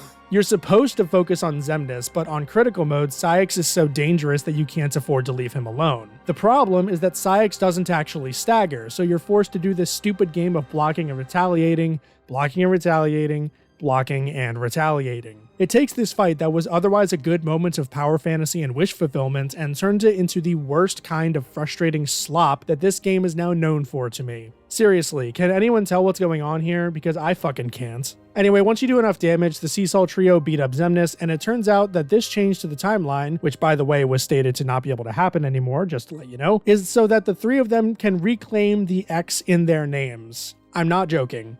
They call it a sigil, say it's the meaning of their friendship and their connection and whatever, and it's all horseshit. Like, okay, I can justify a lot of what is seen in this series in my head as a writer. I don't agree with it in the slightest, and I certainly wouldn't have made the series this way myself, even if I could have handled the pressure of making it. God, I don't know how Nomura stays sane, which he clearly isn't, so I don't know why I'm saying that. But this cutscene right here, anyway, is one of the few in the franchise that I have to take a step back and wonder why it's here. These sigils have never been mentioned before. The reunion cutscene and encounter with Roxas in the base game was perfectly serviceable and wasn't lacking anything other than being able to play as the fucker. Nothing about the outcome of the encounter is even changed because of this timeline shift. Xemnas still kidnaps Kairi, and the gang still fight a roided up YSex. I mean, I could also complain about how Axel's Keyblade is destroyed in this cutscene, and then he has it back to help against YSex and Xemnas, and then is suddenly so injured that he can't fight against just YSex and seemingly has no Keyblade again, but I won't. I mean, the base game already ruined the whole Axel lost his Keyblade thing already, so who cares? Anyway, from here, almost 3 hours into the DLC, we actually get to the brand new content for the first time, so that's fun. After the Nort Court and when Kairi gets killed for like the 12th time, Remind Sora jumps into Scala ad Kylum ahead of his past self, somehow manifests a body again, and from here, we actually get to explore a little bit. First, we defeat a roided up Shadow, and then we go through this separate instance of Scala ad Kylum where there's a surprising amount of actually good exploration, where you have to find 4 fragments of Kairi's heart via solving puzzles, fighting a dark side, the works. After that, Sora needs to find 2 more fragments, but uh-oh, he's too late. You fight the goat demons again, and the final battles proceed as normal, though you thankfully don't have to actually play them. Instead, Remind Sora opts to trace through 2 more hearts, jumps to Riku's, where he has the Chain of Memories artwork, but without the card, so his hand is just comically large, and now that I see it, I'm forcing you all to see it too. And then we get the worst fight in the entire Remind story episode. Yep, it's a gimmick. I guess this was supposed to be fan service, like seeing all these characters working together and kicking ass like you've always fantasized about. Ventus and Roxas exchange lines, Riku gets to do a combo with Terra, the person who bequeathed the Keyblade to him. It might even be poetic in a way if, you don't think about it. But this fight, and the subsequent jacking off to the image of Michael Rodent, take too fucking long, aren't interesting, are part of story beats that I couldn't possibly give less of a shit about, and that didn't need to be included. The reason why I hate this fight more than any other is that this is once again Osaka team bitterly throwing what we actually wanted in our faces, like, here, are you fucking happy now? This kind of shit should have been happening throughout the entire game. These exchanges should have been there the whole time. If you look at this cover art, you have all these fucking characters in it that you expect to be here the majority of the time, and they're just not. So as a concession, as a way of one last time fucking us all over, you have all of the fanfiction bait crammed into this one stupid sequence. It's fucking embarrassing. Get it out of the game, please. Anyway, Kairi is reformed. You can play as her for the final fight against Xehanort that I don't know the story reason of why it's here. The ending happens as it does in the base game. End credits. What an absolute disaster of a story DLC. And by the way, as one last continuity error, everyone saw Sora and Kairi working together here, so yeah, how would that play into the conversation about Sora going back to save Kairi? Don't know. They don't acknowledge the timeline changes, because of course they don't. This is the definition of what not to do with a story DLC. Good story DLC should be supplementary material to the base game story, a way to add depth to a conflict or provide context to some background elements that can tie in thematically. This was just a strictly worse retelling of the final world of the base game, which constantly breaks both its own rules and the rules of the rest of the series, all to provide empty fan service, one fucking explorable room in Scala ad Kylum, and like one new fight that isn't even worth a shit. Depending on your metric, this might be where the series finally hit rock bottom. Because let's remember, you already paid $60 for this game on release, and then an extra $30 for this DLC. And this is what you get? If your argument then is that most people bought the DLC for the limit cut data fights, then my counter argument is that this just invalidates Remind anyway. If nobody wanted this story DLC, why did they include it? If people did want it, why was it so bad? My friends are my power.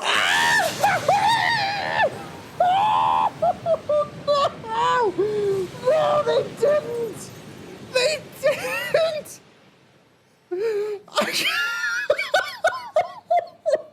I completely fucking forgot about it! No fucking way! No fucking way! And if they did want it, realistically speaking, you're getting maybe 3 hours of new content if you stretch out everything to its maximum. I personally went through the entire thing in just a little over 4 hours, including the repeated portions, so I'm actually skeptical of that number myself. So, for $30, you get probably closer to 2 hours of new content, plus a bunch of disconnected fights. And how is this not a scam? But hey, you know, maybe Limit Cut will be better. It will be better, right? Well, it's been 1 year. We get another, and thankfully the final example of Osaka Team spitting in our faces with what we actually wanted by having the Hollow Bastion Restoration Committee cameo, with Riku visiting to see if they can help find Sora. Long story short, there's a bunch of data to sift through that might have answers, and that data is represented by the 13 data organization fights, where you fight the real Organization 13. It's here where we get to talk about why I hated this DLC so much from a gameplay perspective, spoiler alert. A lot of these fights share the same problems, but each of them is bullshit in its own way. So for the sake of saying I did it, let's go through them all in the order that I went through them during my streams. We started with Vanitas, which may seem odd, but it was actually a blessing in disguise for this analysis, because he's a really good benchmark for what to expect with these data fights, and what to expect is a lot of bullshit and boredom in equal measure. While I am going to point out that bullshit whenever I can, I don't want to go in-depth every single time, so I'll just do that here with Vanitas, and then do an abridged version for the other fights, mostly to save my sanity. To my mind, the main issues with these fights are as follows in no particular order or significance. The bosses are too fast, they cheat the game's systems, you have a lack of interesting or consistent responses to problems, they don't follow consistent rules of when it's your turn to attack, they feel robotic, and they have poor pacing. The issue with listing it all out like this is that it implies that these are all separate issues, when in reality, they're all interwoven with each other to form a perfect storm of bad decisions. And it's crazy that most of these issues can be fixed, removed, or my frustration with them mitigated somewhat with seemingly very little effort, because despite Yozora sharing a lot of the same general issues, and that I don't actually really like fighting him, I do think that he's by far the best fight in the entire game, or base game, but we'll get to him last.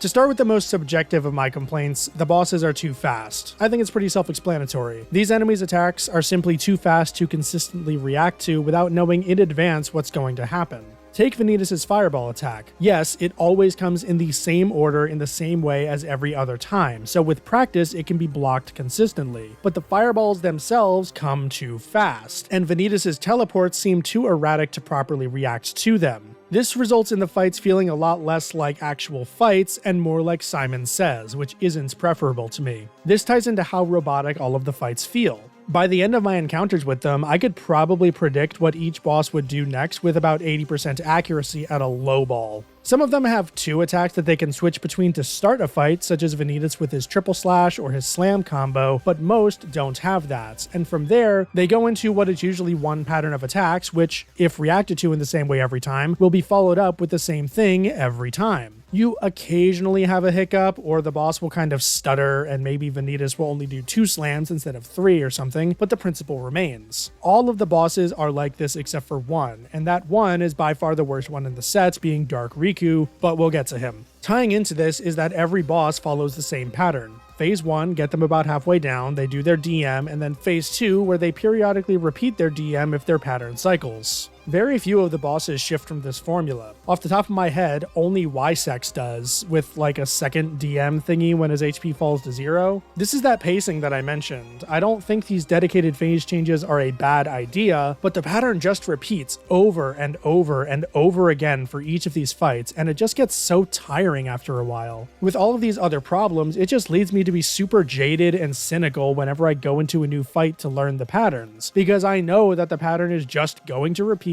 and then I'm going to have to learn a whole other stupid set of attacks and patterns, which are just slightly reworked versions of the phase 1 attacks after I already go through the trouble of learning phase 1 and the DM. It's incredibly demoralizing and makes me actively want to not move on to another fight after I beat one of them.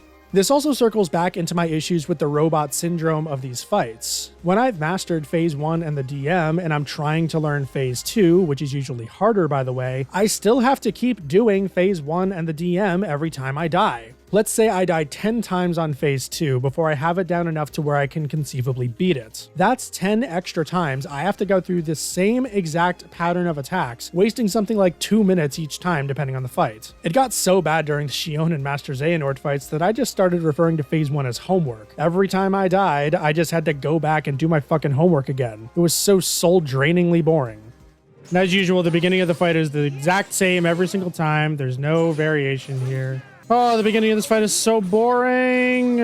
It's so boring. I love having to do fucking homework before I get to do like the actual part that I want to do. I just want to be done with this game. I just want to be done with this game. I just want to be done with this game. Where's my block?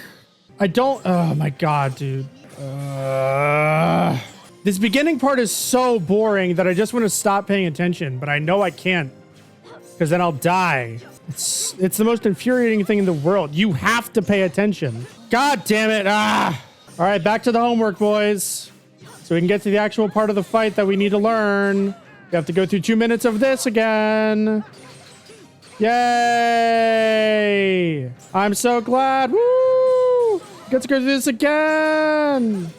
This wouldn't be nearly as much of a problem if these attacks were actually reactable, which would allow the boss to actually switch things up and keep things fresh and interesting for longer in my learning journey. But that just doesn't happen, like I mentioned before. Hell, maybe these reruns wouldn't be so bad if there were more ways I could meaningfully speed things up, but that isn't the case either. Kingdom Hearts 3 is severely lacking in interesting responses on the part of the player. There are 2 exceptions to this, but the vast majority of the time, your only resource to the relentless barrage of attacks from these bosses is to learn the timing and block, with maybe the occasional dodge thrown in there too, like with Vanitas' fire dive attack here. There's never a moment where it's obviously advantageous to meet the boss head on and attack before they can, and it's very, very rare where you can interrupt a boss mid-combo. Now, I say obviously there because for any opportunity that does arise, I had to specifically learn it from my chat after specifically asking for it. This is stuff like using Thunder on Vanitas when he jumps up to ride the Keyblades for either his regular attack or his DM to skip it. I never, ever in a million years would have figured that out on my own, because any other time I would have tried to do something like that, it would have failed and I would have died. There was never any indication that Vanitas was weak to Thunder, or that it might stagger him at the right moment. There's never any hint in-game that Saix's rage goes down faster from a shot of Blizzard, except maybe one of the death hints, but even that, I didn't even notice, you know? I'm sure a lot of people are going to defend these inclusions of spell integration, but I just can't in good faith. I'm certainly glad that they're here because they made these fights slightly more tolerable, but this actually goes back to my complaints throughout the whole series, which is that it doesn't ever explain itself regarding any of the specifics of its mechanics, and it wouldn't take much. Just have the characters' comments that Thunder works well against enemies that are in the air. Have it be a consistent thing throughout the game. Then it would be really rewarding for the player to connect the dots and nail Vanitas in the air, since they've retained that information and proven their mastery over that particular mechanic. But no, these bosses can be interrupted randomly. This leads us into the issue of turns. Let me be clear, these are not fights, at least not in the traditional sense. These are like a pale facsimile of what people think Dark Souls style bosses are. In a layman's terms, these fights are ping pong matches. I go, you go, I go, you go. I don't even mind this style of boss fights, by the way. My favorite fight in the series, Lingering Will, is exactly this, and so were a lot of the great fights in the series, particularly in Kingdom Hearts 2 with stuff like Roxas, Xigbar, Xemnas 1, the works. The differences, however, lie in both volume and severity. Lingering Will can be punished after every sequence of his attacks, and his attacks are all short and easily reactable once you know the tells, which these data fights don't really have. He has 3 phases to get through, making the fight feel much more dynamic, but his second phase works better than in these data fights because it's simply an extension of his first, with longer and more varied attack sequences, which makes it less tedious to learn than these are. And his DM, once you've seen it just once or twice, is entirely reactable. All of that is what makes Lingering Will good, not the ping pong, that's just the backdrop. So when all of these data fights fail at all of that other stuff, it results in a bad ping pong match. With the turns specifically, we've already gone over one issue, which is that the game never properly teaches you when spells can stagger enemies and what circumstances. That's on the player's end. On the boss's end, they just don't stagger in a normal way. Instead of tailoring each attack animation to where it's obvious that you can or can't interrupt it, or even when it's actually over and it's safe to attack, it's all left to guesswork. You have to somehow intuit that you can air step to Vanitas in the middle of this specific part of his fireball sequence to interrupt it, but nowhere else. You have to intuit that you can get to Vanitas and attack him after his fire dive attack. In the instances where he's performing a physical or close to physical combo where you can block and use reprisal to steal a turn away, that's fine.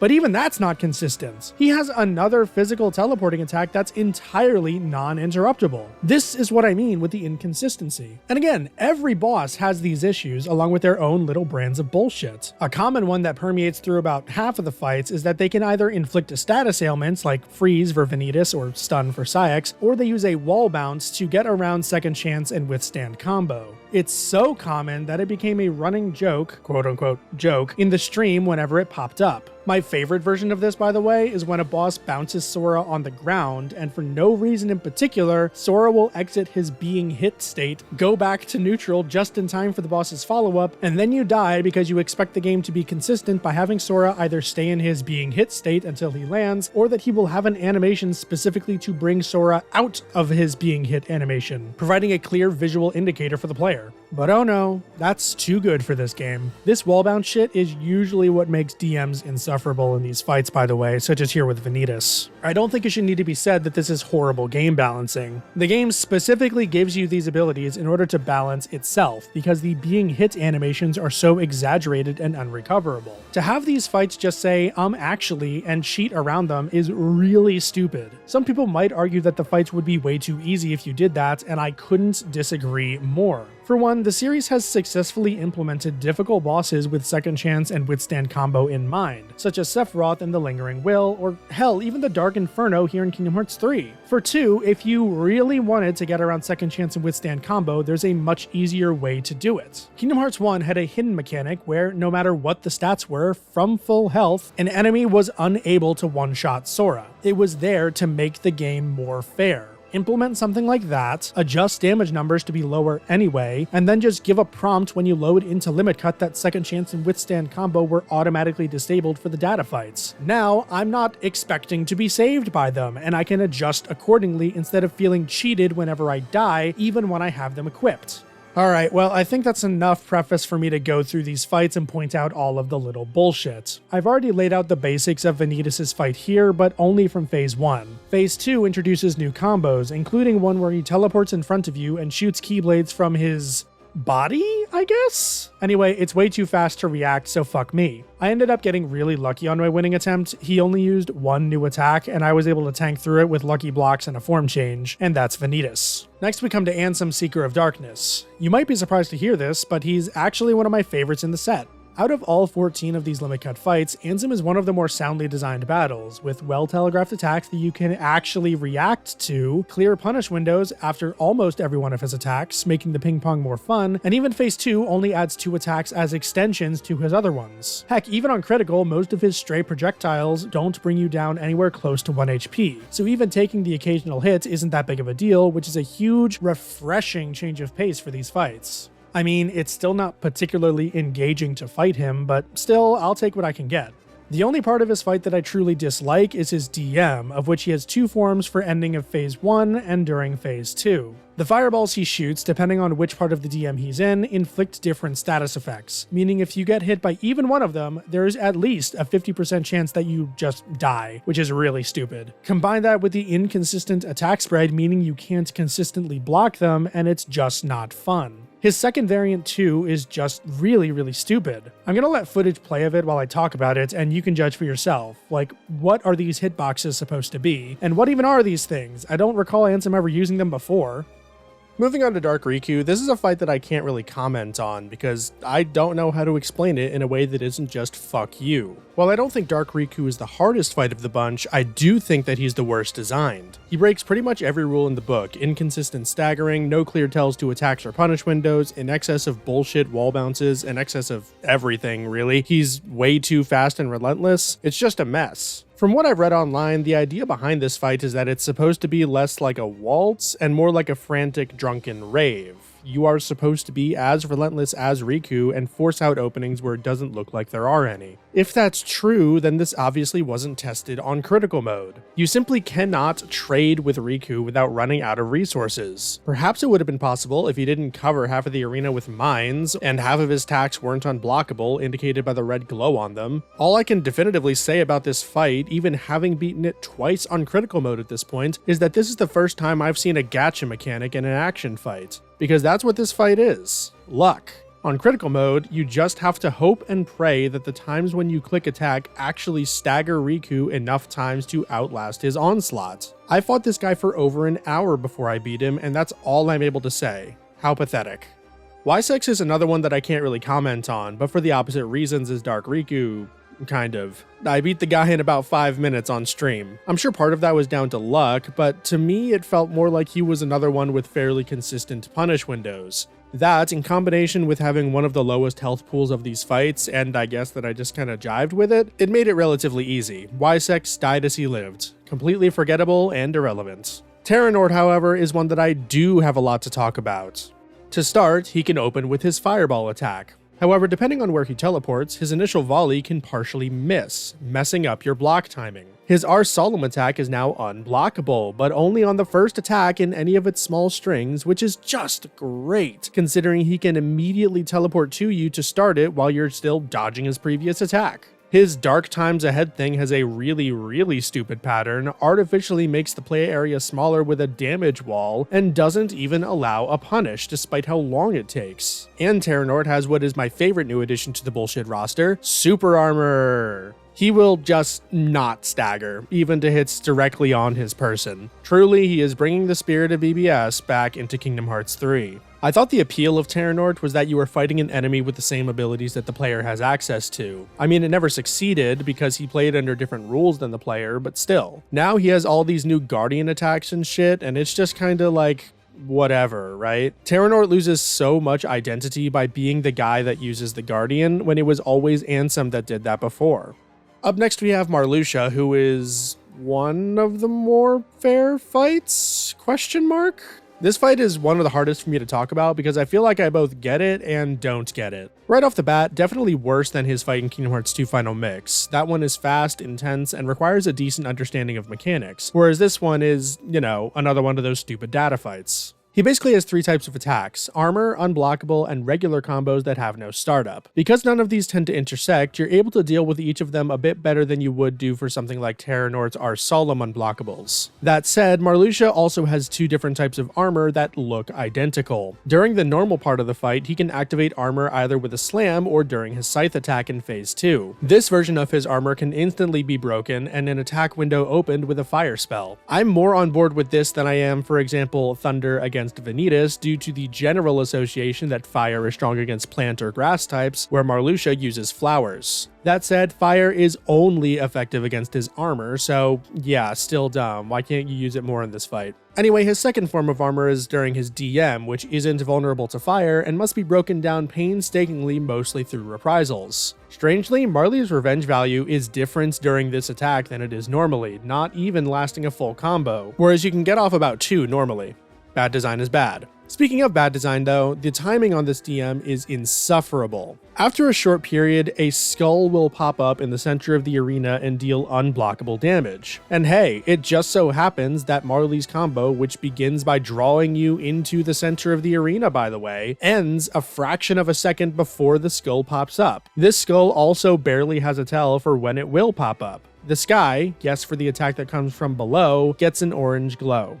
Neat. His final phase is kind of dumb too. Technically you can cheese it with another fire, but the intended way to do it is not to take a single hit during this barrage and then nail him with a single attack right at the end, since your timer is depleted more whenever you get hit, so you just don't have the time if you actually do get hit at any point during this.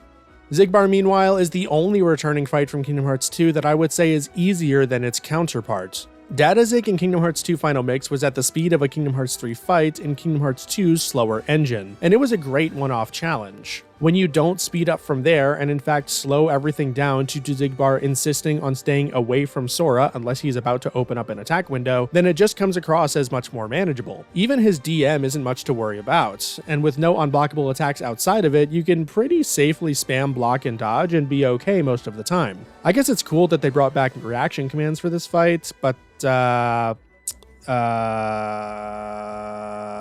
anyway, moving on. Luke's Herd, meanwhile, is an example of a good fight made horrible by the game that it's in. Unlike most of these fights, I don't mind having to figure out the different mechanics here, even though I'm annoyed that they're all untested bullshit. In essence, you have multiple variations of finding the right card, namely the O card. Sometimes the cards rotate around him and you have to hit an O that constantly changes. Sometimes all the cards are standing up and the O cards are the only ones with slower rotation. Unfortunately, the targeting system is fucking horrible. Multiple times I was fucked over by the targeting system refusing to target the correct card, even though Sora is right in front of it. It just gets locked up randomly on this target or that target, and usually you don't want to focus on that target. There's also the usual not being balanced for critical, where you have to use multiple thunder spells in a row to get rid of the glowing red cards. Honestly, just dodge through them, it's fine, whatever. His DM is also a nightmare though. Spin the camera around a bunch, look for Luke's sword, but not just once, no. This DM lasts for like a full 2 minutes, and it's the same thing over and over. Bad targeting, and hell, let's throw in the fact that Sora's attacks are so wide that sometimes they'll hit the wrong card before they hit the right one, resulting in a failure. My first time through these data fights, this was my favorites. Now I get just as frustrated with this one as I do the others. Fuck Kingdom Hearts 3. Speaking of fucking though, Larxene is next, and dare I say the quality here is about on par with her other appearances? That may sound like praise, but I fucking hate every Larxene fight in the series, so yeah. This one starts with the delectable little nugget where if you don't move, her first little physical attack will miss 80% of the time unless she strafes right next to you. Good luck with that one. Besides that, most of her attacks need to be dodged, not blocked, unless we're talking physical combos. She has a bunch of fast, unblockable lightning strikes, but thankfully most of them are reactable. The exception is in her 2 DMs, both of which are extremely stupid and very similar to Vanitas's, which was also bad. I just tried to damage tank my way through or spam dodge if I happened to be in light form at the time. I'm getting so sick of these stupid fights, dude. Let me tell you, YSex isn't any better than the others either. In fact, I'd go so far as to say that he's the second worst designed fight of the bunch after Dark Riku. The thing is, unlike Dark Riku, YSex's Phase 1 is very consistent. This means 2 things. 1, it makes the homework extremely boring. 2, more egregiously, the specific mechanics of the fight make learning those consistent strategies a very frustrating affair. Why the fuck does YSex have these slow-moving, exploding projectiles that stun you on hit? If one of those hits you, unless by a miracle, that's an instant death. Great fight. Yeah, there's an accessory that negates stun, but let me remind you that once you use a save file in Remind, it's completely locked out of base game content, so fuck you if you didn't get that specific accessory from that specific minigame, or have fun using the fucking Nano Gear Keyblade. His DM also takes way too long and is insanely boring because all you do is glide around and dodge the projectiles. And then his Phase 2 is just a nightmare. All of those insanely punishing attacks that come out too fast to react to? Yeah, they're all switched up and mixed together. Good luck. Xemnas is our third to last fight, and he's another one that would be good if not for being in Kingdom Hearts 3. His attacks are fairly well telegraphed, his DM is manageable, even if it looks like shit. Seriously, what the fuck were they thinking with this? Have you ever had a dream that that you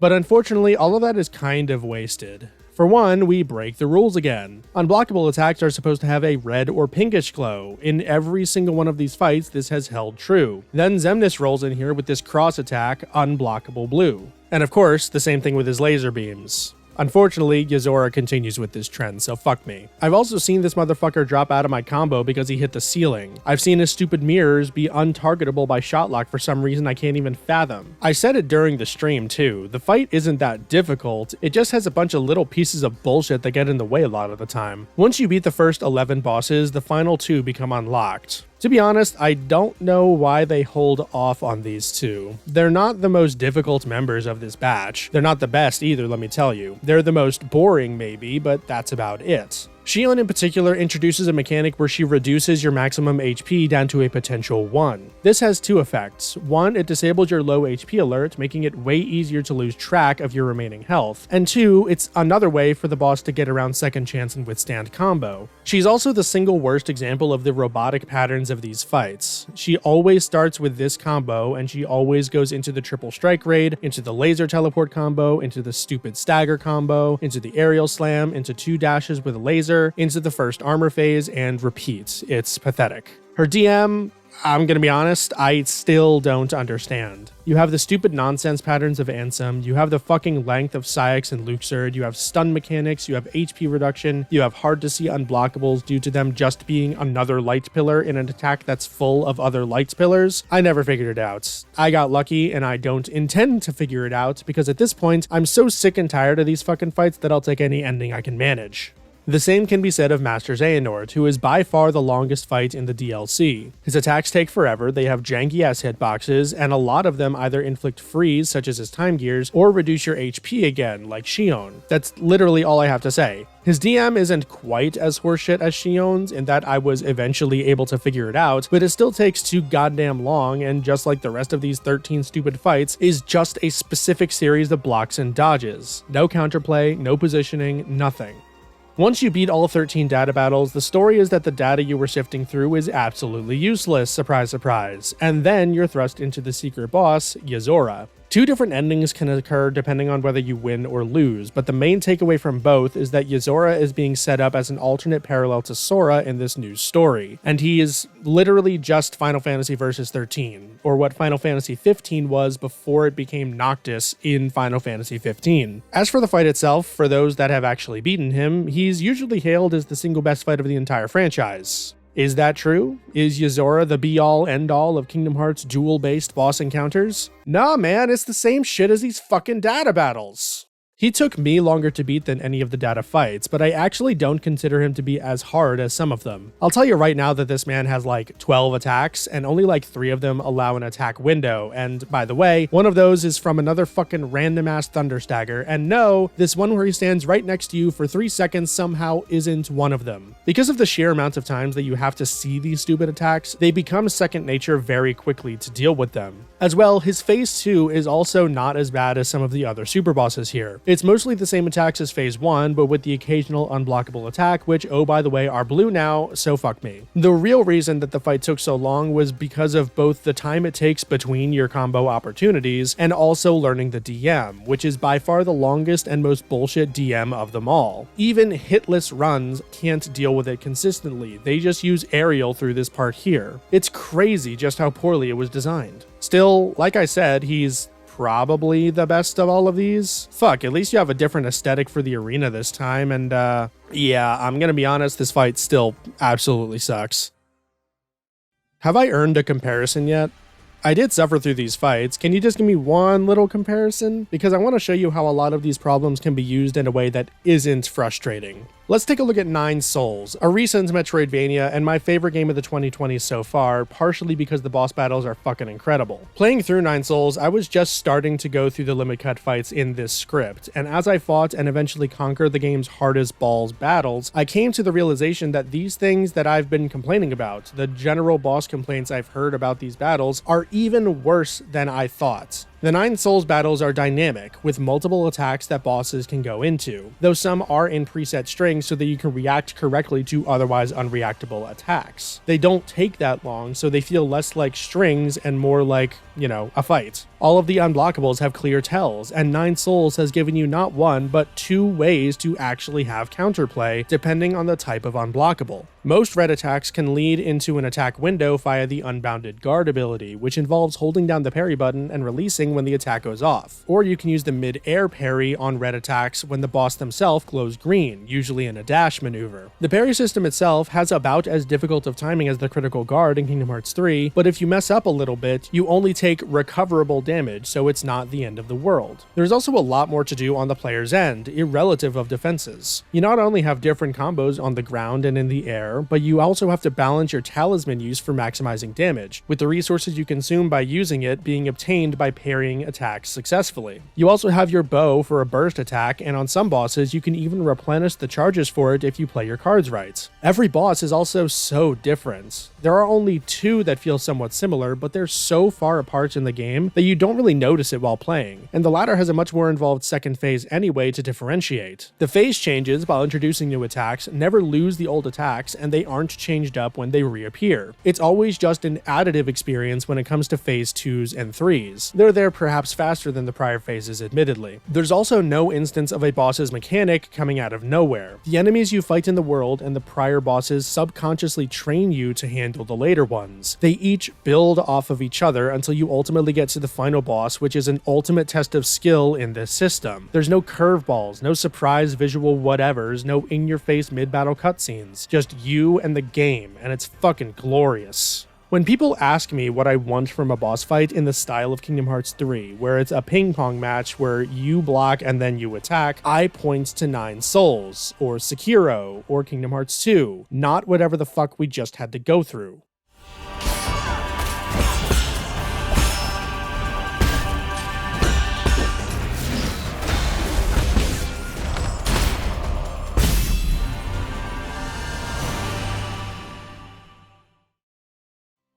Okay, I'm done talking about gameplay. Let's get into the writing shit.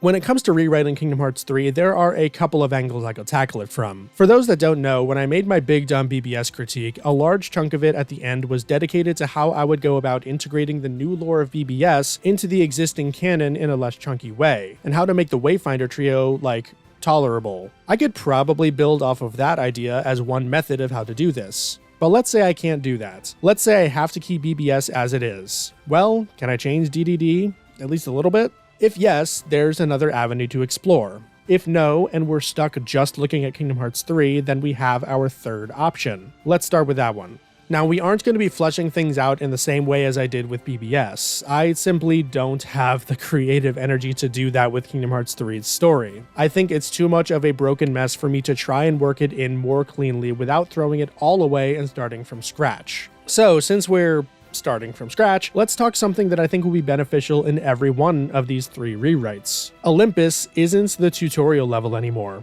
The thing that I think I hate the most about Kingdom Hearts is all of the videos on YouTube about this is what you need to know before you play and such. I'm sick of it. Kingdom Hearts doesn't need that shit. It just needs competent exposition. So instead of Sora or whoever going to Olympus, instead Yen Sid is going to send you to learn about what the fuck is happening by sending your ass to Scala ad Caelum. This would be a rundown, desolate version of the world, and the crumbling pathways and presumable heartless infestation would serve as our tutorials for combat and traversal. Throughout said tutorial, the game would explain to you, perhaps through Sora and company finding murals on the wall or texts explaining things, about the Keyblade War, the Lost Masters, the Keyblade, and its connection to Kingdom Hearts. This is where we would learn about Ephemer, where we would learn about the Keyblade Graveyard's significance when it comes to forming the Keyblade, and so on. It would set the stage for the final battle, while also being a great holy shit moment in the ending when you return to the Dreamscape Prime version of Scala ad Caelum through Xehanort's portal. The second thing we're changing in this rewrite is something I brought up during the story analysis, which is that progress should be made on the power of waking throughout the game. I don't even necessarily need it to be related to dreams and sleep, but some abilities you get should be directly attributed to Sora growing stronger and gaining a deeper understanding of this mysterious power. I'm thinking Shotlocks, Team Attacks, and Links specifically. Back in Kingdom Kingdom Hearts 1, the Keyblades you obtained were explicitly given by the different characters to Sora in the form of keychains. In that sense, it could be said that each Keyblade is representative of the person that gave Sora the keychain. You could easily bring that idea back and have each Keyblade you obtain be framed in this way. Or maybe, and here's a more radical idea, give each specific world's Keyblade at the beginning of the world, but unlock its shotlock at the end when Sora has grown a connection to said world's party members. The same could be said of team attacks. You could rework a lot of the world's specific team attacks to function like marshmallows, where they're tailored to the world's boss, providing both a spectacle and letting it serve as proof of Sora's new bond with these people. That would cause some of the world stories to change a bit to accommodate this framing of growing closer to people and thus becoming stronger through those bonds, but the pieces are already there for the majority of those rewrites, should they happen. Then, when it comes to Donald and Goofy's team attacks, give them a few key moments in the story of rescuing Sora from an attack or coming in clutch to save the day and some way, or even just have them reaffirm their bonds to Sora, triggering an ability gain which would activate their respective team attacks. The same is true for Link's. The holograms are stupid, honestly. Let's imagine a world or two where Donald and Goofy get the big emotional moment with Sora, like I said before. Obviously, this would more or less exclude the world party member from getting that connecting moment, and maybe those end-of-the-world bosses don't get specific team attacks. Instead, have those worlds contribute to summons. Instead of Simba, summon Baymax. Instead of Wreck-It Ralph, summon Mike and Sully to cause havoc. Instead of Ariel, summon Elsa. You get the idea. The fact that the summons no longer have anything to do with the world that you get them in is honestly one of the biggest missteps the series has ever taken. And that's on Kingdom Hearts 2, by the way, with its stupid fucking Chicken Little tie-in bullshit. Don't worry, Chicken Little, I love you. Don't. It's okay. I still love you.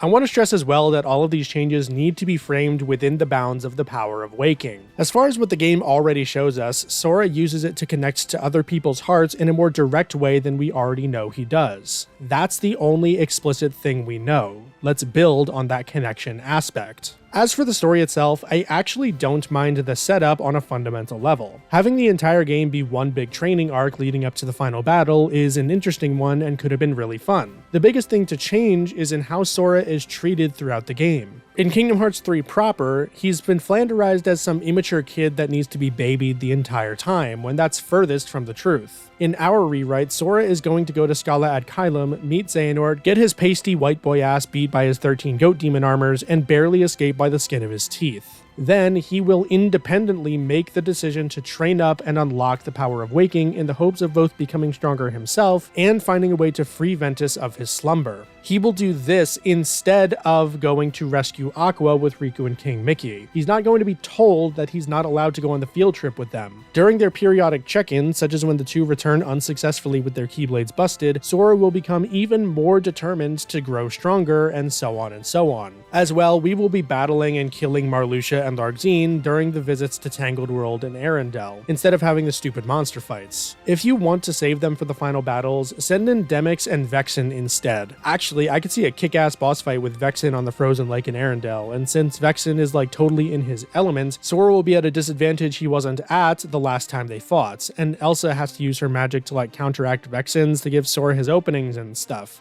Seems cool to me anyway. Point is, we should feel like we're making headway against the organization throughout the adventure, and especially in moments where it feels like they should have consequences in the game itself. I'm specifically thinking of Aqua versus Vanitas. Have Aqua kick the dude's ass and murder him dead. Give her literally one uncorrupted victory in the series, and I'll stop complaining about her being considered a Keyblade Master over Sora, please.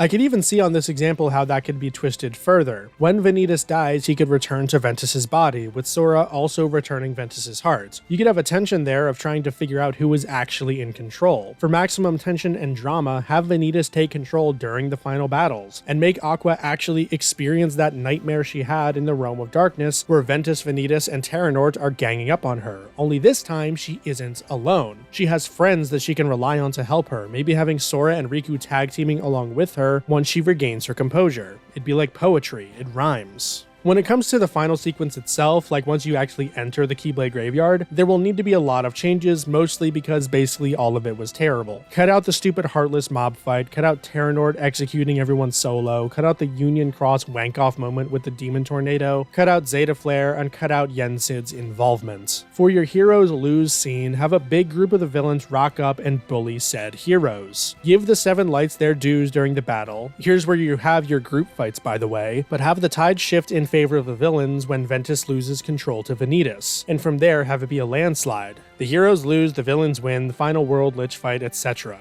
For the rematch, have the characters, act differently. Maybe they take a different route to the battleground and run into the Lingering Will, who will then join them. Maybe they turn on Ventus Vanitas immediately. Maybe the delay from their resurrection and time travel forces the 13 Darknesses to act hastily and mess up their own ambush. You could go a bunch of different directions with it. However it ends up happening, one thing you absolutely 100% need to cut out are the fucking death scenes. Regardless of their quality, they break any sense of pacing and tension in the sequence, and they rarely add anything meaningful to the characters in question. The only ones worth keeping if you intend to keep all of the sequel bait and actual character resolution intact are Dark Riku, Xigbar, Saix, Terranort, and Luxord maybe at a stretch. Everyone else is just dead. No goodbye, no final monologue, no redemption, no understanding, nothing. It's not necessary. 3 of these keepers are in separate battles, so just force the players to kill them last, making it feel less awkward that these slow-paced, heartfelt dialogues are happening on an active battlefield. The Dark Riku and Xigbar conundrum can be fixed by having a mechanic where they share a health bar, or only have Dark Riku have one and Xigbar just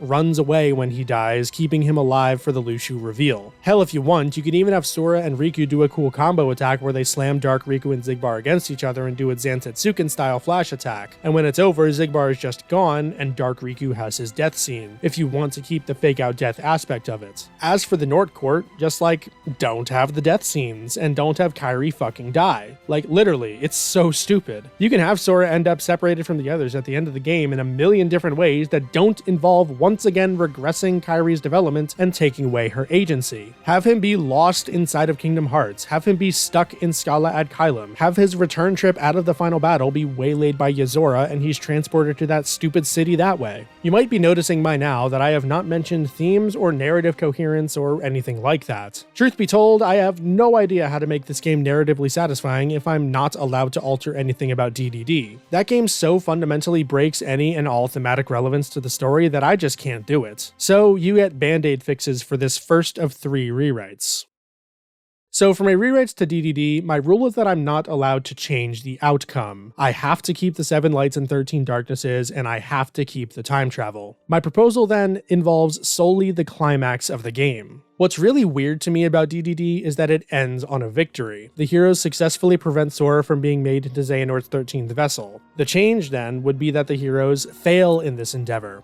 That's it. Well, actually, we're also changing how Sora is treated from a stupid novice to a multiversal threat, but whatever. What this does narratively is turn Kingdom Hearts 3 from a lethargic jaunt through a bunch of Disney worlds that don't matter into a tense cat and mouse chase where the heroes are constantly being pursued and attacked by a Norded Sora who is monstrously powerful. In this way, the series would have come full circle from the first game, where instead of Sora battling a Riku that has lost his way, now it's the other way around. You would occasionally have to run away from Sora or otherwise be defeated by him for the story to continue. Riku may be looking throughout the worlds for a way to restore Sora, maybe via the stupid black box that Maleficent and Luxor are looking for. Maybe it has the power to alter a person's heart if opened or whatever, providing an actual reason for that plotline to be in the game. Throughout the adventure, as Riku, you would periodically be drawn away from the Disney worlds to recruit another Keyblade wielder to play as. I'm thinking if we're keeping the ones that are playable now in Remind, Kairi is unlocked at the beginning of the first batch of worlds, or maybe before Toy Box and Tangled World. Aqua is unlocked after those two, and Roxas is unlocked before the Caribbean and San Fransokyo, and you would be able to freely switch between them all for exploration, though maybe you would be limited to using specific characters for certain story sequences. For example, I could see Aqua specifically acting in a kind of motherly or older sister type way toward Anna and Elsa for some nice moments that Kairi and Riku wouldn't be able to provide. I'm also trying to minimize the amounts of repeated content that the developers would have to go over. So for example, they wouldn't have to write for Kairi or Riku in Arendelle. What would happen come the Keyblade Graveyard then is that the heroes would lose the first time specifically because they weren't able to turn Sora back to normal, whereas on repeat they would be successful. Hell, I could even see the repeat coming about because of Sora coming to his senses just as he swallows up the 7 lights with his darkness. And from there you unlock Sora for the Lich fight and onward, where playing as Sora would be the reward for coming so far into the game.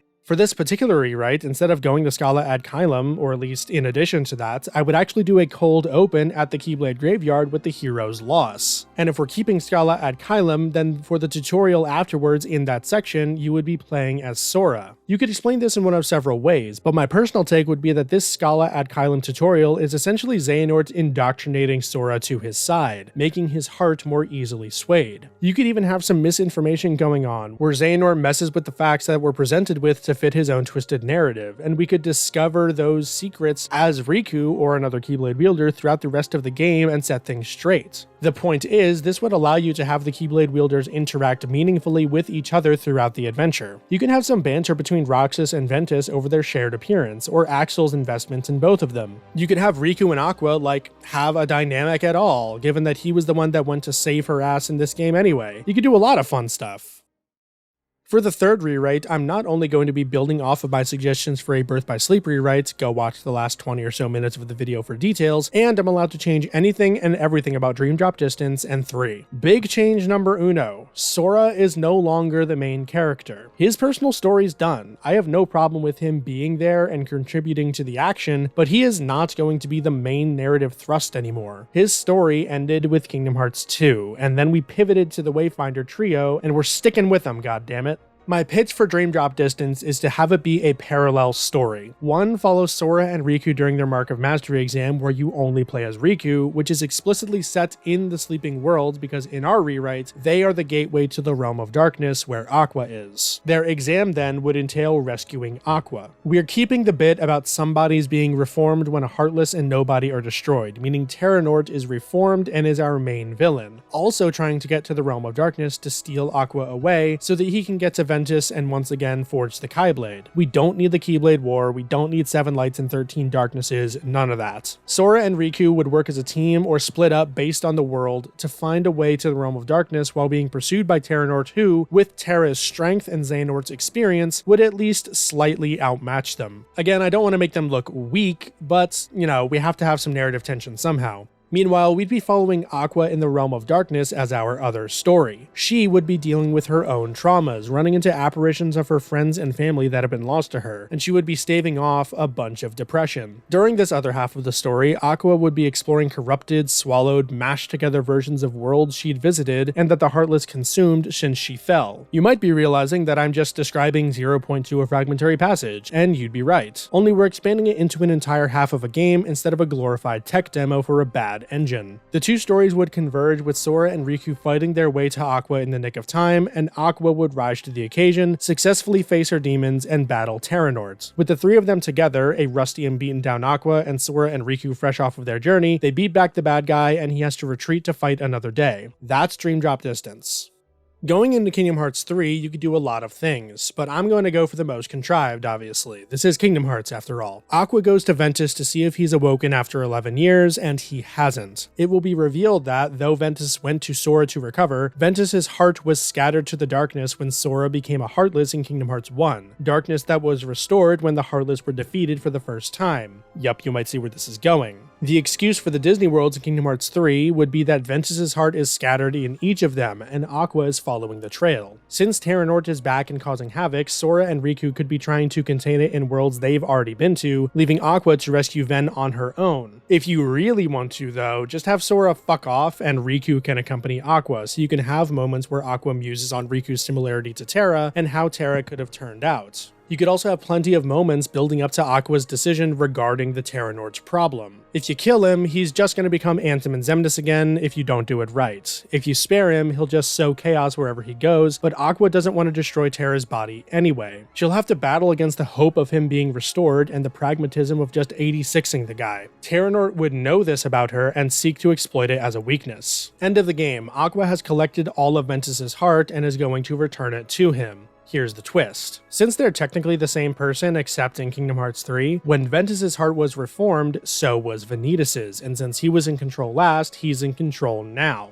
Terranort uses this to get to jump on Aqua, kick the girl's ass, and beelines it back to the Keyblade Graveyard so that Vanitas and Ventus can form the Keyblade yet again. You would of course have Aqua pick herself back up, likely with the help of her allies, and the final battle would occur in the Keyblade Graveyard. There, Ventus would be restored. Together, he and Aqua would successfully free Terra from Xehanort's control, leaving just Master Xehanort and Vanitas. However, because it's poetry and it rhymes, the Wayfinder trio wouldn't be nearly as unprepared as last time. They would defeat the two of them, avenge Ericus, and take their place in the world reunited once again. Hell, we could even have Vanitas finally come around, because remember, in this rewrite he's an actual character now, and joins them as their fourth.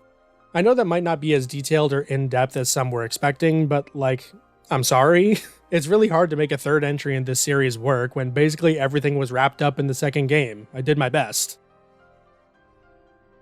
In any case, that is everything I wanted to talk about with Kingdom Hearts 3 and the Kingdom Hearts franchise in general. I will not be continuing this video series for Melody of Memory or any of the mobile titles. I may make a video when/if Kingdom Hearts 4 ever comes out, but not a really long one like this.